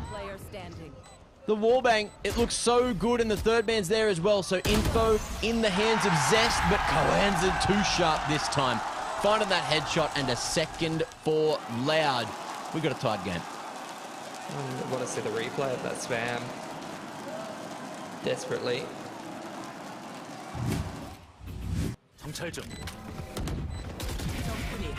Oh, that's blind. That's not even anyone that he scanned. Yeah. Unreal.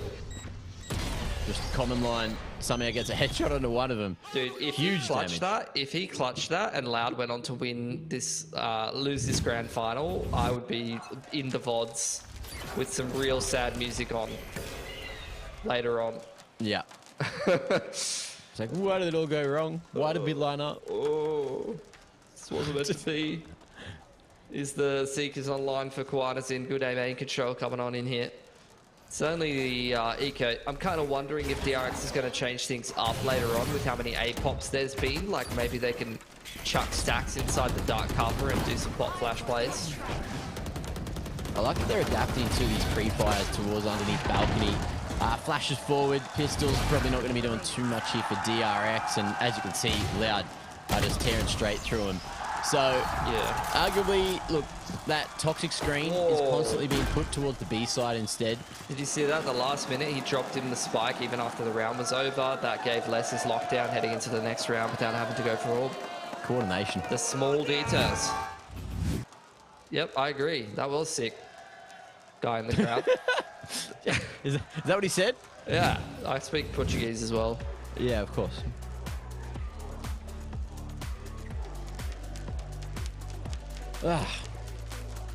Crazy, crazy game coming through. It's going to be round number 6. It's going to be a handful of ults online. There has been a lot of A main pressure early in this game.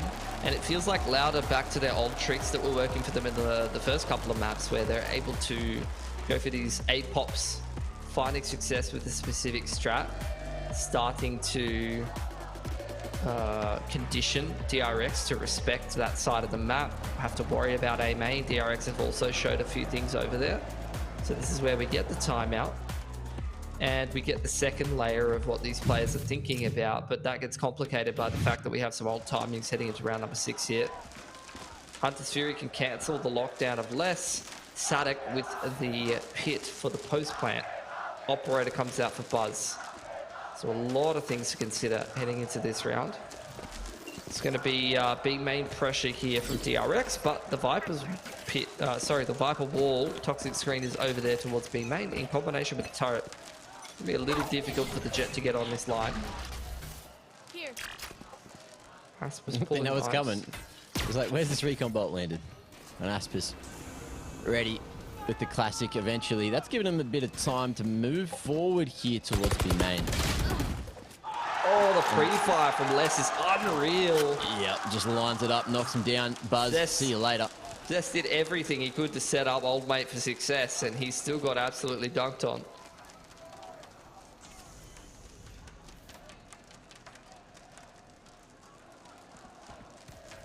Well, slow approach. Taking this B main control, but no one tucked away on site. Stacks, he's playing a little bit further back towards CT. He actually moves his way forward. Has that from the shadows. Mako going all the way towards the back of site now. And they're going to try to fight for this round. But with that rotation now, they're just going to be running back the opposite direction, They straight have through mid. Lockdown that they could use in tree, but I guess because they're not coming out of A main, this nano is not going to be super effective. It's got to be on RB to multi-frag. It's got a nano on Gen side. Yeah, Zest didn't spot mid, so they had no idea until right now that they're coming, and RB's calling for a helping hand. Under Balky stands. He's going to be able to find one of the Aspis and live, but also bring it back to that 4v4. Trailblazer going to stun him up towards the bottom of the balcony here. Coenza goes forward with the classic to get one. And Loud now, they've got these ults online if they want to use them. Recon Bolt underneath reveals to Zest that someone's tucked away, but he's ready for that. That's the last bullet in his clip, mate. Yeah, 2 shots, one of which goes straight onto the head of bloody Les. Just phantom things. Even after that, they're not even thinking about it. They're like, this is too far gone. We need these weapons into the next. Licking their wounds, but Loud, what, 4 on the attacking side already? This is starting to get a little dangerous for DRX. Yeah, this doesn't feel like the last couple of maps. No. It's like Louder back on their BS, you know. Just vibing, good mid-rounding. Able to bust out of some of these choke points and just send it, you know. All the boys going in, and that's where you look at this comp on Ascent. You're like, this is a bit funky, but realistically, that's what they've been good at this grand final. They're playing towards their strengths, they're playing towards their win conditions, not necessarily map dependent. Yeah. Wait, he lived on 1 HP with that classic? Yeah. Insanity. Yeah, Absolute so insanity. like, you know, in my opinion, you shouldn't be able to just pull out your classic and W jumping right click at people. But of course they fixed that in one of the patches a while ago, so my mistake. I must have seen something. This must be on the old patch, of course. Oh, yeah. Yeah, 100%. Well, into the 7th we go, and DRX need to make something work for themselves quick, smart. Of course, you got Buzz, who's able to rip the blades at any given moment. Hello. But for the moment, just looking for info. Hey. Louder just doing their A main pressure, and you can see, look how much DRX is respecting this, bro. They have got themselves all worried about a bus. They're leading 4 players over there. Yeah. This is how you can tell DRX are under a lot of pressure in this grand final. These rotations are very greedy. Here. Big shot coming through. And the Knives doing work, as well as RB, who's on 29 HP, and he's gone forward. See you later, Aspis. See you later, A-Site. Hold. And see you later, round. That is a well-maneuvered round coming through from DRX. Loud. I thought that they had it for a moment, but DRX just hit back with a couple of crisp ones. I think the macro of that round was actually pretty good for Loud. Yeah. They threatened that A main pressure. They pulled the rotations. I think it was just a bit of timing. Les got so much space in middle. Good play with the knives from Buzz. He found a great timing in middle, and then the double updraft. You know, Loud was just kind of trying to do the classic 1-4, right? Yeah. They put a lot of pressure on with the pack. Les got space in middle, but the mid to late round execution was just not quite it.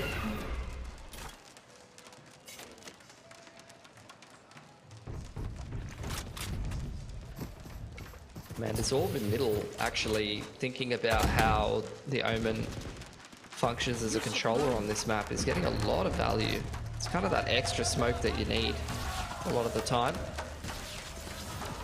Is that on the right line? Yep, all good. Ooh, that is dirty. There is some angles. Left eye, right eye peak on a bit of a height elevation. Buzz did not deserve a wreck there. Straight up tree they come, Mako. Oh, had that paranoia at the ready, but the Trailblazer forces him back a little deeper. Second dark cover going to be used to make the A split happen, and Seekers as well just going to reveal all the locations of the DRX members as Loud smash their way forward, still trying to make it work as perfectly as possible. Quentin getting this one planted nice and open, as you mentioned, and Les as well ready for that flank from Zest, so can wrap around if he needs to.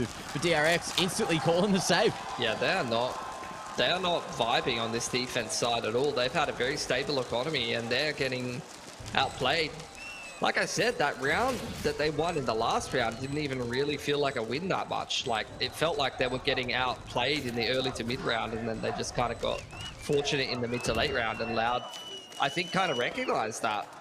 They just went back to what was working. Good opening from Kiwanis. And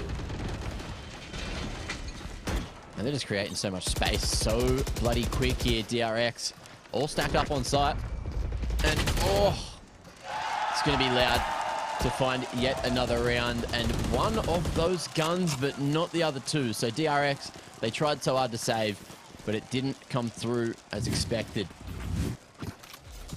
Buzz has not been able to find openings on defense, which is a big concern. He's getting picked by the Sky. He's getting picked by the Killjoy.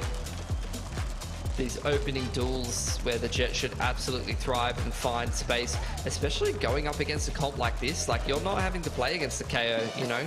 You have your get out of jail free card. No one's taking that away from you. And you still can't find those openers. Rough. I'm loving the beats that we're getting from this. DRX, quick timeout as well to have a powwow and say, hey, something is not happening in our favor. We need to get back on the board. Having a look at the kills there. Stacks 1 and 5. Look, he's had a couple of cracker games already, but this one is not going as he'd expect.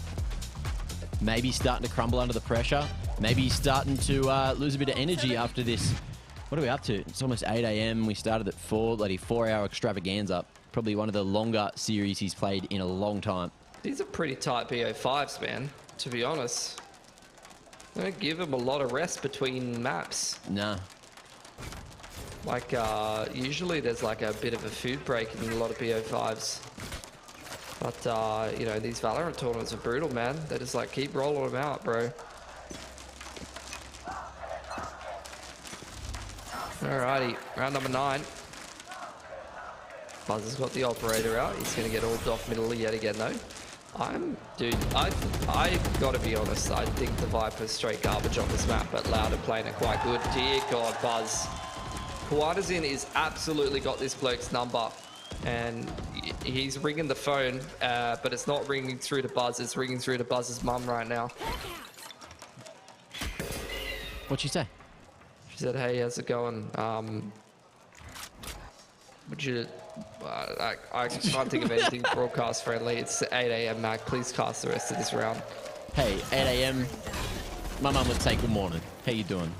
Huh? Your mum's a nice lady. Last night? What's going on? Didn't win? Ah, that's all right. By the way, RB going to be traded out there. Zest still living over towards stairs, but the trade game from Loud is just too damn good at the moment. And Stacks, look, he might have had enough finally. Looking like he wants to go forward. Mako a little bit further away, but DRX, they really can't afford to hemorrhage too many more rounds, so they need to start to put the pressure on Loud, not only as a team, but also their economy, because it is giving them stonks. It's going to give them a few more rounds of buys. And Stacks, he's thinking about it.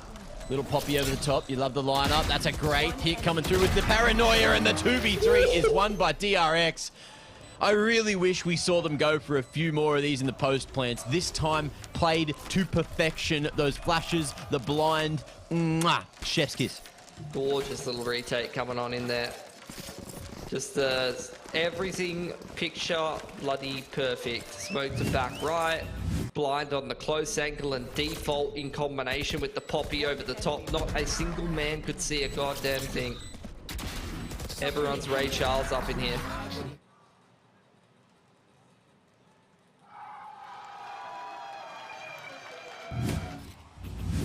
Everyone that's been up. What time would that have started? That would have started about midnight in Korea. I didn't even think about that. The Koreans going crazy out here. That's a good turnout for this time. Yeah. On a bloody Thursday night. Yeah, they'd be 6 a.m. or 5 a.m. right now over there on a what, Friday morning for them. Insane. Insane turnout. Those blokes are bloody going to work after this. Oh, Buzz finally finds an opener and gets out. It's a big pick. Finally getting that operator going. Now that the credits can start to stabilize, dark cover on the choke, Trailblazer forward. They're going to just try to commit off the back of it, but Sadak decides to cancel. He's living. But you can see as well, Stacks is now resible in this position. See if Les can punish. Buzz trying to get on the deep line. Smoke goes to Cat. Mako, successful res. Not going to be complaining about that. Yeah, going to stay strong for DRX at the moment, but what Loud decide to do? Looks like they are going to try to reroute back into tree. Mako playing a dangerous game in this position, but I kind of like it. Goes back to switch side. Stacks just jumping, looking to draw out any attention. That's going to be the spike on the ground. And, oh, not another found. Tui's able to enable the trade and keep it to a 3v4. Buzz, missed opportunity. Oh, the brick's not going to be thick enough there. Stacks as well. Swinging in is going to be able to spot the final man. Recon Bolt gets Les's position, and that time it's ticking away.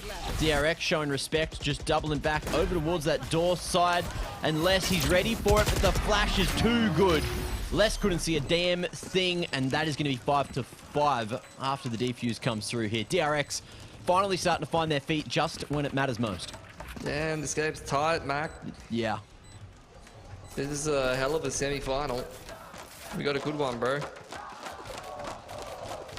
I was a little worried on those first two maps. I was like, what's going on? Why has this happened? I thought I was going to sleep tonight. Crazy. That's what I was thinking after those first couple. Like, hold on, I can probably shut my eyes. That's probably 8 AM. All good.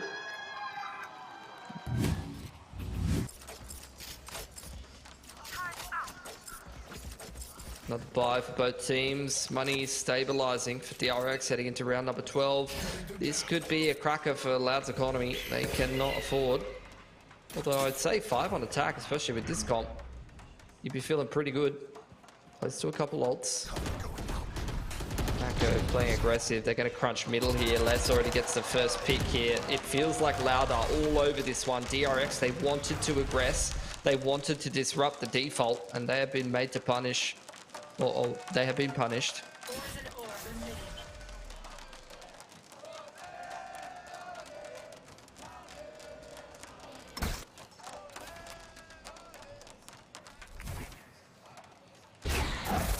Slow approach.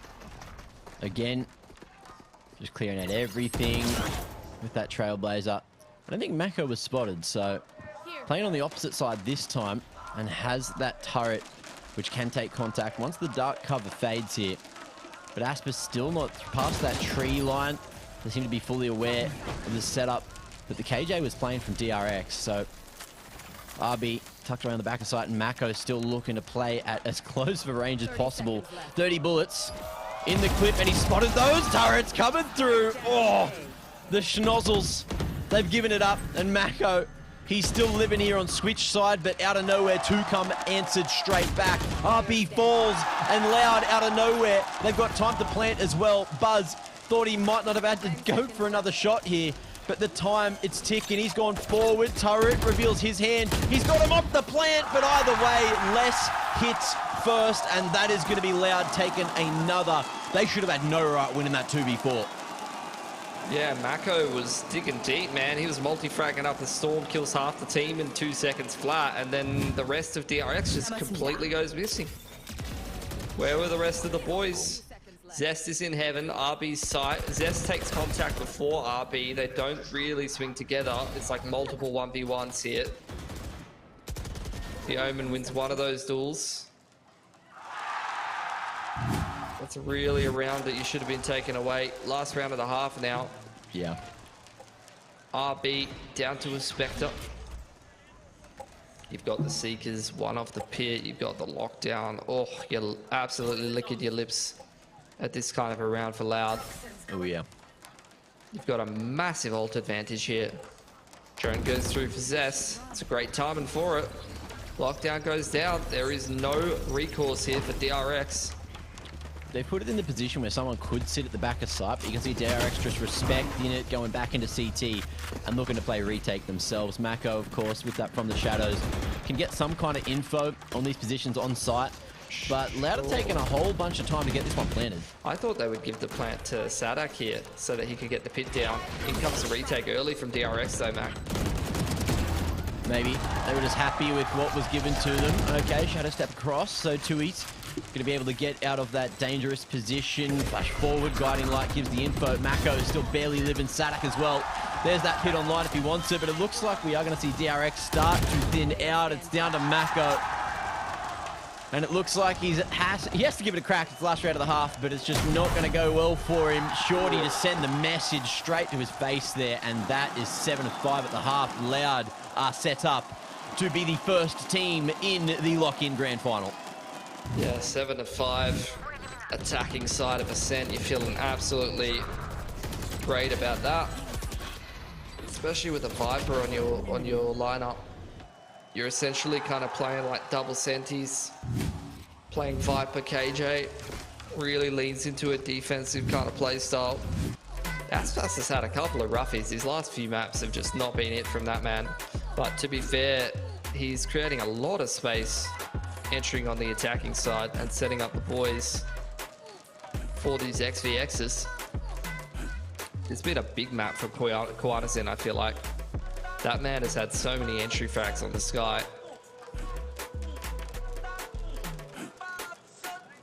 What a DRX going to look like on this attacking side. I have been a big fan of their Ascent for the longest time, even going back to the Astra meta where Mako was playing a beautiful Astra, and the way that they worked the map on the attack side default of Ascent. I was a really, really big fan of them back in the day. I kind of copied a whole bunch of their strats, the way that they ran a default into a lot of their endings. Here we are a couple of years later from that meta, and you know, this map should be relatively comfortable for them. They've got a lot of history on it, but can they convert in a pressure match like this one, especially after a cracker of a half from Loud there? They're going to be brimming with confidence. It's got to start from the pistol. I feel like the pistol has really set the tone for a lot of these maps, Mac. They usually do. Well, sometimes I feel like they don't matter, but I feel like in this series, it's mattered a lot. Yeah, well, in this series, every time someone's won the pistol, they've always won the bonus, and we haven't seen anyone risking that force buy in the second round, which we started to see a little bit of, but in this meta with this like double controller that you're seeing, it's just so much harder to, you know, make that force buy work. Yeah. Whereas like with this double initiator, maybe DRX could risk it, but look, we're also getting ahead of ourselves. They haven't lost or won this second pistol just yet. We do love a bit of a force buy with the Brimmy, but when you don't have the Brimmy, you don't have the Stimmy. Ain't it true? Ain't it true? You don't have a protein shake. Ain't it true? I had one when we started the show, actually, yeah. I had one last night. I will be having one. Actually, I didn't think about that. Hitting the gym. Yeah. Straight after this. I'm probably doing I would suggest I'm to probably you doing to half not the sets today. You will not be going to the gym today, Mitch. You will be sleeping. I'll be when doing you half have the an sets option. today. Anyway, they're going Hey, straight Jack. through B main here. RB Turtlin in the corner. Sneaky position, and he's not going to be cleared either, but he's heard all of these footsteps as well. Do DRX decide to commit to A? It looks like they will, regardless of the early rotate coming through. Out on site, and a late lurk from RB up cat side, so they don't have to worry about tree for now. Nice open plan over towards Dice side instead, but oh, they have to get out of dodge real damn quick. Coenzen as well, just drawing a whole lot of attention, but the trade's not coming out from DRX, so now it's a rough position for Mako and RB to be in. And RB doesn't look like he's got any lineups as well with any nanos, so just have to play from the door here, which is dealt with well. But he's doing work, he's drawing attention now. The Sping is there, it's gone through all the way to the half tick, but he can't quite find it. It's the defuse coming through. Loud take the pistol, even though Mako took all the kills. It's crushing. Mako's playing an incredible game right now, and in general, he's playing an incredible tournament. Heading into this semi-final, he was a top 5 rated player, and by a pretty decent margin, the highest rated controller. Just yet another round where, and I love his player cam as well. He either looks at peace or he looks amused, winning or losing. Very cool under pressure, that man.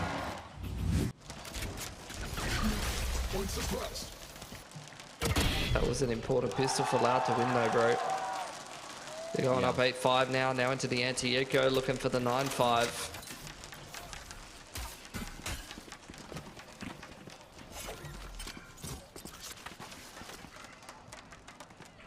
Ooh, little Juwanwei on short there. Retake wall on B. This is cute as hell.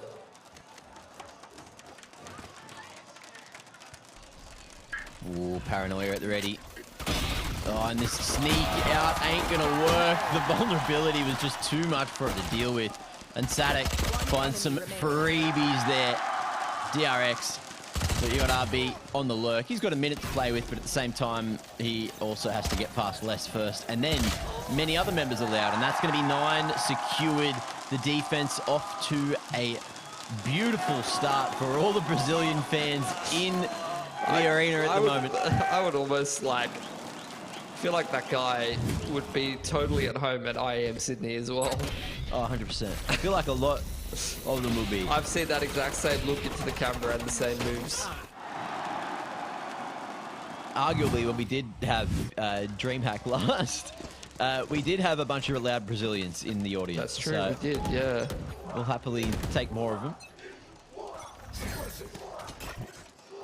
Okay, DRX. First gun round of the attacking half, anti-bonus. Tweez has been thrown over a Sheriff. Nice dink onto Aspis, taking him out of the equation early on. DRX go right ahead and take mid control, and this is what they do best. Yeah, you can see that he's gone back to Huanzin though, so able to get his health fully recharged. So Aspis on 94 HP has a fighting chance still with the Marshal. Yeah, but this is DRX in a nutshell, attacking side ascent. Slow default, 1-3-1, put pressure on middle. Clear out the extremities. RB even going back to clear the Trailblazer, and then, you know, 50 seconds. Very CS-esque kind of play style. Just run a default and then go for your ending play after limiting the info. Loud are reading this one pretty damn well, though. They're already leaning quite heavily to 8. Ooh, Buzz gonna be blinded up. That paranoia timing was spectacular, but DRX, they still need to follow through. And that they will for a couple. Buzz going to be able to crack those entries before falling to the classic of Aspis, who's now got himself the Bulldog upgrade out in the open. He's all fighting on his own, backing himself, but it ain't going to be enough, and Les now has 3 to get past. Spectre in hand, turret in the way as well, revealing his position, and that spam is going to chip away at himself. 6 points of health. Still an opportunity. Turret going to be broken, and you can see that the DRX members, they're just going to fight shoulder to shoulder there, try to trade out Mako, and it's going to work well. 6-9 DRX finding their first round, but the bonus from Loud was too good. For sure, bro. A lot of damage. Operator out for Aspis now. 2 guns up. Nice movement on in there from Zest.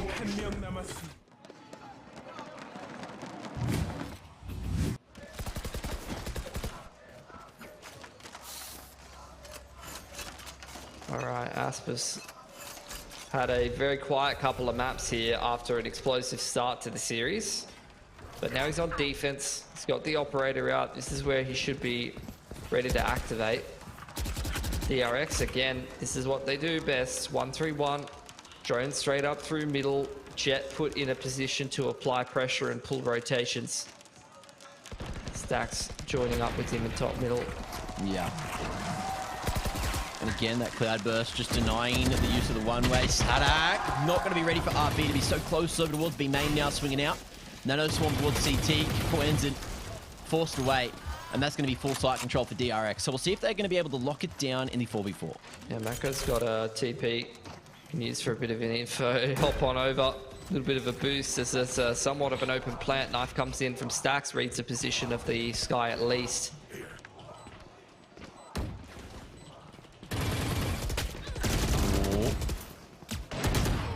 Mako goes forward with the paranoia, but at this range, Coenzin's still going to be able to hold less.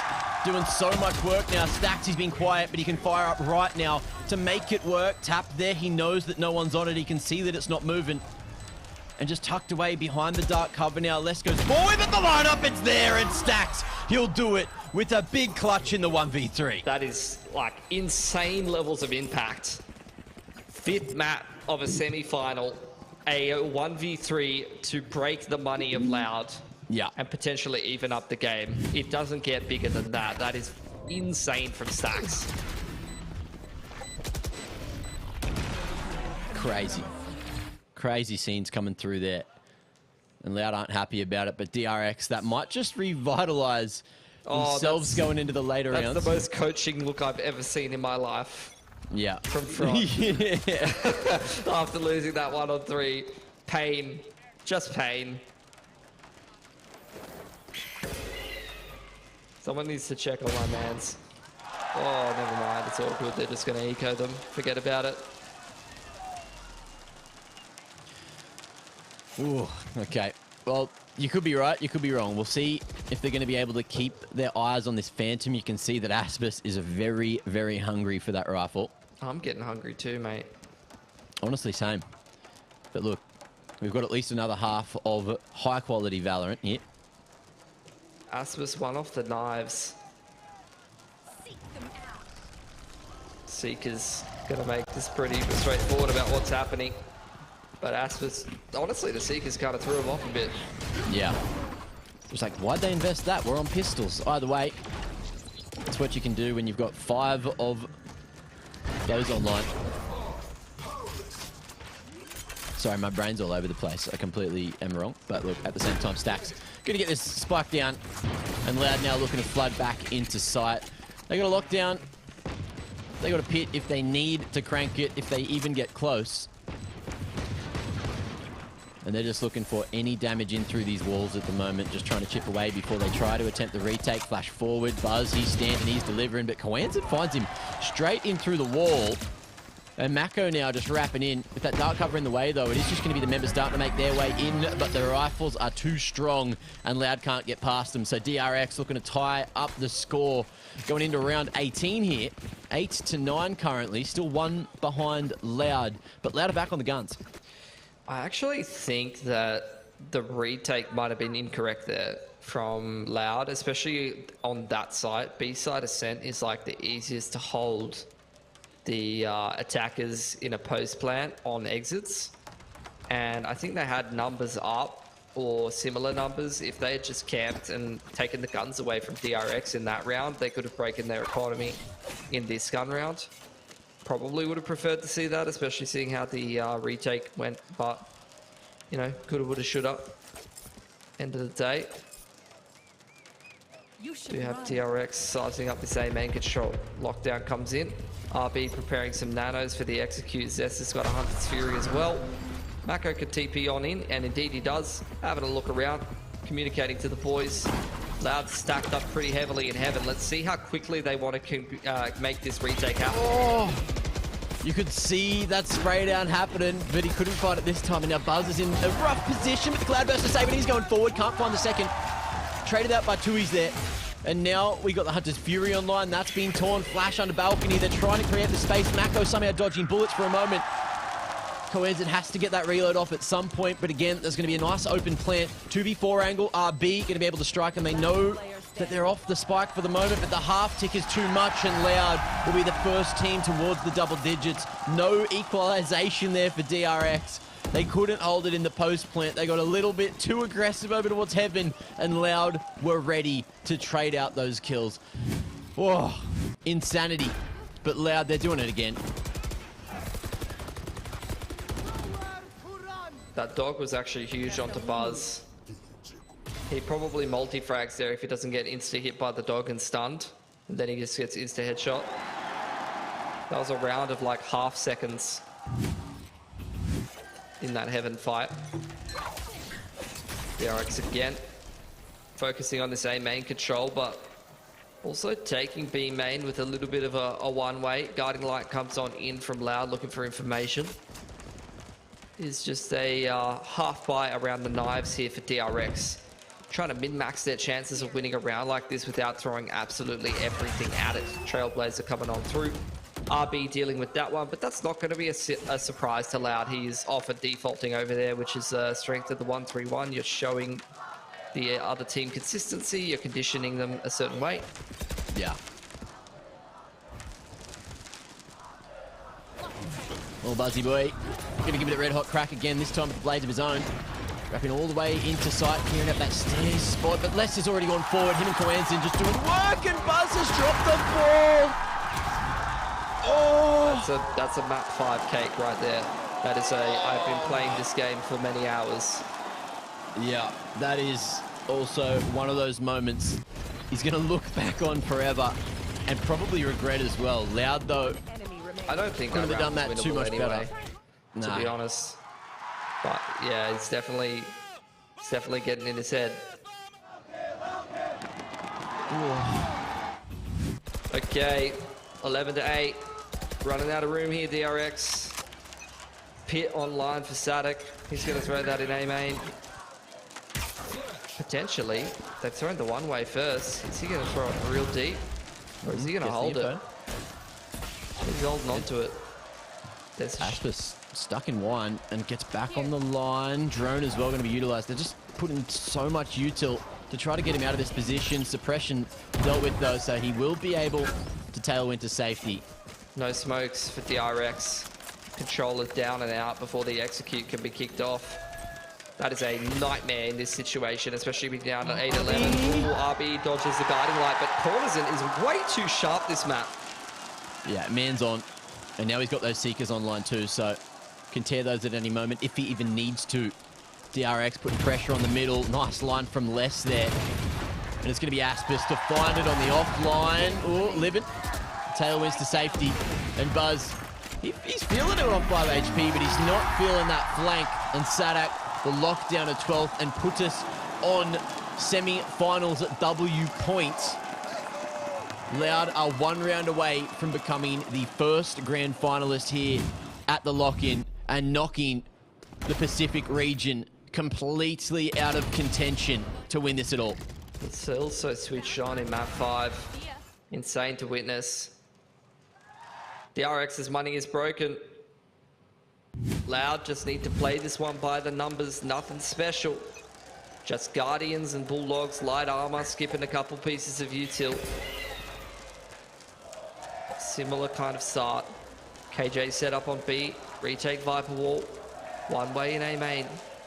DRX do a similar opening where they drone up middle and put some pressure, but this time they kind of want to go for a B pop. It's big lane set up here. Turret takes contact. But you can see Loud not convinced that this is going to be a B site play. Unfortunately, they've kind of misread this, which puts a lot of pressure on Les in the site. Either way, though, they've got that from the shadows to rotate over in time. Buzz, he's going to fall this time. You can see that Loud are fighting from site. RB going to be able to open up one. Mako gets one with the Guardian before the trade comes through. Coenzin's so damn low as well. And the suppression is going to force them away, but the one-way works against them. Aspis going to be able to find one there, trade through from RB, who might be saving the day. And that's going to be the info from Stacks, but they're trying to deal with him, and then the flank comes through. No! RB! He's whiffed it! He's missed the opportunity. He could have saved the day. But Loud, they've done it with 13-8 on the final map, 3-5 in this best of 5. They've won the war of attrition, and they will be the first team in the grand final and the last remaining America's team here in the lock-in. Yeah, Brazilian representative in the grand final. That is going to pop the hell off, dude. And as much as my heart bleeds for DRX, like we've been following a lot of these players, coaches included, and core of the team for many, many years, casting these boys, and we want the best for them. I think this is a great thing for a tournament in Brazil. We've seen it in other titles as well. And good sports from DRX as well.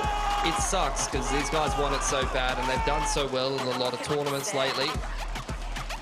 But it's kind of getting to that point where for DRX, they're having a real tough time making a grand final, man. They don't seem to be able to crack this kind of top 4 placement. Yeah, it seems to be a little bit rough. That being said, though, I feel like this path, even though DRX definitely made it the furthest and look like the best Pacific team at the moment, you don't know, right? Because that's this best of 1 scenario. People don't have that second chance to make it through a lower bracket run. They just have to have the luck of the draw, essentially. So we'll see what Loud's going to be able to do. They've beaten everyone so far, and they've got to beat one of Na'Vi or Fnatic tomorrow, or, you know, the day after tomorrow in the grand final to take the cake. But as you mentioned, look, tomorrow we might see the arena a little bit more thin, but on Sunday, well, what day is it in America over there, buddy? It'll be Saturday evening, I think, for the grand final. That is going to be one that you don't want to miss. So, look, anyone that's watching here from Australia, if you can get your tickets and get to Sao Paulo in time to go and watch the grand final, mate, bloody book them right now. Get on the plane. Get over there. That'll be impressive. If you can make it, like, with mad respect. Get one of the boys on the camps. Yeah. Give some of the Brazilian fans a run for their money. That'd be difficult, but I think Aussies can definitely do it. And look, that was I might be a convert, honestly, Matt. I was looking at the Viper on Ascent. I said, don't know about this one. It was a bold move, but they really rocked it. They played that super well. Well, as you mentioned, you're like, look, Aspis is so good if you just put a flash through the wall, and that's exactly what they did. I mean, they walled off CT. They won every map in the grand final in very similar fashion, and it's kind of interesting, right? Where this is what I was kind of wondering about a game like Valorant. Is like, is there just a play style that is just so good that it doesn't matter what map you're playing? You just do it. Yeah. And like, that's what I kind of thought I saw in this grand final. Like, it's just like, screw what the map is, screw what's map specific. This play style works for us really good. Let's just do it. And do you remember at Masters, like when that neon with the sky flashes on Fracture started to be like a little bit meta? Yeah. And it was like the Pacific region that started to sort of take that. Yeah. It feels like Brazil just took that idea and ran with it on as many maps as possible. So look, we'll see if this trend continues on these 2 spike type maps. Maybe not so much on the 3, but I guess we'll see as the time goes on.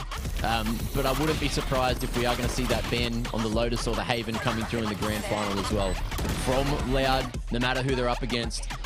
Crazy scenes, crazy plays, and clutches coming through bloody everywhere for both sides. So this semi-final rather could have gone a completely different way, especially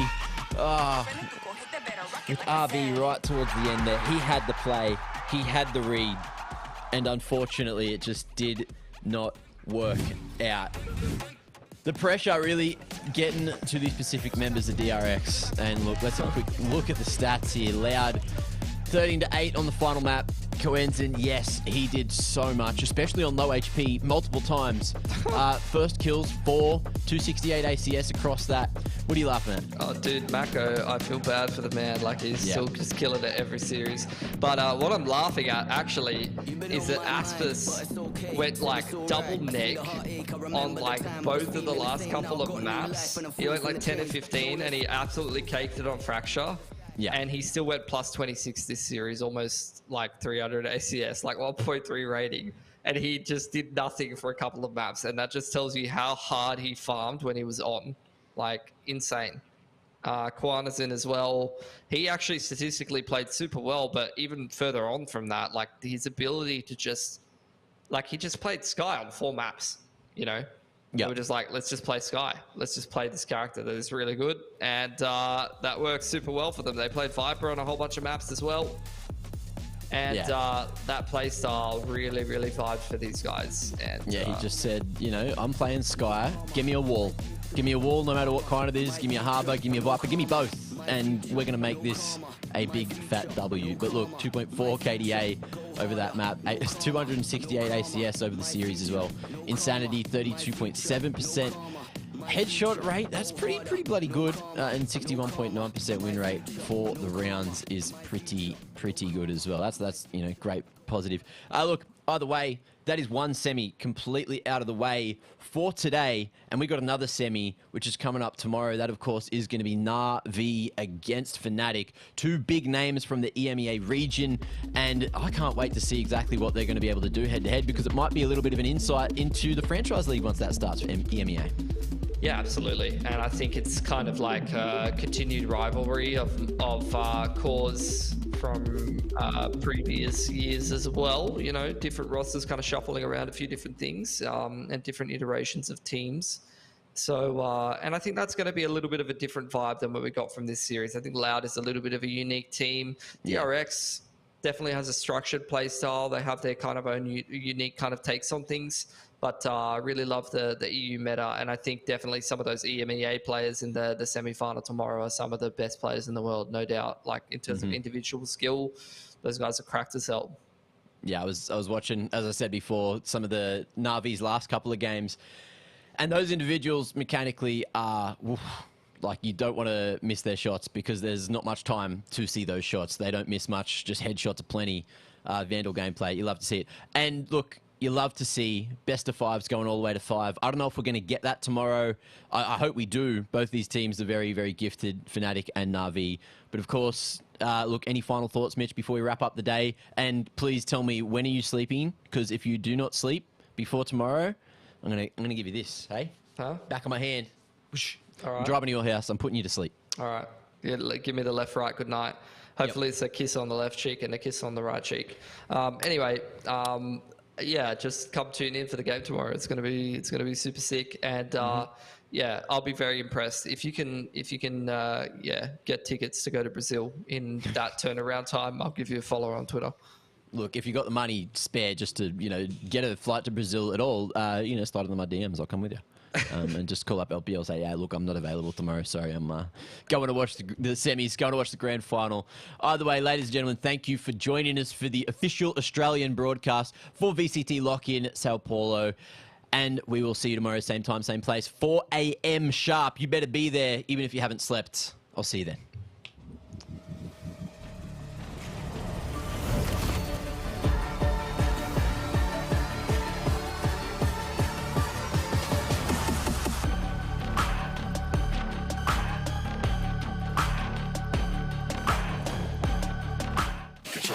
We've got the complete control.